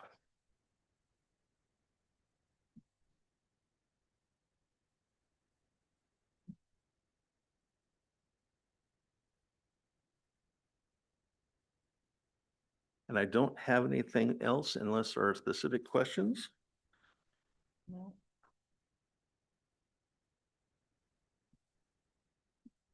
The last budget I have is on page 92 for solid waste.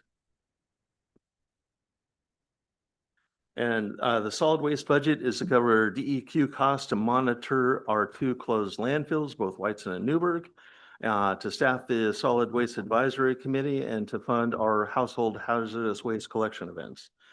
This is a standard budget. On page 92, the 2 specific things I'd want to note is on the second and third line, the Riverbend license fee in county and Riverbend license fee out of county. Those are 34311 and 34312. We have an agreement with Riverbend that while they're still open, And I realize they're not open to the public, but they're still a open licensed landfill. They provide us $50,000 a year, and so I've split that between the 25,000 for the in and out of county waste. And we're guaranteed that base minimum as long as Riverbend is open. And they've made no indication to us that they're going to be closing it this next year. And I don't have anything else to note until page 93. Your Yep. beginning fund balance that dropped quite a bit, was that Yeah. building? Some again? of that was Oregon Mutual Insurance, yeah.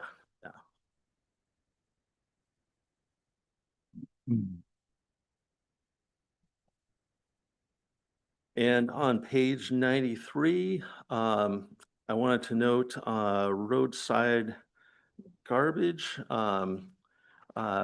Excuse me, page 94. Sorry about that. Page 94, roadside garbage pickup, which is about a third of the way down. It's item 67003. It's $20,000.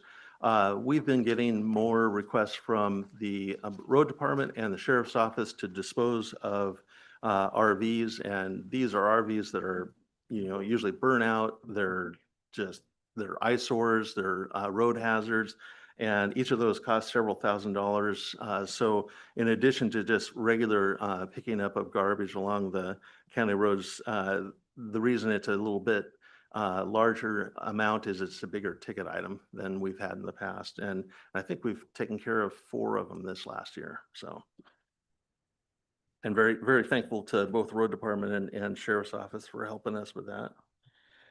The last thing I have to note is about 2/3 of the way down, the RRR education program. That is line 73012. Our household hazardous waste collection event. I kept it at $180,000 this year. We do 2 household hazardous waste collection events, and we've also done a paint collection event. But the cost is rising for that, and I would not be surprised if the following year we might be having to bump that up a little bit. And that's all I've got. Are there any questions? Of that 180 grand, I am assuming most of it's disposal fees to get Yeah. rid of the stuff that's dropped, not like advertising or, No. because they're just, I think they're just little postcards that go out, Yeah, right? advertising is about $12,000 for, and we used to do 2 sets of postcards. We only do 1 set of postcards, and we put both of the times on it. On one, Yeah. okay.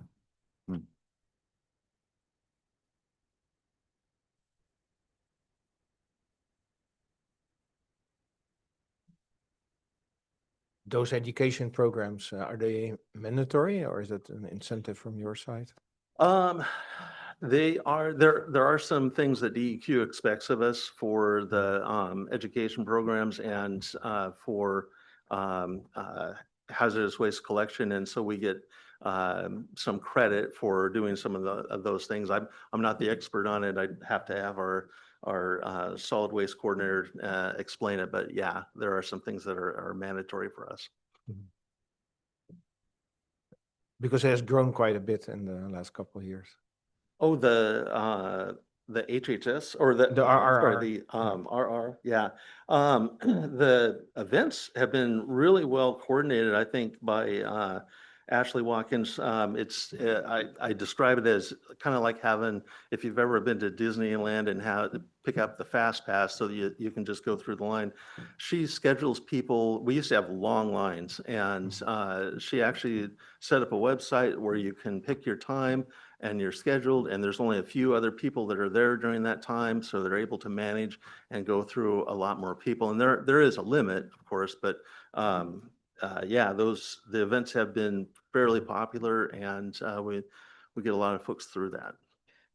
Who's charging us the disposal fee? Just the specialized place that picks it up, or is it DEQ? Or? It's Marion. We partner with Marion County. A lot of the disposal fees are paid to Marion County because they have the facilities to do it, and so we kind of jointly collect with them, and then they charge us. Okay. Any other questions? Oh, thank you. Thanks, Ken. Thanks, Jeff. Thanks, Ken.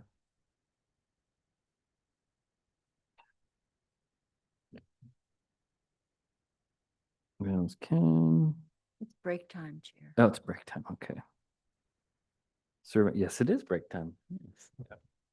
I was crossing everything off till I got there. All right. It's break time, Mark. So you're gonna be sitting there a little while. Little eager. We're just gonna take, everybody good with 5-minute break? I know it says 15 minutes, but No. 5's good. Okay. Everybody good with 5? Okay. Bottle of it.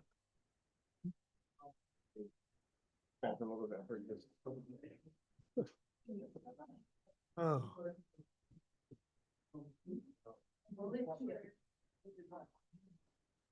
Just happened to work that way where we had parks and then Mark goes back and sits for a while and then he comes back up.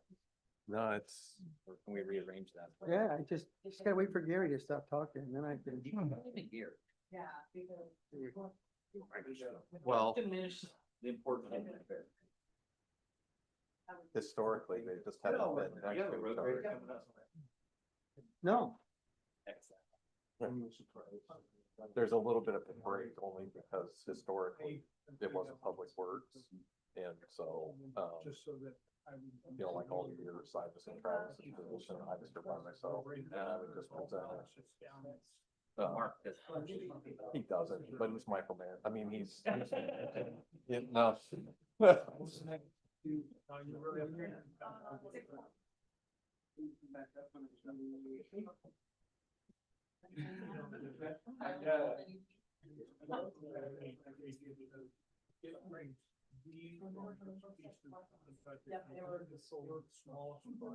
one was missed. To be some rationale for spending.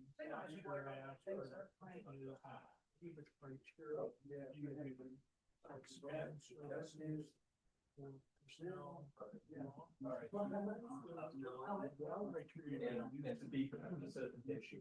Yeah, you said it better. You need to prove that. That's all right.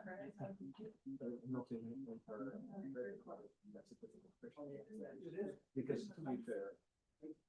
Should've brought my beer water bottle. I wasn't thinking. That's where the wind comes from.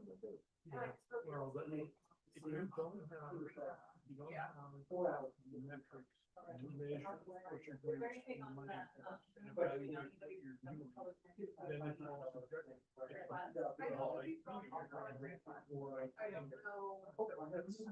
Just if you follow the national. You actually some of the.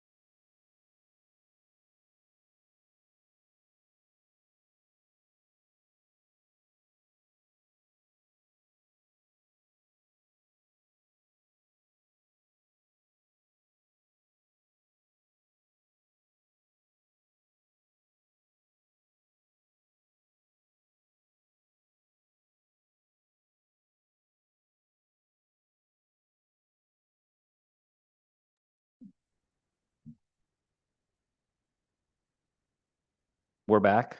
Welcome again. Okay, thank you. We're ready for your presentation at any time. All right, well, with me, I do have Kira McClure, who is our fleet manager. I do have Michelle Hubbard back there, the office manager for Public Works. And behind me in the back there, hiding, is actually Steve Sims. He is our road division manager. Yeah. So if there's any questions that I can answer, they're here to support that. So I've been the director here at Public Works for 5.5 years.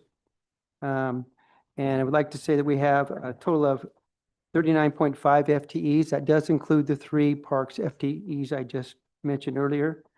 I want to say that most of the majority of the revenue comes from the state gas tax, with the exception of the Parks Fund. Again, we talked about that. That was the general fund. Also, when I do get gas tax, I have to take 1% out of gas tax straight off the top that goes to the bicycle and ped fund, which we'll talk about later too. So going to, I think it's page number 99. Yes. So, okay, this is actually for the Chehalem Drive and North Valley Intersection Reserve Fund. So what happens is there's a corner out there in North Valley and Chehalem. There, I think a couple corners have been developed. As development occurs, money will go into appropriate share. And then once they have enough money from that appropriate share, they'll actually improve that whole intersection. So this, we've been holding this money until the other 3 corners build out. And so, because it's a county intersection and county road, that's why we have it. We were the holders of this fund right now. That make sense? Yes. Okay. That's all it is on that one. Moving on to page 100, which is PW motor vehicles, which we simply just call it fleet. State highway tax. I take a certain percentage out of the state highway tax to make sure this fund balances. So going down to, I'm going to explain a few things in the revenue. I got 39,911. It's vehicle maintenance. That's for outside agencies. Let's say we did something for the school district or we did something for the fire department. That's where that revenue would go into once we've helped them out with their vehicle.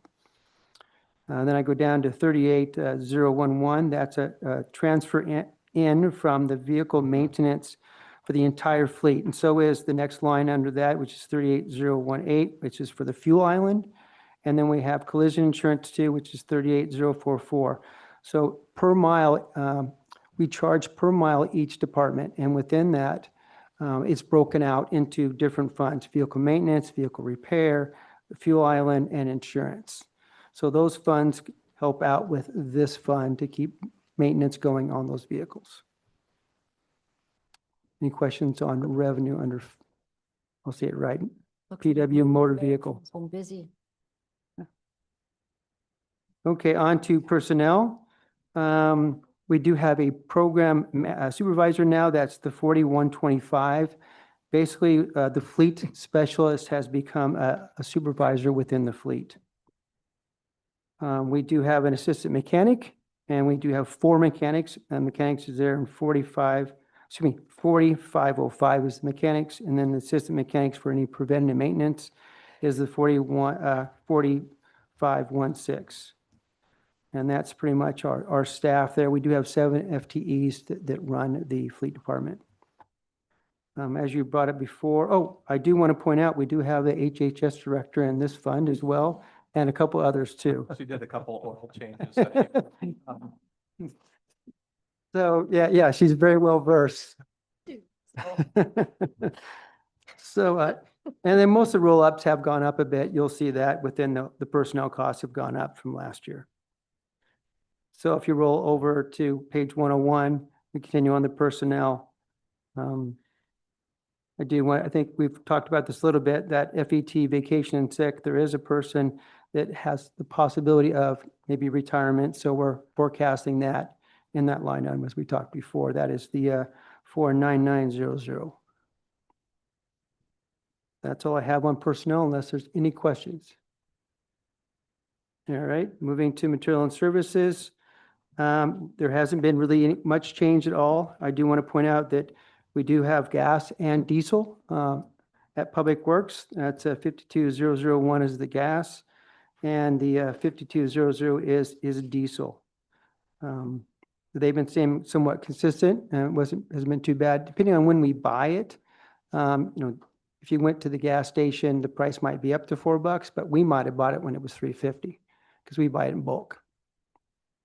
The next line underneath that is 52003 Fuel Island Program. And that's actually insurance. The insurance is due every third year.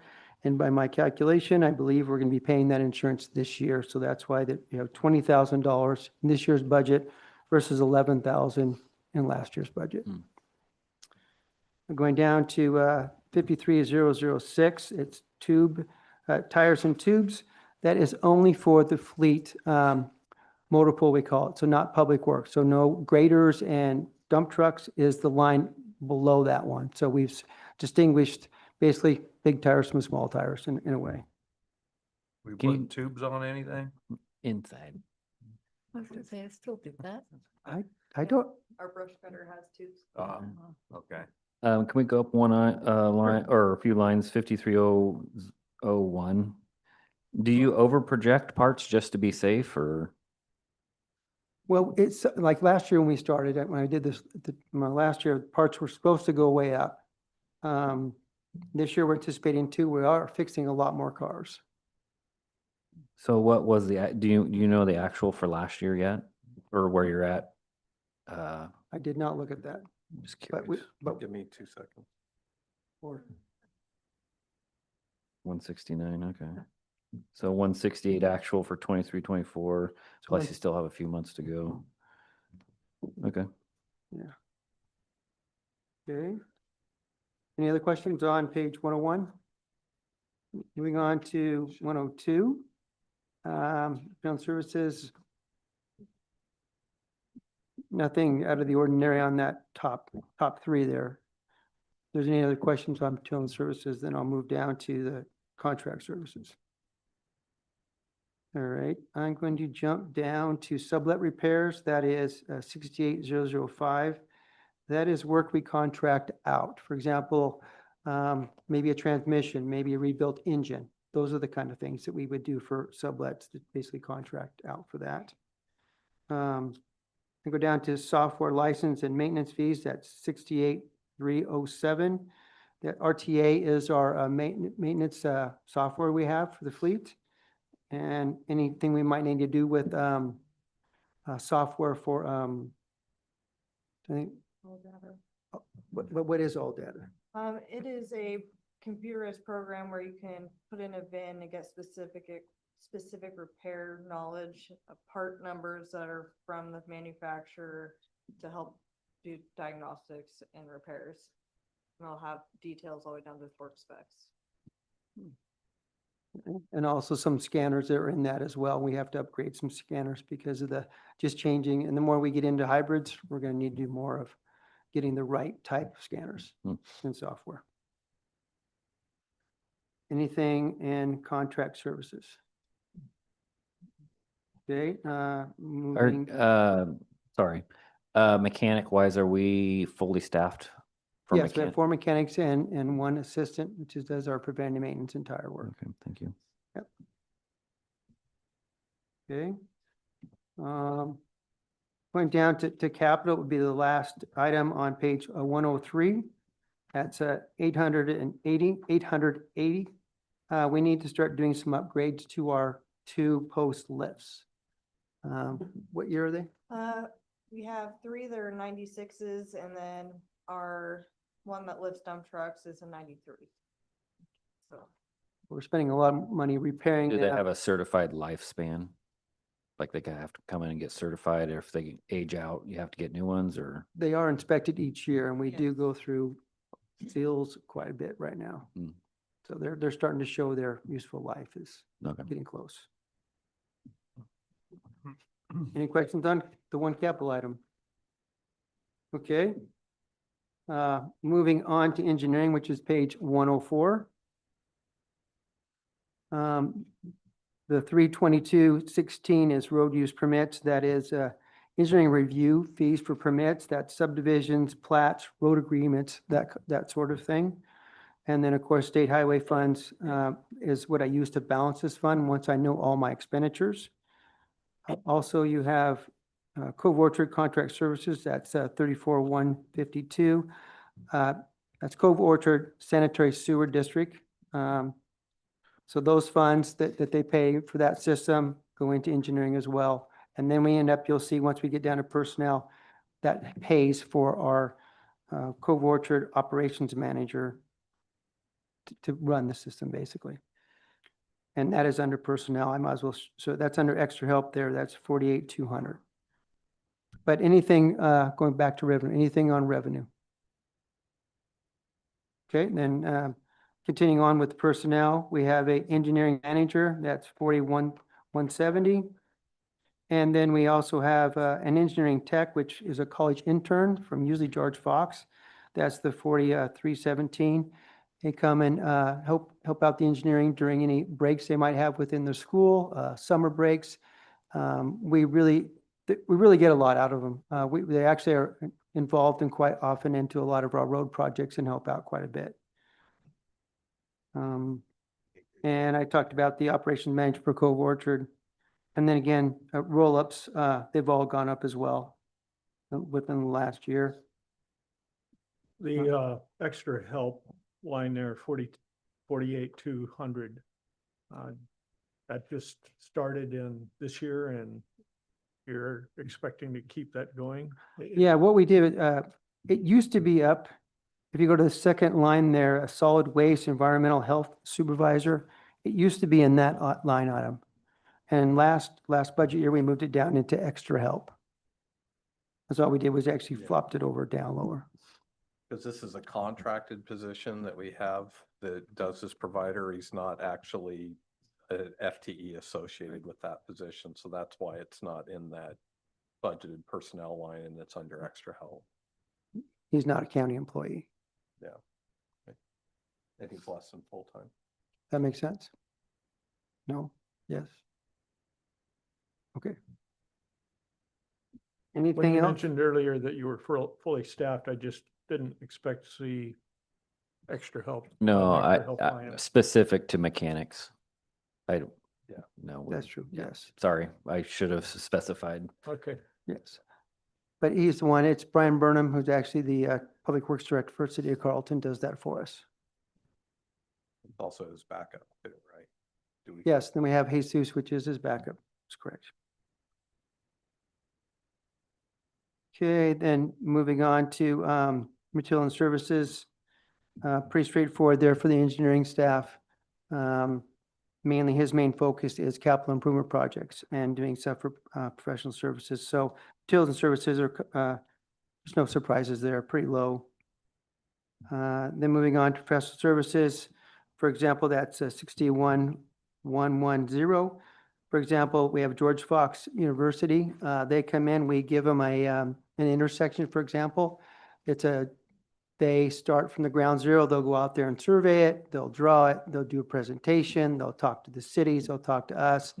And at the end, they come to the road advisory committee and actually do a presentation of 30% plans. And we have bridge inspection on that at 25K. Transportation engineering, we're getting more and more with that with some of our intersections. I'm trying to make them safer. Bridge engineering, and then some surveying as well for mainly our bridges, right of ways, that kind of stuff. Those bridge inspections, they get paid to ODOT. That's a ODOT inspector. There's some bridges we have to pay for and others that are actually paid for and inspected by ODOT. Anything over 25 feet, I thought it was. Yeah. Maybe it's 20. So that's really the bulk of professional services right there. Their stuff is pretty minimum, as you can tell. Any questions on professional services? Okay, moving on to page 106. This is transfers out. The only thing I can really point out is some price meter for motor pool. It's pretty much stayed steady. There's a possibility of us might need to get a different vehicle for him in the years coming ahead. And that's strictly for the engineering manager. Any question on engineering fund? Hearing none, we'll go to basically the meat and potatoes of this. This is actually at page 107. This is our road fund. So as you can tell by the beginning balance, maybe not, but that's 3101. Our beginning balance has been going down steady. That's because we've been doing projects. We've been replacing bridges. We've been doing asphalt work. We've been doing chip seal work. So that beginning bank has been going down just because we've been doing projects. The next one there is 32216 road use permits. That is right-of-way permits and driveway permits. Going down to state highway funds, that's the 33507. Maybe I should have said this before, but once I did say something about the bicycle, but once I get that gas tax revenue, I have to take 1% out for bicycle, and I also have to take a percentage out for the Habitat Conservation Fund. So take it right off the top, because I would imagine they don't want us to overspend, because we need those funds and the other funds, which I'll get to later on. Is that a state or a federal thing? That's a state, yeah. Well, Habitat could be somewhat of a federal, but yeah, I have a big old book on each. Endangered species, that was a federal. Yeah. So the answer to your question is yes. Anything on revenue for roads? Oh, I got some more. I'm sorry. I want to talk about 33516, the project reimbursement. This is money we get. It's called Surface Transportation Block Grant Funds. We get them each January. That is how we pay for our payment for the Newburgh bypass. I think we're scheduled out to 2060 now that they started phase 2A. So. Mark, a question about the Blue Sign revenue, 36213. Is that on a recurring charge to the existing signs? And are we working on getting any new ones or replacing those that are no longer appropriate? So you're talking about the blue signs, Commissioner? Blue sign. Okay, I didn't, yeah. So if you remember, I think it was a couple years ago, I came before you all and we lowered the fee because they were all pretty much full. The money that's coming in that is to replace a sign that might have sun damage or might get tagged or hit by a car. So we're keeping our inventory going to replace those signs. So we're not forecasting putting any new kiosk, if that's what your question Okay, was. and there's no interest or people getting a hold of you and saying they'd like to have the opportunity to, Oh, yes, we get that quite often. Yep. and you have to say no? No, actually, they call the state and the state actually says, okay, you can get your blue sign. Then they end up calling me and Bill Anderson and we get a sign put up for them. So, but you do have the capacity to do more. Yes. Okay. Yeah. We could even, if we needed to even add another kiosk, we could. Thank you. Let's see. We also have rent down there that 36204. That is the cell tower we have in the back corner of our lot. And then the very last one, you have 38013. That's transfer in for contract services. That's for any work that we're doing for the Habitat Conservation Plan. So they pay us, Habitat Fund pays us to do work to keep the butterflies and the lupin flourishing. Anything else in roads for revenue? All right, on to personnel. I do want to point out the director there, it's 40101. It says, 0.65 FTEs. I want to point out that 10% of me comes out of the fleet, engineering, HCP, and parks to make that a 1 FET. We're not reclassifying anybody. We're not hiring additional help than what you see before you and the managers. Want to go down to the crew. We have utility workers, that's 514. We have 2 of those.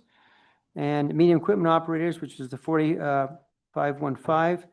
Last year, we had FTEs at 12. We haven't been able to fill that position, and we feel like we're pretty good at keeping at just 11. So that's why we have 11 medium equipment operations instead of 12 for this coming budget year.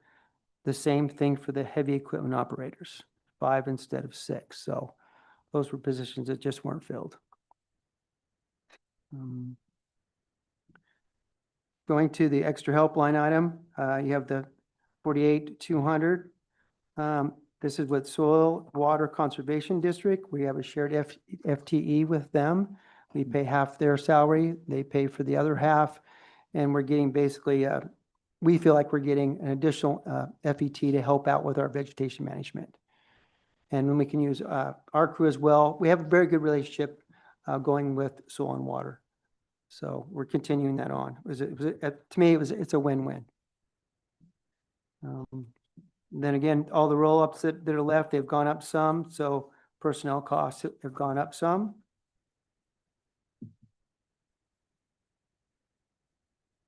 Any questions on personnel and roads? Yeah, I'm on. I've got a question about Yep. bikes. If we, have we passed over that already, or the was- bike fund? Oh, yeah, the bike fund's coming up. Okay, Yep. perfect. Okay, so down to material and services for roads. I go down to asphalt hot mix, that's 51,502. We are not paving as much as we used to. We contract a lot more out. So that's why the decrease of 100,000 from last year to this year. Going down, the next one is rock. We have 51503. We're being a lot more careful with our rock. We're trying to recycle our rock a lot more, meaning that once that rock gets pushed to the edge, we're trying to bring it back to the middle and then grade it back out. So there's a lot of rock we can basically reuse. So we're trying to keep our rock costs down. Bridge material, which is the 51505. We're doing a lot more bridge repairs ourselves. I think it's the crew enjoys getting out there. For example, Hendricks Bridge, just outside of Carlton.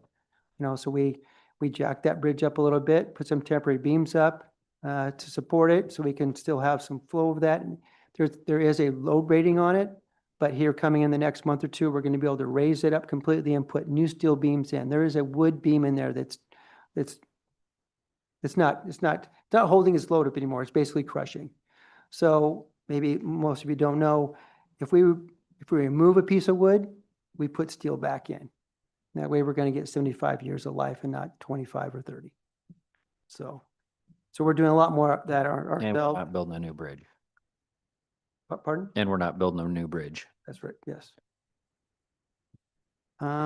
Vegetation control, that's 51,509. That's gone up a little because we're buying more products. We have a spray rig that we're able to actually do our own spraying instead of contract that out. Culverts, that's 53,002. That is just buying the pipes. That's not actually any labor work. I wanted to point that out. Any questions on page 109? Are people, can they still pay for dust abatement? Yes. Yeah, And you allow up to $500 towards that dust abatement. Okay. You allowing $500 from the customer? Yeah, so let's say I went out and I did 2 miles and it cost me $5,000. The county will give them a little bit of money back of only 500 if they can prove that it meets all the requirements, possibly maybe asthma, they're keeping down asthma, let's say. So they have to get something from their doctor to be able to get that. If they want beyond 500, they need to come before the board and ask for that. So I noticed there's a couple of areas that your team has picked up doing the services rather than contracting out. Are you actually keeping track of whether that's more efficient or whether it was cheaper to contract it out? So the crew, my crew does not do any dust abatement. We contract all that out. Oh, not dust abatement, Oh. but you had a couple other like vegetation control. Said you guys are doing that with your sprayer rather than contracting it out. Correct. Do you know that that's actually more cost effective? Yeah, we're saving, it was $40,000 to have a contract to do most of our roads throughout years. And they sold the business, another company picked that up and they raised the rates to almost 80,000. So, and by buying our own truck and having our own vegetation management somewhat division, they're able to apply that a lot faster and a lot smoother. In fact, there's less accidents because we're doing the work than the contractor. So, Miss spraying, not car accidents. Right. okay. Right. Yeah. So when they're applying the chemical, there's like maybe an organic farm that says no spray. Is that what you're talking about? Yeah, but there has been times that they might have gotten too close in years past, let's say to maybe a vineyard. Okay. So no spraying in vineyards past March 15th, pretty much. He kind of started sounding like an attorney there. We may or may not have. Jody trained me well. Could not have. No, I'm sorry, I thought you were talking about dust abatement, you were talking about spraying, so. Moving on, anything else on material and services? All right, on to page 110, under professional services, under roads. This would be basically survey work we might need to do or traffic engineering. That's what professional services is, that line on. Going down to contract services, which is 61102. We have things like flagging and striping. Striping's gone up quite a bit. As you can see, it's 425,000 there. We also work with Marion County to help stripe our roads as well. Sweeping, 30K, power wash, tree trimming, ditch cleaning, and the chem cans, and just garbage pickup as well. So that gets you up there real fast to the $515,000 for that. Contract hauling is next below that at 61102. That's where we actually contract haulers out to haul out gravel or haul out debris. And I think we have 6 of them. I need to be putting out a bid pretty quick here to get some bids in for them. That's rock as well as pups, big dump trucks. So they all give me bids and then we go with the lowest bidder on all of those. We're trying to get that down to, trying to fine tune that. As you can see, it's been bouncing back and forth, as you can see to the left there. So last year was a 325. We're anticipating maybe 225K for this year. I'm gonna go down to equipment rental. That's 65202. We are renting less and less equipment. And one of those things is because of like our skid steer. Our skid steer can have a plow, it has a grinder, it has a paving box. It's multiple use. So we're not having to go to the rental center and buy and rent just one special machinery. Any questions on professional services, roads? All right. Going down to other expenses, we, of course, some of you don't know, we do share a cost with Marion County for Wheatland Ferry. That's 7007. And then on the next page, 111, motor pool. We're not purchasing as many vehicles and equipment as we had in previous years. We do have a 115K coming out for a grader. That doesn't cover the cost of the grader, but that's helping us build up a reserve to buy a grader. A couple of crew trucks, a trench box, and a de-icer at 20K. Anything else on contract services? Sorry, not contract services, but transfer outs. Okay. Then going below there, I got 79,500 and 79,600. Those payments, that's what we pay out to the Newburgh bypass. So we get the money in from the Surface Transportation Fund from the state. We then turn around and give that right over to ODOT to pay for our loan for the Newburgh and Dundee bypass. Any questions there? All right. Contract services, I got 81102.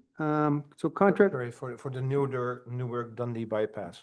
Yep. Is that going to be a fixed item for the next couple of years? I think we have up to 2060. I think we're obligated to pay that at the moment. 2060. Yes.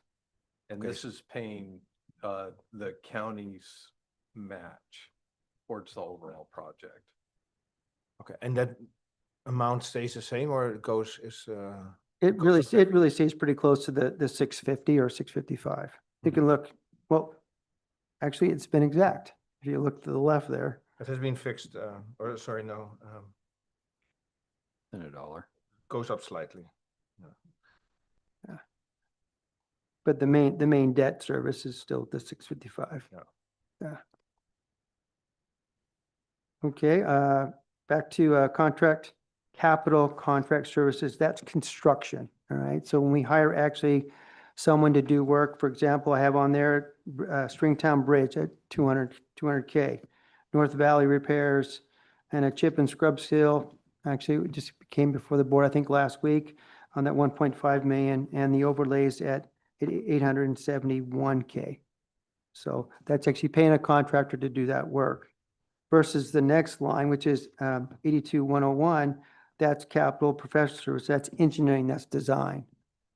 So we do have an engineer working a little bit, give us some plans and everything on Stringtown Bridge, as well as North Valley Construction Services. Those numbers are going to be going down, as you can see to the left. That's again because we have been doing projects, so our beginning balance is down. We can't do as many projects, but we're still doing as much as we can. And that is all the roads. Any questions on roads? Okay, switching over to page 113, that is our habitat conservation or our butterfly. I want to go down to the state highway funds, that's 33507. So within the HCP book that was, because of the butterfly and lupin, each 10 years, the price that needs to go into this fund changes. And so we're in years 11 to 20. So it's not as much as we had to do in the beginning years. I figure we've already kind of got our ducks in a row. We have people established, we have crew, we have vehicles ready. So cost should be going down. Cost was high to establish it first. And there is part of the ONC fund that comes out. That's 38,052 that helps pay a little bit back into the Habitat Conservation Fund. And that's the revenue in the Butterfly Fund. And the only personnel is myself and the parks manager at 10%. And with those two personnel, you have roll-ups. Anything on personnel? Okay. Go down to this kind of contract services. Each year we have to do a butterfly survey, and that's Dr. Hammond, and that's line item that's 69901. And we'll be doing our HCP butterfly tour, I think, May 28th, 29th. So hopefully the clouds won't be around and we actually can see a few more butterflies. We saw some last year. Did see some. And that's all I have for contract services. And the HCP fund. Any questions on HCP fund? Okay, moving on to page 116, which is the bicycle and footpath. Expensive. So you'll see that beginning balance is always growing. The reason being is that I found out that you can actually keep that 1% in basically a bank. And when you get to 10 years, you can do a project. So that's why down in the contingency there, I got 95,001. We're in year 6 of 10 building this up. It has to be a bike or footpath in the right of way. It can't be in a park, for example. So we have to think about what would be the best place for that. Planning will probably have to start out with another 2 years of where's the best spot for that. I've heard a lot of talk of Baker Creek Road because there's so many parks on that road, but there's so much that would have to go in to move all the power poles, the ditches, the roads. It might be way more than we would have in this fund. You have to have a plan at year 10 or you have to spend it by year 10? I actually don't know the complete answer to that. I thought it was planned, but now you said I better check it. Okay. Anything on the bicycle and footpath fund? You answered my question. Okay, all right. Now on to the motor pool vehicle, which is also categorized and thought of as a vehicle replacement fund. So, so the beginning balance, fuel island station, really, that's at the 3103. That's for the fuel island station, the pumps, the cover, anything like that. We would have to replace it in years coming up. You have insurance with that. That's the 10141. And then you also have a grader there. That's 30 and 168. That's how much is going to be put in to help establish a reserve fund for a new grader. I want to go down to 30, let's see, rentals, sale, and equipment. That's 36202. That is surplus items that I come before you and that you approve and that we sell on government.com, I think it is. Currently right now, there is $63,000 in that fund. Even though it goes into this fund, let's say it is a sheriff's vehicle, whatever sale that he gets, that goes into his project code fund. It's not just given into everybody to be able to use. It goes back into the department it came from. Does that make sense? Go down to 38011. It's a transfer in for vehicle maintenance. You see just there, but that's vehicle maintenance replacement. It just wasn't enough space, I think, in that line item for you guys to read that. So again, everybody's charged a dollar amount per mile. Then that's divided up to replacement, maintenance, the fuel island. They all pay into keeping this fund going and anything that needs to serve the fleet per mile. Why is it cut so drastically? Well, one thing is that Public Works used to be putting in $690,000 in there. This year, we're putting 250. That's why that reduction, as well as, Because you just like took your ball and went home? You weren't happy how they were, well, other departments were treating you or what? no, because we didn't have as much beginning balance. We had to make some educated decisions on where we're going to start saving some dollars to pay for our we need to keep our roads up. Yep. And we have been getting a lot of vehicles. We have, like I said, a lot of functional vehicles, so we don't need as many. Yeah. But also with that you pointed that out, I needed to take 115K out of that number, which is, so let me go back. So the 38001, that number really is 553,000, but I needed to take out 115 to put down to graders, the grader reserve, which is 38051. So because that is really replacement for vehicles countywide. Obviously, the grader is a specialty for just Public Works. And so you see in that, like I said, that line item 38051, that is our projected reserve for the grader. Any questions on any of that? It's each year I learn a little bit more and more about this fund with a lot of help also from Tara Williams. And of course, now that I have a solid fleet manager here, we're really working on this together. Maybe just for me, because I'm also new. Yep. So in the adopted budget for 24-25, the beginning balance was 3 million. And for this year, we're down to 1.2. So where was the money used for? Well, during that time, for example, it took almost 2 years to build a truck. So that I can't pay for the truck until it arrives.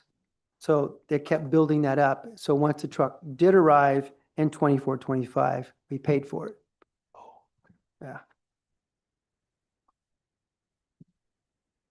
Anything else in the revenue? Okay. Then we'll go down to, I guess, it's materials and services. There's really nothing there. A couple of license, but really just prices for licensing. I want to go down below that, contract services. It's at 61010, collision property damage. That's outsourcing repairs. Let's say that I got in an accident and it was my fault. we would use that line item to pay for the repairs. That's why it's not a really big number. Any questions on contract services, right? Well, actually, I'm going to continue on the next page, which is 119. I do have a transfer out for motor pool, which is the 78005. That is actually the mechanics to outfit, let's say, a patrol car. They would use that line item. And down to, I think it's 8202, vehicle and equipment replacement. That's for the entire county. So that is the line item. So if the sheriff needs to buy a vehicle or HHS needs to buy a vehicle, that's where it would come out of. But within that, what you don't see behind all this is project codes for each department, so they know exactly how much money they have in their bank account for their vehicles.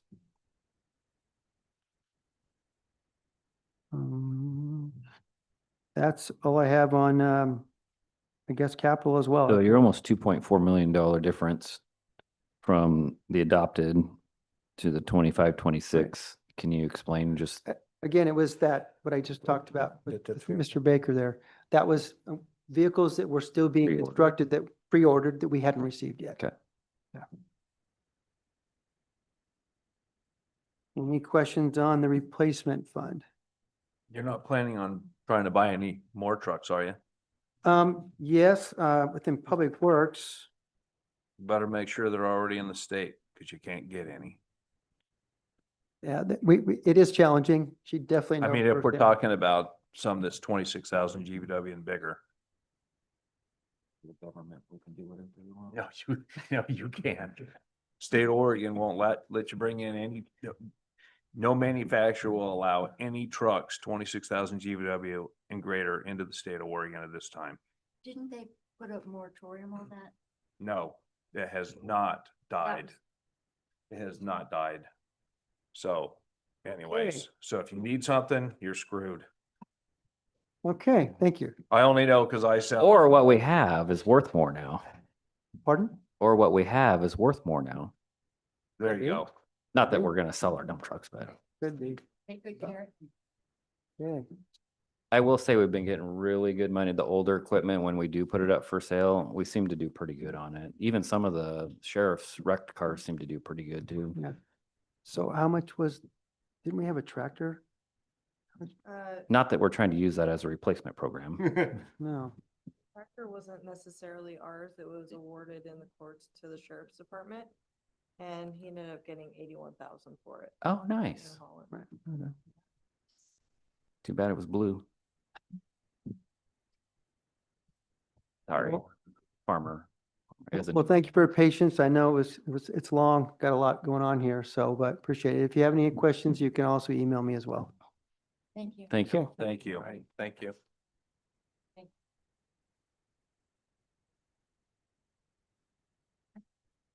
Just diesel, right? Yeah, but there's two. Nope, that's the wrong one. The first problem is something called CARB, okay? No manufacturer. Do you need a break?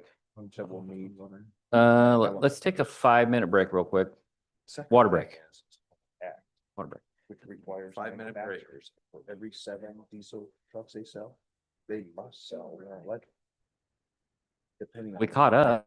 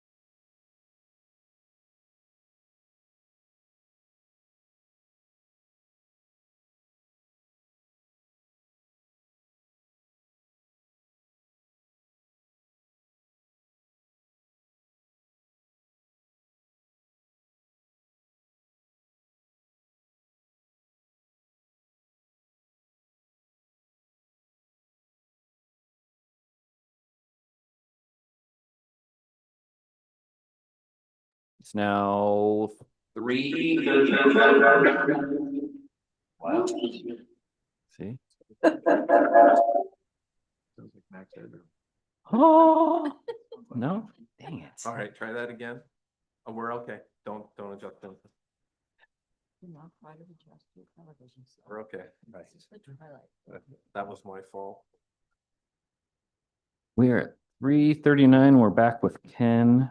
Still sounds like a little echo going there.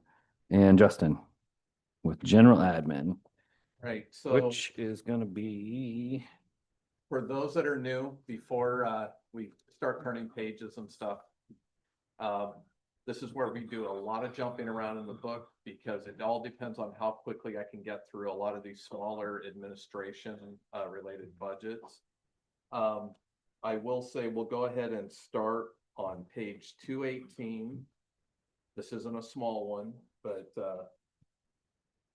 so there's going to be a little bit of jumping around because this is where I try to get us back on schedule.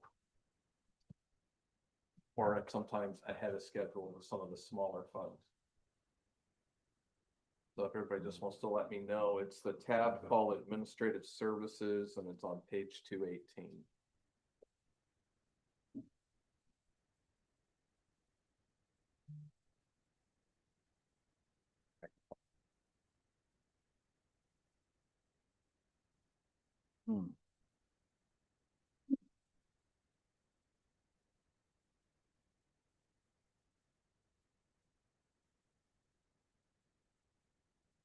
You ready? Ready. Okay, so on page 218, there's a narrative. On page 219 is where the actual budget. This is the administrative services portion of the budget. This is where you'll find my office, the finance department, human resources. It's our administrative fund. Oh, good. Oh yeah, I was gonna say also, yeah, the finance department, yeah. Just So- as Ken was saying. You want me to run with it or are you going to present it? It doesn't matter to me, whatever you'd like. I'll go ahead and run with it. Okay. If you want, when we get into personnel, I can break that down more if we need to. Cool. We didn't practice this ahead of time. that's all right. That's Let's see. So as far as the revenue section, pretty simple as far as the revenues go. It's comprised really the two primary revenues is general fund dollars, but like I said, it's not going to be reflected in the revenue lines. And what we charge to non-general fund departments, it's 38010. It's called transfer in for admin overhead. So we have a formula that we put together and we charge all non-general fund departments. You're going to see this in this budget. You're going to see this in the commissioner's budget. And that's really the administration fees essentially for those restricted funds that are coming in because again, all these departments are utilizing HR. We're doing their payroll. We're doing budget. We're doing Oracle. We're doing audits, all the above in some departments. So pretty straightforward when it comes to the revenues. Beginning balances, we're always watching. We have beginning balances. That's predominantly because of vacancy savings that we may have in positions. I do anticipate because we are filling positions. In fact, I think we have one vacant position right now. Otherwise, I think next year, I think we're going to be closer to 0 once we're fully staffed again. So we're trending down on our beginning balance here. As far as in personnel, you're going to see that we have FTEs and you'll see it in some of the other internal budgets that we have FTEs broken up across different funds, but I don't think there's any major changes to present in this budget. And just a couple minor ones. Like the executive office specialist, that was That's right. changed to the management analyst position. And you'll see half of that position reflected here in the line below, and the other half in the insurance reserve fund, which we'll get to eventually. Correct. That's an And- HR position. Yeah. That we're reclassifying, that originally was more clerical in nature, and now we found that this person is picking up a lot more technical things, and so we're doing a reclassification. The other thing I'll point out, office specialist too. This was the position that ran the mailroom and assisted HR with work such as filing. However, to address the needs in the HR department, we changed this to a full-time position, the senior office specialist in the next line down. Right. So it's in a small increase. Mhm. Overall, you're going to see a reduction in FTE in this fund, but a lot of that has to do more with how we have positions broken out in other funds. As a good example, the deputy county administrator, there's 1.3 positions, but that 1.3 is actually split up across multiple funds. Those are two people. One's a vacant position that we're in the process of filling, and then Justin's position is the other one. Justin's position is split up between this fund, capital reserve, insurance reserve, capital improvement. I think I hit them all. There might be. So, And then the other deputy. facilities maintenance, that was the other one. Facilities maintenance.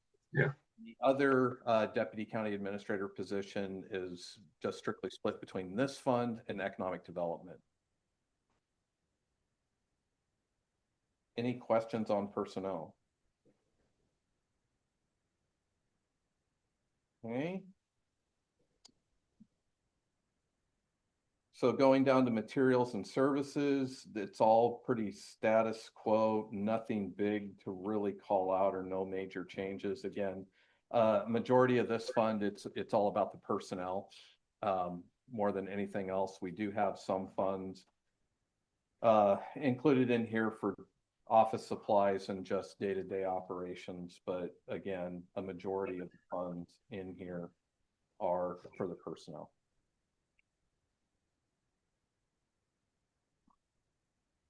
And I think that's all. And there's no questions on administrative services.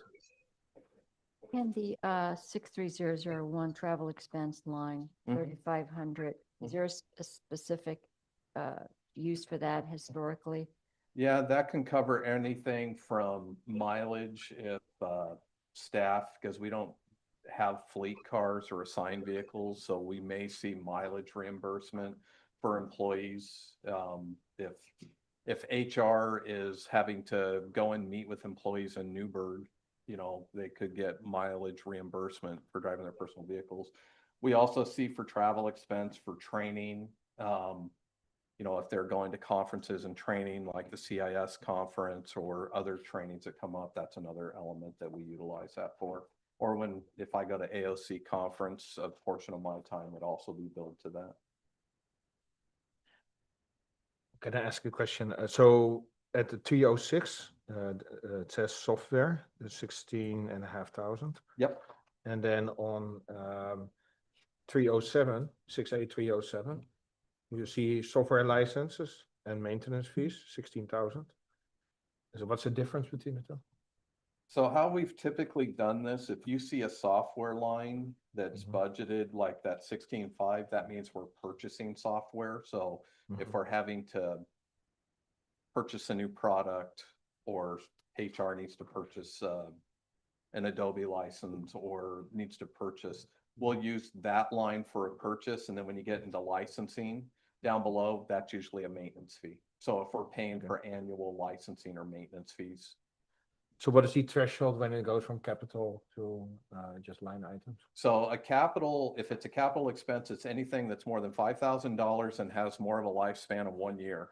You know, so when we budget for those capital expenditures, we might budget for it here, but if we have a piece of software that is a $10,000 NeoGov, or I'm trying to think of some of the other examples, if we were to go out and purchase a $10,000 piece of software, we may have it budgeted here, but we would record the actual expense in an 80,000 line, which is a capital line. So this could be multiple things that we're purchasing under here, and it's just to keep the appropriation authority.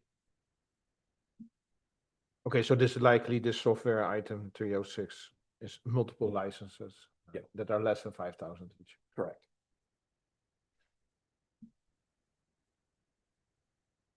Okay. Just to make sure that you didn't double it up by accident. No, no. So any questions? Okay, so then the next one we'll jump to is on page 223. We'll just keep going in order here. So page 223 is general fund transfers. And what you're going to see here is the discretionary allocation and any funds that we transfer from Fund 110 to one of the non-general fund departments. So here you're going to see a transfer out to HHS is one line item transfer. Then you have the transfer to capital projects. That's going to Fund 440. That's both paying for maintenance, also capital reserve, capital projects. There's a portion that goes into that. In fact, that number went up. You see it going from just over $1 million to 1.9. That includes an $800,000 general fund allocation for paying for the new building. And then community justice, you'll see the $250,000, and you'll learn more about that tomorrow when Jessica presents, but that $250,000 is a payment that goes to community corrections for misdemeanor supervision. So it's a long story. Jessica will explain it more, but most of her funds are for felony supervision. And the county many years ago, when it reached kind of a breaking point, because there's no funding that comes in for misdemeanor probation that may be supervised, but recognizing that there's some DV, domestic violence, or some violent crimes that maybe they're just misdemeanor, but we want to make sure that they're being supervised by parole and probation. That's what this $250,000 is being transferred to pay for FTEs to do that misdemeanor supervision. Otherwise, they're not paid for supervising misdemeanors, and so then that means they would only supervise felonies. And you'll hear more about it from Jessica tomorrow. But that's the transfer outs and to non-general fund departments. Any questions on that? So these numbers are based on the existing budgets that we haven't voted on yet. But, one more correct. time. Okay, so the numbers that we see here, Yeah. that is based on the proposed budgets. Yes, the numbers that are there are part of the spreadsheet that I mentioned in between the break, and I'll make a copy so you can see this, because it's really hard to read in the budget instructions. But this is a discretionary allocation table that the board approved to kick off the budget process. And so these discretionary allocation numbers that are in this transfer line is what was approved on this table. Yep.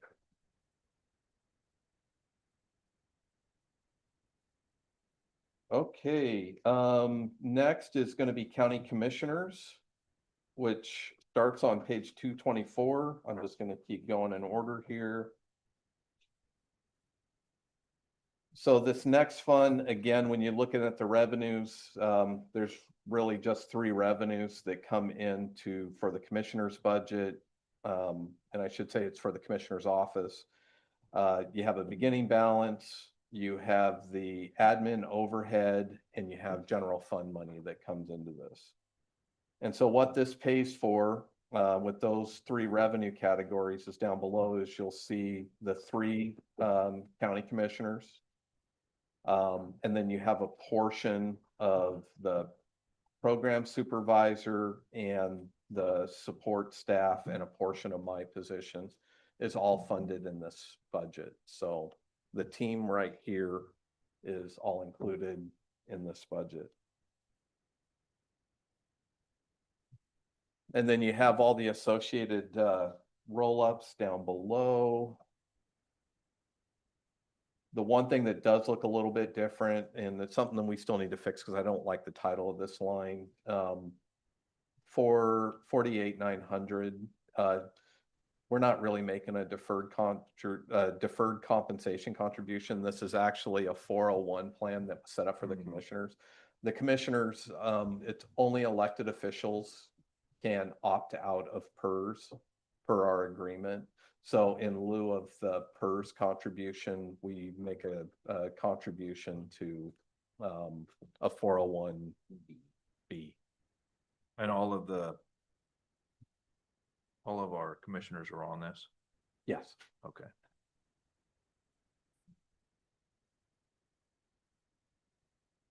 And then getting down, if there's no questions, and then we get down into central supplies, you can see that we just, it's very status quo. We try to have funds available if there's software that we need or licensing that we need to pay. Because keep in mind, if we buy a license that's for the whole office or supplies for the whole office, if Carolina does a Staples order, for example, and it's supplies for the entire office, we charge to all the various departments under that roof to make sure that we're spreading those costs, across and equally, as far as we look at the FTEs and everything else. But again, things like copier paper is something that we split up across the various divisions. So we do have funds budgeted there.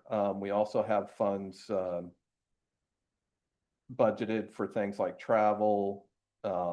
There's the commissioner discretionary, which at some point, I think the board's going to want to talk about that. I just plugged in a status quo. That's just a placeholder. So when the board wants to talk about that, or if we need to increase that amount, I'm all ears.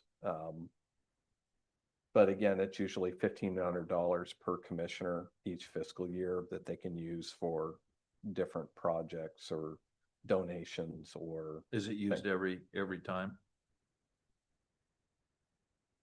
Yeah. Not all that, it depends on the commissioner. There's been some commissioners that haven't spent it for a number of time. And so it varies commissioner by commissioner. I'd have to look because I know we spent we spent more than the 4,500 last year. Oh, we did. Yeah, but the board can do that. Okay. Well, that was because, Clarify that. yeah, please clarify that. Yeah, well, it was building up over the years, so we're still allocated $1,500 per commissioner per year. Yeah. We let it build up so we can actually do something, or at least in my eyes, do something worthwhile. Use it for the dog stuff. No, Well, we have, I would never spend money on dogs. oh, that's not true. That's, Well- no, a commissioner in the past has used it for, Homeward Bound, Homeward Bound. $5,000. I said I would never spend money. Right. Well, you could be convinced to do that, but this we is why I told you didn't want to explain you this. just wanted to think Like I'm staying out, this is a family. I feud. just wanted it to be clarified that it's Yeah. not, I it understand. stacks up, I but got it's 1,500 a year per commissioner. It's I not got like, it. Ken, give us 10 grand this year because we want to go do what, no. No, it it's makes sense. $1,500. So But what the we- board could do that if you want. Today is it Not only, or today is at $4,500. That's what we've got in this, or is that what we're allocating for next? year? It's just what I put in as a line item holder. Okay. This doesn't, in the past, Yeah. I haven't built this line up because really, if you underspend this line, where it's going to be reflected is up in the revenue lines. It's going to be included in that beginning fund balance. Okay. And that's where it is. And historically, I think we need to, at some point, we'll probably need to Right. write a policy and then give me more clear direction on what I'm building into this line. But right now, it's just a placeholder for discussion. But you're correct. I'd have to go back and do an audit. And I'd have to figure out what that starting point is on when it's been spent, when it hasn't been spent, and doing accounting on that.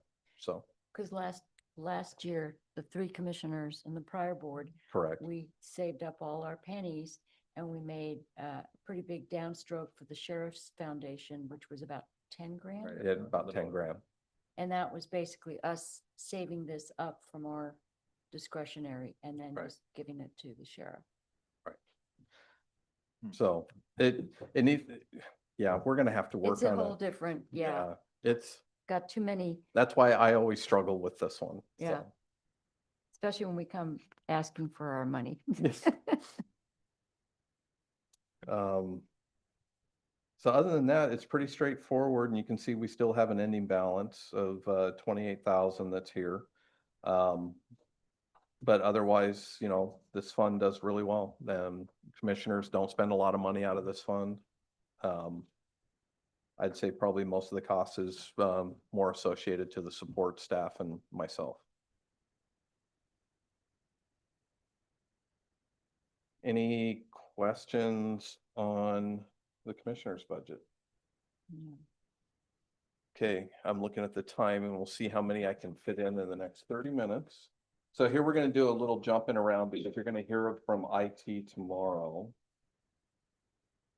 So why don't we go to page 283? And you'll see a tab. I have no idea what color it is, or if they're all colored. They're all different. Okay, good. Way to mess with me even more. The blue one, Ken. It's the purple. It's the green. Yeah, so on page 283, you'll see a tab that's marked discretionary. It's right behind there's a manila that's internal services.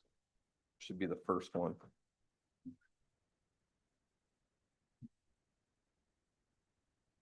Are we ready? Yep. Yep. Okay, this is the one which I constantly refer to as 1002, because that's our old coding, because that's easier to say than 110, 101, 0002. 1002 just rolled off the tongue a lot easier back then. So this is the discretionary revenues.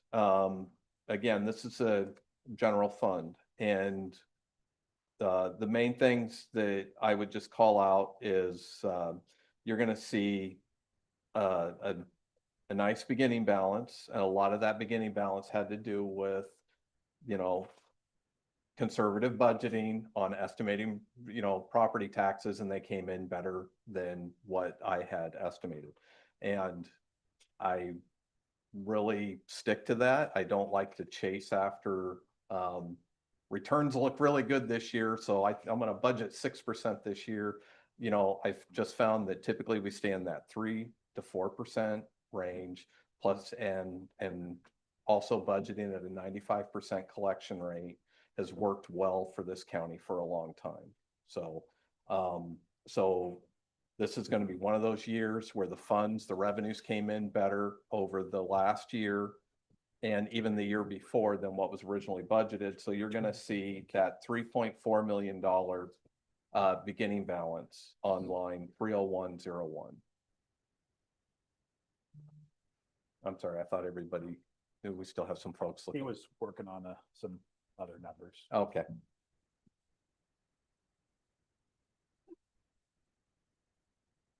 And then when you get down to 31101, you see the 29,625,795. Again, that's working with the clerk and using the same formula I just mentioned, doing a projection of what property taxes are going to look like for next year.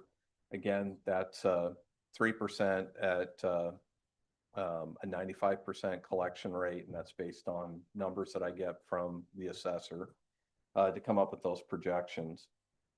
And then down below, you're going to see like I mentioned during my presentation, all of the sin tax, you know, for lack of a better term, the cigarettes, tobacco, and then we have the pool and bond interest earnings that all comes in the general fund.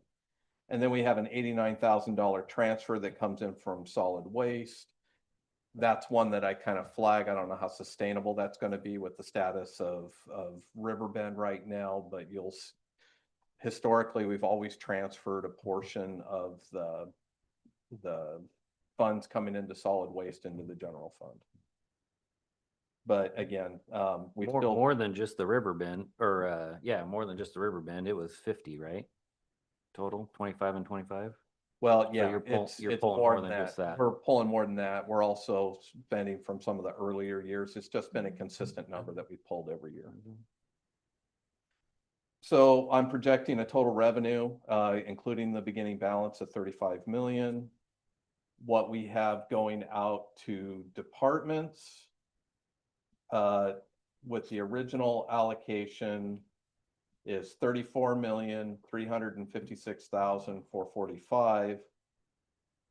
And so that's why you're going to see I have a reserve for the future of 1.2 million, 1,287,311 plus $200,000 in an expense line that we treat as a operational contingency. So of that 35 million, all but 1.4 million is transferred out to departments. So there's no historical data on this. But I want to remember that 2 years ago, we were hovering right around 1 million or just got under it. Yeah, see, ending fund balance doesn't show up as an actual. But you'll see last year after we did a lot of add back requests, we were left with 1.1 million. I think once you spend some time on this board, you're going to hear from me every single time. I get really nervous if that reserve for the future line is getting down around that $1 million mark. You're not going to see a lot of, we have reserves and other funds, but most of those funds are restricted funds and you can't just use it for a general operating reserve. I also, when I build the number and put together the projections, I also look out 5 years into the future and see what that impact's going to be if we don't have that reserve. Right now, probably the lowest I'd be able to go and feel comfortable is just over $1 million. So that's going to be one of the hard parts is you're going to hear some add back requests this week. That's going to require some discussions because I think we have $780 some thousand worth of add back requests from 2 departments. And as you can see, we just can't spend that right out of the gate because I got 1.2 million. We need to start treating this too as an item that needs an add back also, because it just, we've rode this too many years at that $1 million level. And for the size of budget that we have, that's just, right. We're riding the line. What would be your recommendation? Yeah, well, that's what I was going to ask Ken. You know, if you go back 6 years, 7 years, what was our ending fund? Well, you can actually see it. I mean, were you at $2 million at one time? Here's the easy way that you can kind of see it. When you're looking at this budget report, like if you're curious, it doesn't go all the way back. But if you look at 23, 24, and if you look at the fund balance reserve, that's where you can tell where we landed as an ending fund balance at that time. So at 22 and 23, just not that long ago, you were at 2.1 as a reserve. And then 1.6. Yeah. And then. So to answer your question, over 2 million. That's where you'd like to be. Yeah. Yeah. I don't think you're going to get there in 1 year, but I think we need to start looking at that as one of the priorities to get that back away from that $1 million. When you guys are working on these budgets, are you guys saying, well, we know that we're going to get an increase in taxes of say 3% every year. Let's just go ahead and spend the 3%. No, good, because no. Okay.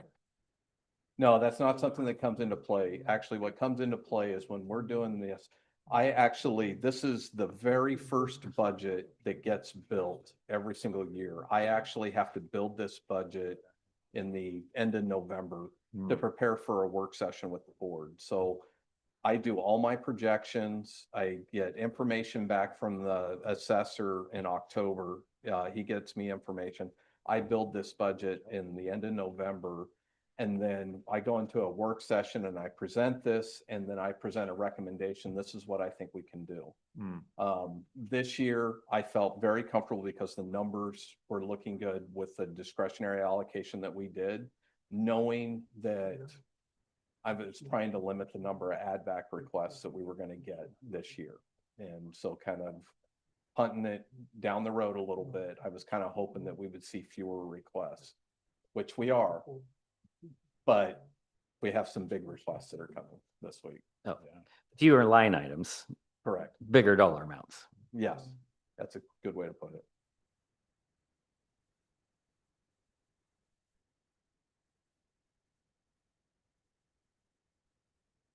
Any questions on discretionary? But again, this is where you can see how we balance all of 110 for the first time looking at the budget, because you're going to see that our total revenue was 35 million. But there's actually only $1.4 million of expense here. And that's because the remaining 34 million is balanced with the rest of the budgets in Fund 110.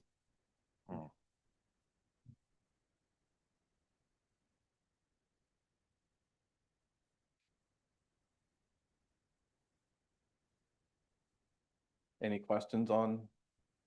Ready for me to move on to the next one? Next. All right, next one, next page, 285, which is non-departmental. So non-departmental general fund.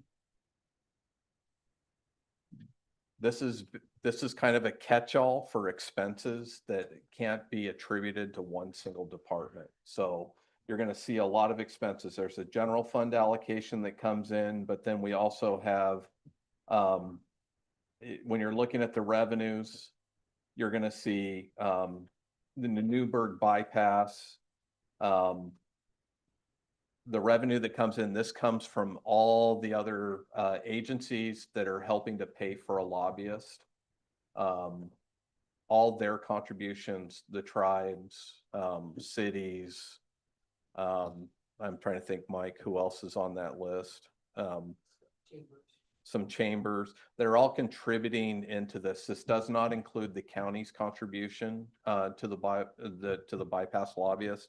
That comes out of economic development. So basically all the parties have come together. We collect the funds and we pay for the lobbyist out of this fund. So you'll see a revenue line, that 95,400. That's all the, for lack of a better term, donations that we get from all the various agencies. And then when you get down into professional services, down in the expense line, 61001 is where that money goes out the door to pay for the lobbyist.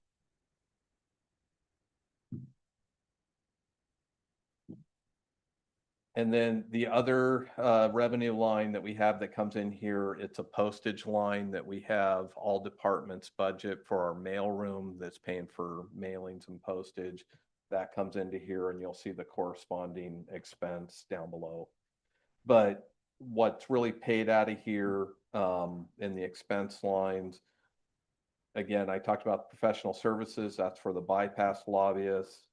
The audit, the 15,000, that covers all the 110 departments, their share of the audit expense.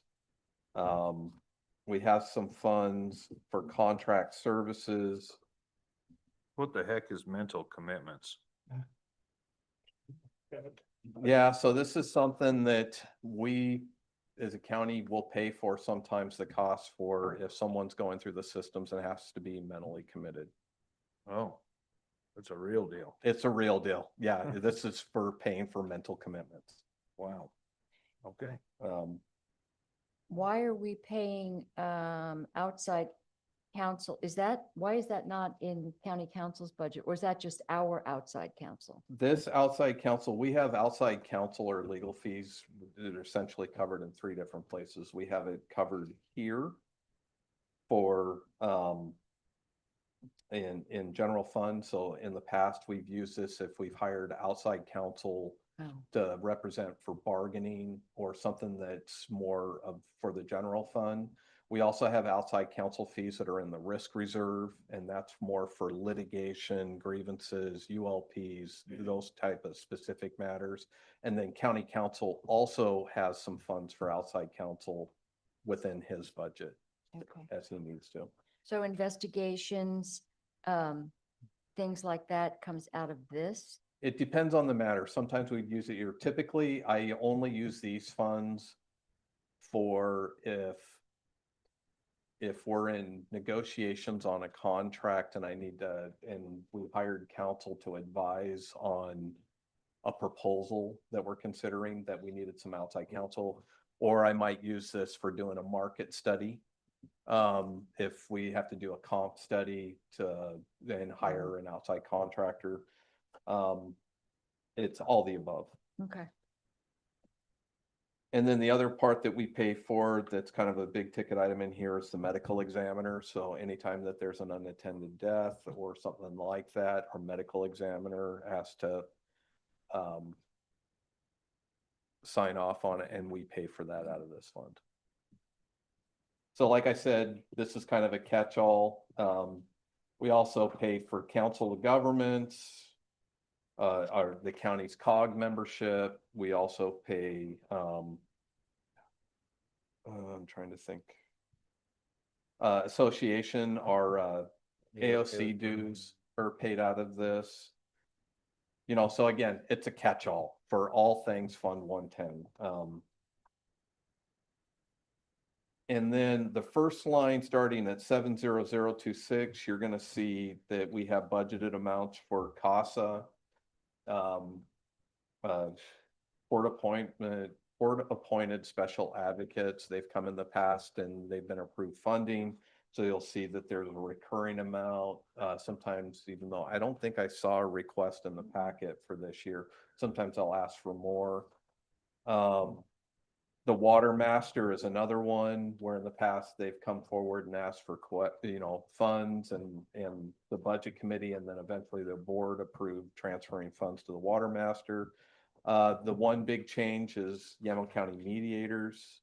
They're no longer doing that. Another organization has stepped in, and we didn't receive a request, and we actually didn't get we didn't spend any of the funds this year either. That organization went away, and we never got a request for the funding. So, so when you're tonight, we'll see if we have anyone. A lot of times on Monday night is when we would start seeing different organizations coming in, making funding requests as part of that hearing. And if let's just say an organization, a nonprofit came in and made a request, and you're saying, yes, we'd like to get $5,000. Where is it going to come from? We want to give discretionary. I would budget for that coming straight out of this fund. And then the biggest lines in this whole thing, of course, is down in the 780, the transfer out for property insurance and liability. Again, non-general fund departments, they have a separate transfer, but for departments in 110, this fund pays for what we transfer over to pay for our liability insurance, into our liability reserve, to pay for counsel, to cover deductibles, all of that, and our property insurance comes out of here.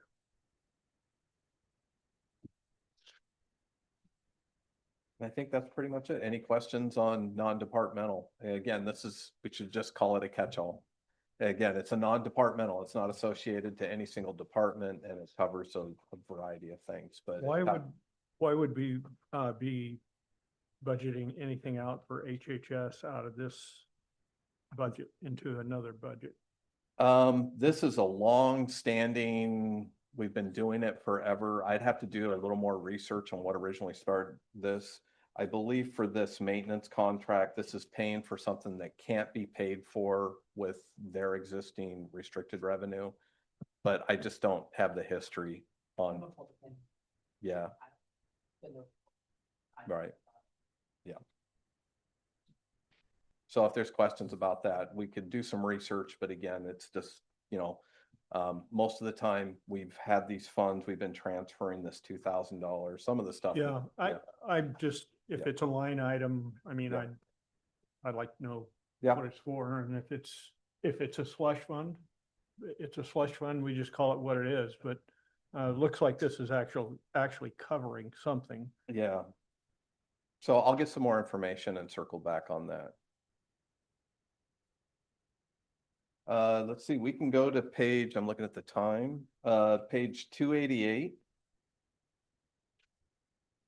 just kind of continuing moving along. This is landfill license agreement. So the actual budget report's on page 289. This and O&C reserve, the next one I'm going to talk about, these are two funds that are discretionary. It's monies that have been collected over the years. And in this one in particular, landfill license agreement, when Riverbend landfill was running and accepting and we were collecting revenues from that, a portion of those revenues came into the landfill license reserve.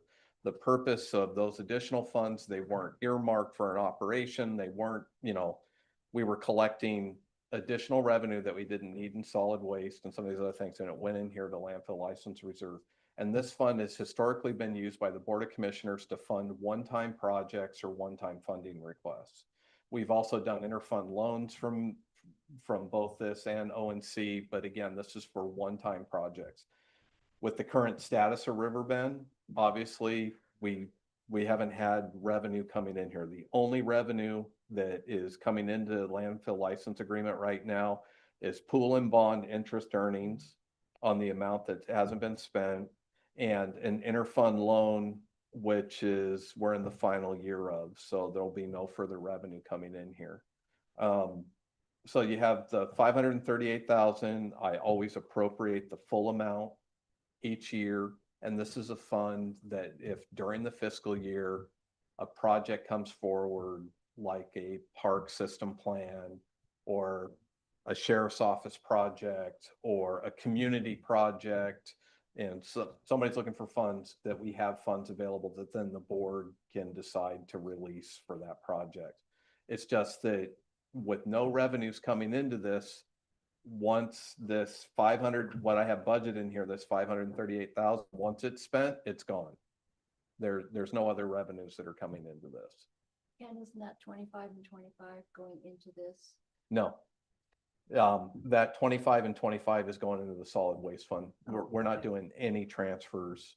Ken and I talked about this. We stopped doing transfers into this from solid waste fund 5-6 years ago. Okay. Because I mean, the revenues, if you look at the franchise fees and the collection fees that we were getting into solid waste and in here, we had a lot of money coming in. $1 billion. Yeah. Tipping. Correct. And so a portion of those tipping fees used to get transferred automatically into this. This is all it's left and there's no revenues coming in. So that's why we've been really deliberate. And I know the boards, both current and in the past, have been very deliberate about the types of projects that we spend these funds on. But it's great for one-time projects.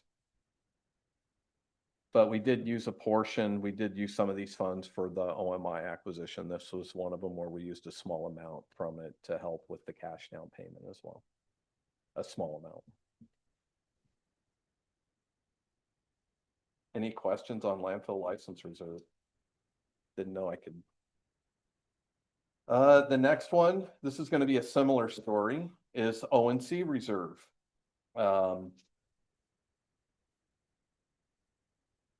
This is one of them that you're going to see. It's tied to timber, and we never know. It's really up to what the feds are going to approve from year to year. We have been coming in right around that $100,000 amount, and I think that's what we're anticipating coming in this year. Maybe it's a little more than that. 183.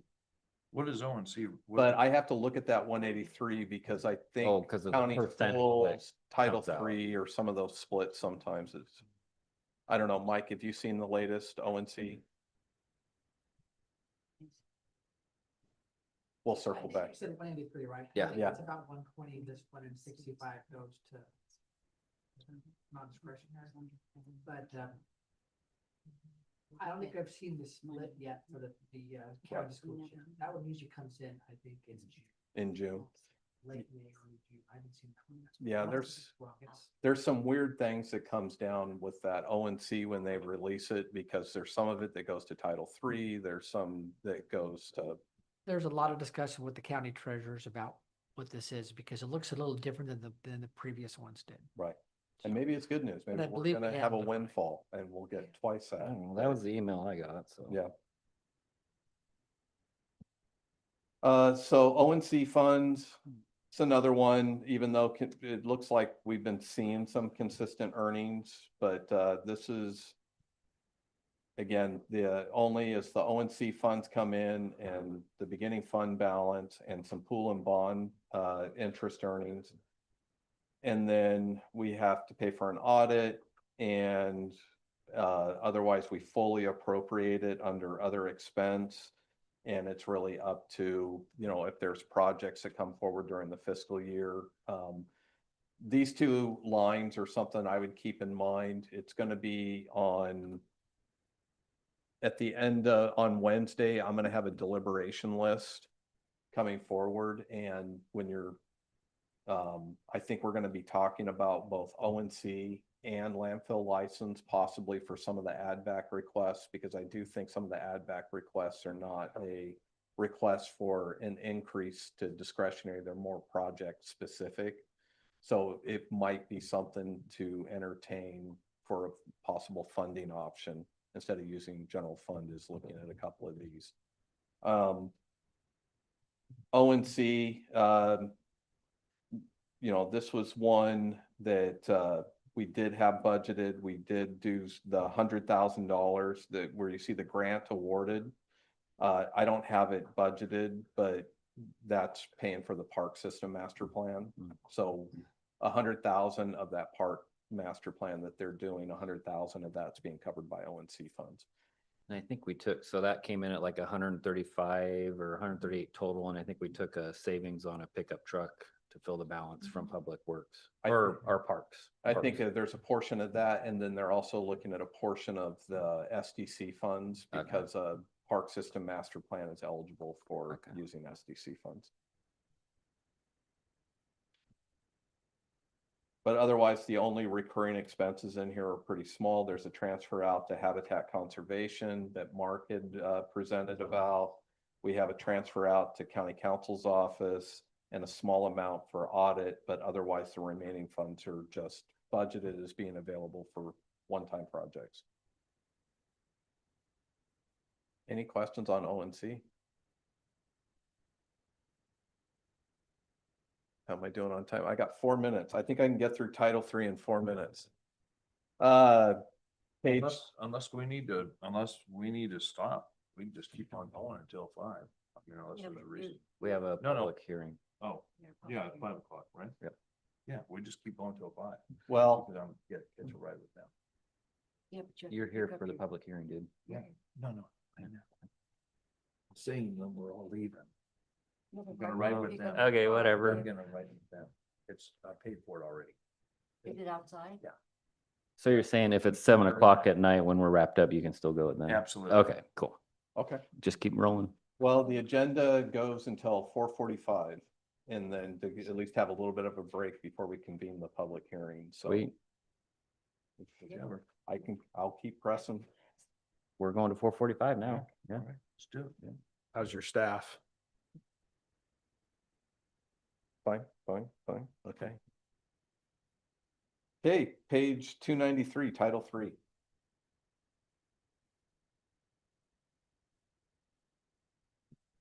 So for this one, you're gonna see that we have a smaller beginning balance.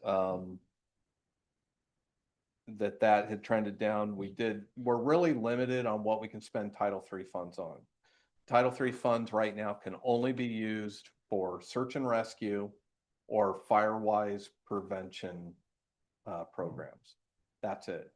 A lot of times we try to protect this fund. So in case if the sheriff ever has and it has to be for search and rescue on federal lands, that's an important caveat. So we've historically tried to be very deliberate on how much we spend out of this account, because this would be something that if there's ever a search out on federal lands, we could reimburse the sheriff for those costs out of this budget.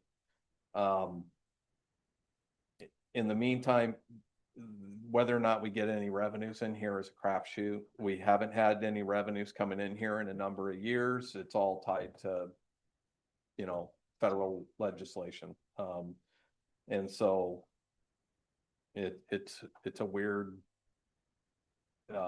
thing that we navigate. So we used to have a pretty robust Title III fund many years ago, but right now we just try to maintain a small amount. We have some projected earnings just in case we get it, but of course we can't spend more than what we've actually received in here. So that 70,000 is a not to exceed, but really it's closer to 50,000 that's available, because I can't really count on that 20,000 that's coming in from each one, but we budget for it anyways, just in case we get it, and we could make use of the funds. Did we award a project through this, that this 10 grand through ONC came in? We bought an RTV? ATV. Yeah, that's right. Okay. We did a Firewise project, 10,000. So it's a Yes, a federal couple forest years then ago. probably. Well, no, this one was all last year. You got 10 from ONC, which was the RTV. And then we paid for an ATV for search and rescue. Oh, okay. That was this fiscal year, so it's not reflected, but out of that 96,000 that was budgeted there, yeah, we did spend, it was like 40,000 just for a sheriff's office side by side for doing search and rescue. And in order for us to spend these funds, it's a whole process. We have to notice it. I have to contact the Bureau of Land Management. We have to do a public hearing, all that before we can actually spend it on something. So. But it has to be federal. Yeah, there is a connection. A Firewise program doesn't necessarily have to be federal, but for search and rescue operations, whatever we're buying it for, the intent is for search and rescue operations on federal land. Okay. Oh, this will be another quick one. Page 294, American Rescue Plan Act, ARPA, which in years past, this always took a lot longer for us to get through. But at this point, we are down to $50,000. there's $50,000, and that's already been obligated to the clerk's office for a software project. The clerk notified me she wasn't going to be able to get that done this fiscal year. So that 50,000, I have it here in the beginning fund balance, and I'm transferring it to the clerk so she can spend it on the project during FY26. So you'll see that it's a transfer out to Fund 110, and you'll see it as a line item in her budget when she presents tomorrow. And then otherwise that closes out. Do you have to run the Campfire 102 through this? I'm going to do it through this fiscal year. Okay. But it's in here somewhere. It Or does it wouldn't be in here has because to this come is back in? FY26. So we're going to get the funds and re-release it to George Fox as part of the agreement during FY25, not 26. As long as I can get it done before June 30th. I was gonna say. Otherwise, worst case scenario, there are small budget adjustments that I can make. If it looks like we're not going to get the check out to George Fox before June 30, I'll come to the board during the budget hearing and make that slight modification, which is 104,000. 102,000. Thank you. And then we can delete this from our memory. Well, no, we'll see it for at least 3 more years in here until the actuals come off the books. But yeah, that's the last of the 21 million that we received. Page 296, opioid settlement fund. I had a question if the Target and Costco made it into this yet. No. Okay. It did not. And So Ken, why wouldn't this fund not be under HHS? that was a decision when we built this budget, to have it as an independent fund. They have the personnel, they have the expertise. These funds are limited. They have limitations, but it doesn't necessarily limit it to HHS functions, even though that's what the board is targeting as far as some Sure. major capital investments with this. But we haven't, the discussions that we've had in the past, and I'm gonna look to the board to correct me, but is looking at like Detox, sobering. like large investments, not necessarily being for operational type costs. So looking at Give me an making some example. major, a detox center would be a good one. Making a capital investment into a facility because there's a But gap. wouldn't HHS run that? Well, They a would third run it, party but not- probably, kind of. We didn't make the assumption that this was going to HHS to run a program. We knew we wanted to do something, but we hadn't zeroed in on, we didn't want to obligate it to HHS in case we decided to do this through another, let's say Provoke and Hope, or let's say another independent, a contract with a contractor. So we just, we always had it in the back of our mind that they were obviously maybe the best suited, but we didn't want to say, okay, HHS, this money's yours.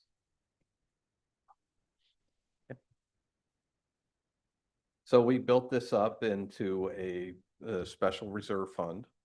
The hard part that we run into is predicting the revenues on this one, because there was a lot of attorneys at the table, no accountants. So for us to kind of decipher, we've got all these different settlements that have been coming in with different organizations. They're all paying at different schedules, different rates. Some of them are 15 years, some are a one-time payment, some, and we're talking about a lot of different providers that are coming in. Some that are being split and shared with state and cities, some that are only being split across 9 counties like the Target and Costco. So it's kind of all over the map, and this is really hard to project and build a budget for. But to date, we haven't, outside of some paying the required outside legal counsel charges, and paying for, even though we didn't budget, I think we did pay for audit this year a little bit. Otherwise, we haven't really spent funds out of this, and discussions and planning are being had right now about various options. And so we have the full amount, what's appropriated here. That's a very conservative estimate on the revenue, but then like we just approved last week, there was a new settlement that came in. 240, 230 or 240 grand. So that number's not reflected in here. Because I built this budget back in January. Could these dollars be used for like drug enforcement for the police? No. It's really for prevention and treatment. Okay. But it can be used for non-profit organizations. Could. It could, it depends on the scope of work. It depends on the work that is done, as long as because it's all, there's strings attached to how these funds are being used, and it really has to be tied directly to prevention or treatment for opioid. And only opioids, not even like we couldn't use it. Rather not marijuana Right. or alcohol? Right, we couldn't use it for a drunk driver campaign, as an example. I'm picking an easy one. We couldn't use these funds to fund a stop drunk driving campaign. It really has to be for treatment and prevention for opioid addictions. Because the money came from a settlement, about the fact that they were overprescribing like Oxycontin or opioids, and that's why they're paying. But like fighting homelessness, because that's very related to opioid abuse. You could treat Treatment. the opioid addiction that might be there, or do prevention for the opioid addiction, but not in general for homeless. Okay. I'm just saying because there's now $1.5 million in that fund. Right. And at some point you have to use it. Well, and yes, we do.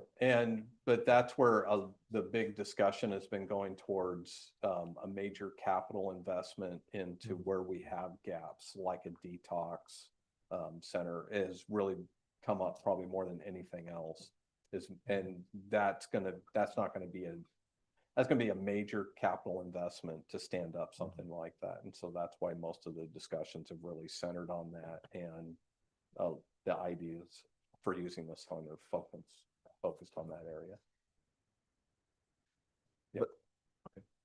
Now, it's still, so would you prefer almost like advertising this, like, hey, somebody comes up with proposals, or do we at the end want to give it to HHS? What we've been doing is talking about what we could do with it.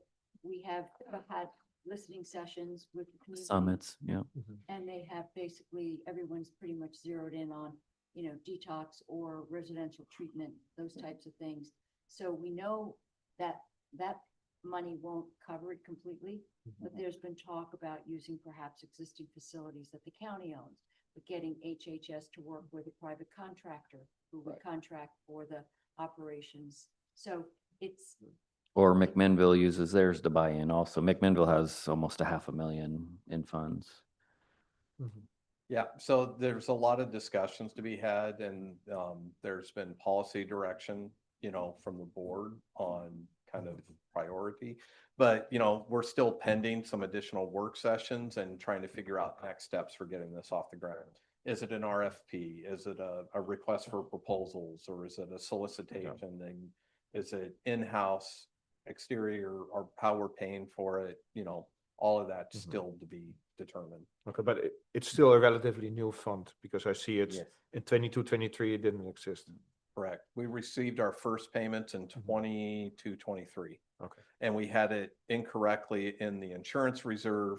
And so we did a transfer and moved all the funds into this because I thought some of the payments that we're getting, we're looking at 5 or 15 years of revenue for some of these coming in. That was my question, is how long They're is all, this trail? that's the hard part, is it varies by settlement by settlement. The longest ones I can think of was 15 years.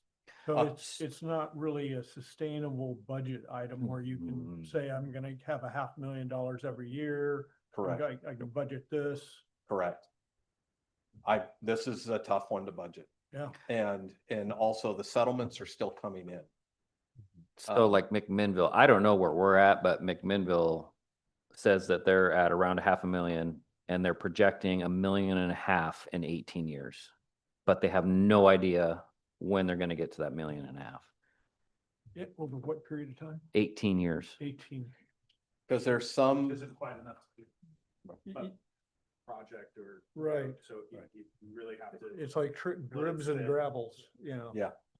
So it's one that it's really hard to predict the revenue, because even some of them that are on 15-year plans are paying more than what that is. So they could have it paid back in 10 years. Right. You know, it's just all over. Yeah, I've got schedules because I'm doing the reporting on it. Right. Which basically means we're not spending anything yet, but I think it's around, I thought 3.5, 4 million was what, way back when we first started this, what our allocation was going to be. But it, like he said, it's staggered, it's all over the place. Some people might have a 10-year, but they're going to pay it all now. And some people are playing in the dribs and So drabs. we are tracking it then, I guess. Yeah. Oh, okay. Oh, yeah. Yeah, Can Mike has you- to do reports. Can you send me a report that's like Yeah, I think specific it to was that? recently. Okay, cool. Because we have to report on all the expenditures. Okay. Anytime we spend this, we have to report it back. Okay. Because again, there's a lot of lawyers involved with this. A lot. Yeah, I'd love to wrap my head around the time frame of when it's coming in.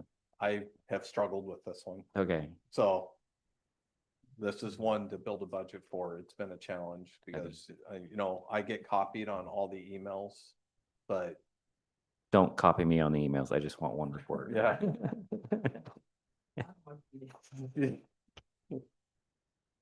Let's see, how much time do we have? 3 minutes.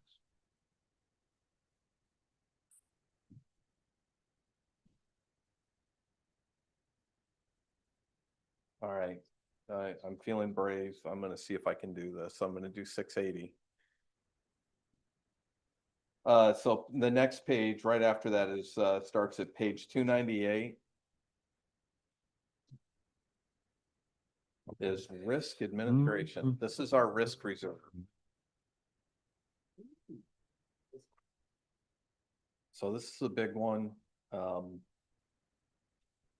So the first one on starting on page 300. So this is going to be multiple divisions. This Fund 680 is the county's risk reserve pool. It's where we pay for our liability insurance. our workers' comp insurance, property insurance. We have a retirement reserve. So the first one I'm going to start with is on page 300 is our risk administration. So we do have specific positions, and what you're going to find and in this one is for managing. This is the staff that does our risk management for the county. So you have our HR director, who is the personnel officer, risk manager. You have our deputy county administrator, which is Justin's position. He handles renewals. You have management analyst. Yeah, this is where you're going to see the other half of those FTEs that were budgeted for in admin services. Right.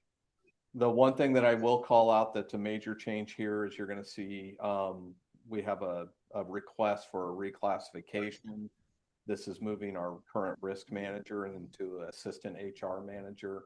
We find that our Patricia gets overwhelmed, and much in the same way how finance is organized with Mike and Tara, we do see some value in having an assistant HR manager.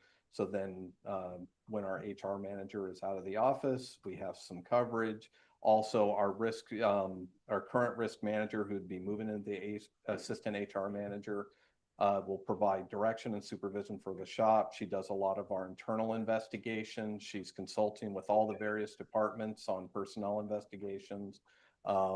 She's also active in our risk pool. She assists Justin with insurance renewals and claims. So all the above. So is that the extra 0.55 FTE? no, then? Is the that what- additional 0.5 FTE is a portion. I'm sorry, I'm trying not to use names. It's what Justin was referring to over in the admin budget, that we were reclassifying the executive office specialist to a management analyst. We're doing that, plus we're going to give her additional responsibilities related to risk reserve. And so we're splitting that position between admin and 680. Okay. So a few moving pieces, but not a lot of FTEs that are in here for managing such a large, 2.25, and this is our risk reserve for the county. And getting down into materials and services, it's a pretty small amount. We do keep some professional services for assisting with investigations, also assisting with ergonomic reviews and all the above for, again, trying to manage and minimize the risk the county has. So this is the personnel associated with this fund. Any questions? So we do the dental insurance, we do a self-insurance? Yeah, that's the next page. Okay, sorry. So the next page is page 302 is dental self-insurance. So we do work with an administrator. We have our brokers. We work with MODA. They changed their name several times, so I'm trying to make sure. So we work with MODA to administer it, but otherwise we self-insure our dental for most of our employees. Just a basic question. So vision is also self-insured? It's not. No, we have a provider that. So provides our- medical and vision are provided? Yes. And dental is self-insured? Dental's the only one we self-insure. And the reason, or? It's something we've been doing for a Historically. long time and working with our brokers, and we found that dental was one that we could easily manage and self-insure in-house. That dental doesn't have the up and down and challenges that comes with medical, vision, and the challenges that comes with those benefit plans. Dental was much easier to bring in-house, and this has worked really well for us. This has been in place, oh gosh, maybe longer than I've been with the county, so more than 20 years. And the benefits are very similar to external providers? I think we have great dental benefits. Yeah. It's worked out good for me. Yeah, and so when you see the transfer ends from this line, this is where you're gonna see from a budgetary, the funds that are, and I didn't really cover that, but for a lot of the dental, workers' comp, which there's a couple other funds that are payroll based. All the other budgets are paying into this. So anybody who has a personnel line, when you see a dental line that's on there, there's a transfer that's coming into this to pay for that. So we have a lot of transfers. And these numbers, these are budgeted numbers, not actuals, but it all depends on how many positions are filled. But yeah, this is our self-insurance fund. We just pay admin and then we pay for any claims that come in throughout the year.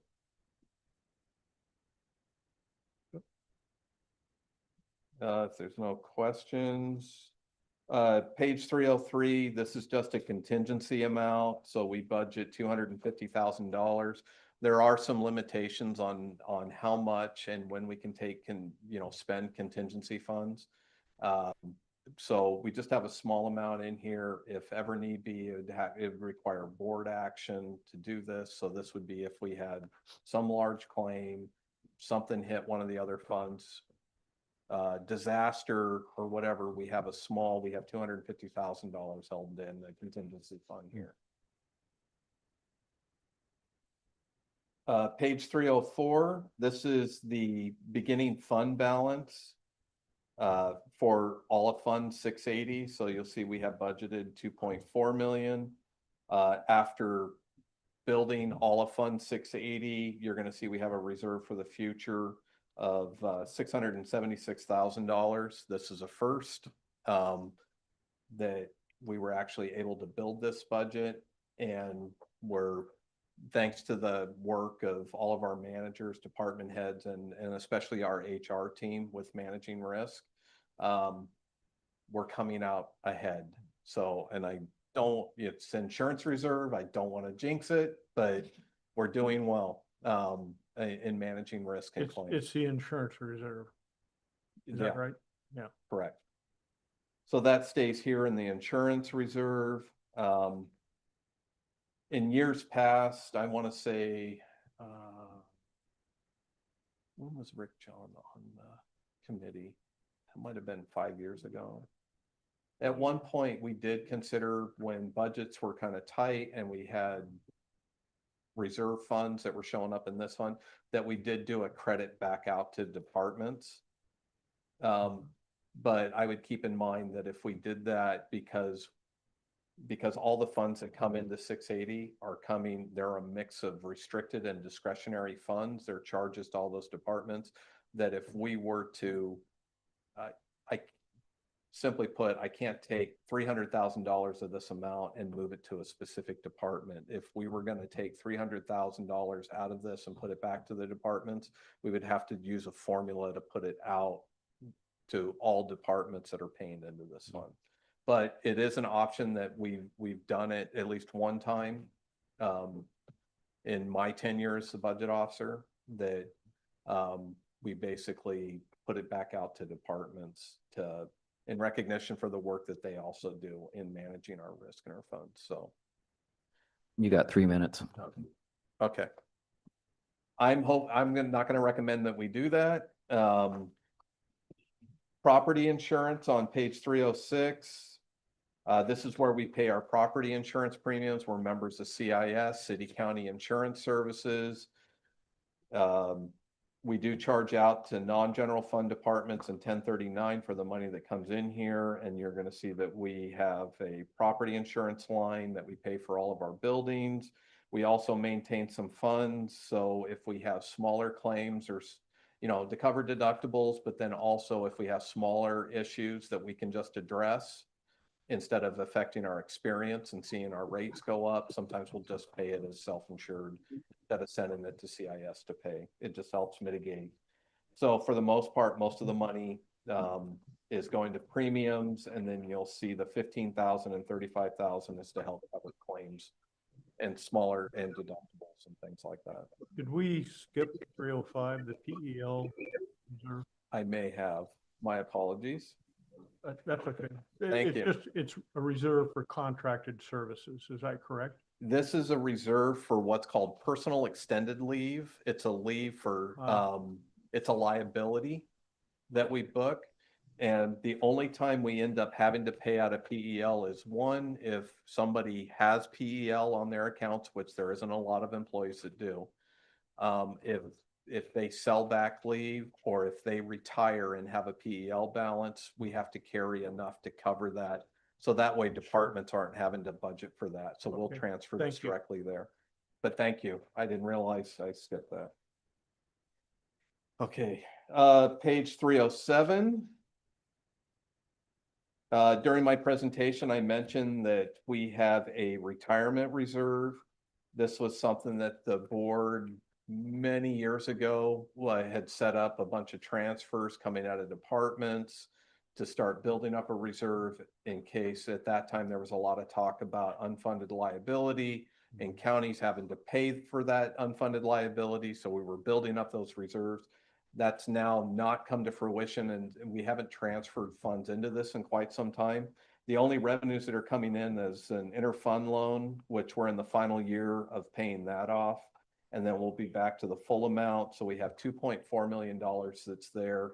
If for some reason PERS rates go through the roof, which they already went through the roof, it's available for transferring back to departments to offset the retirement impact, or if for some reason the unfunded liability, if we ever had to write a check to the state to cover that unfunded liability, we have these funds here.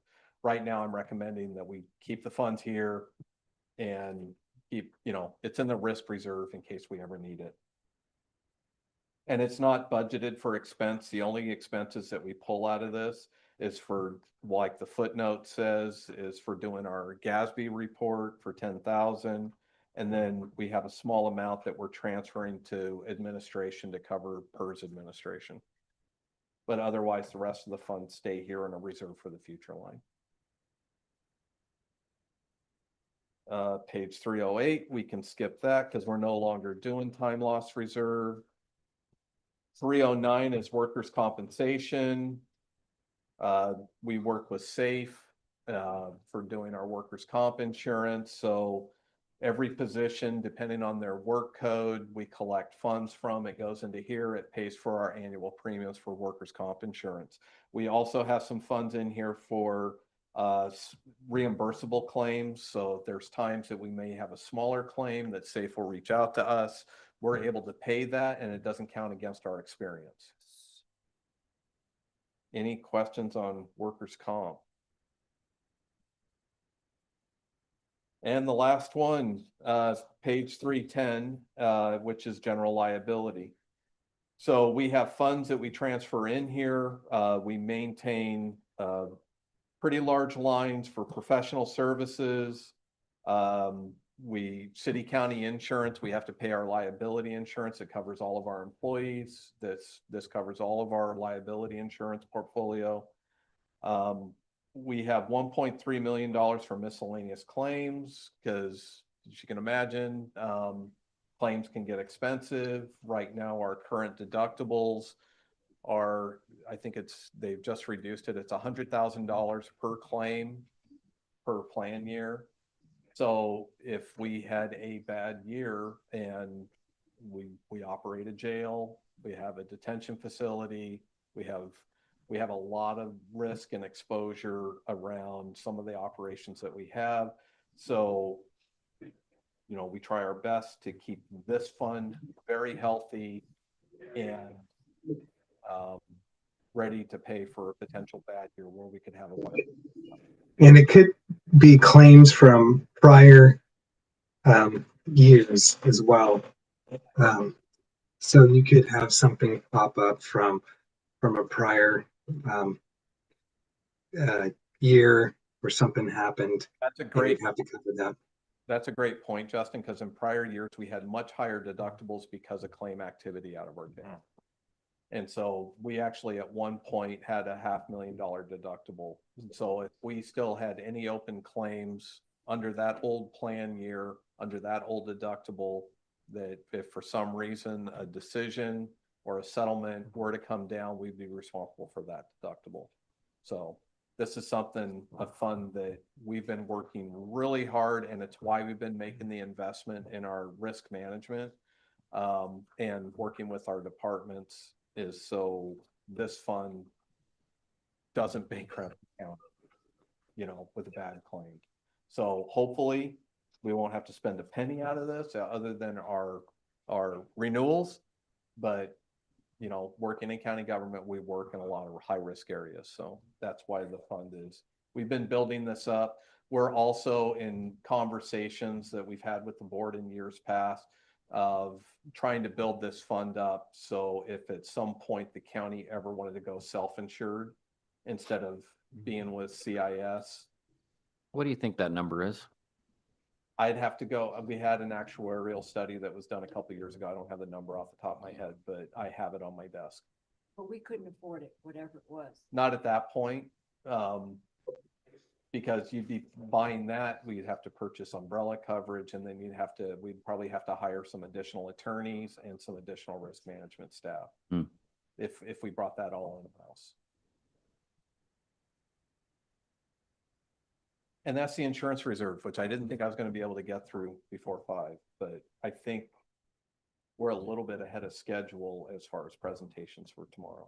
Hallelujah. So Break, 5 minutes. Well, 6 minutes. We'll make it even. No, can't do that? 5 minutes. 1,700. that's all right. We're here. As long as we're here and the lights are on and the Yep, public yeah. can come in. Okay, we still have a quorum. It's okay.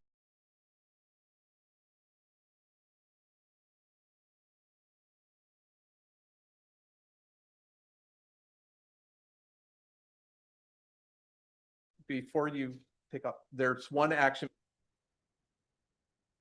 Hang on. So the chair, we need to recess the budget committee for today. Do we need a motion for that? No, it's. Okay. You can do that. I recess our budget committee meeting for today right at 5 o'clock. And we'll pick up again tomorrow morning at 9 a.m. And we pick up tomorrow morning at 9 a.m. And shortly, we're going to start our public hearing. Yep. Everybody take a 5-minute break. Okay. Ken, I have a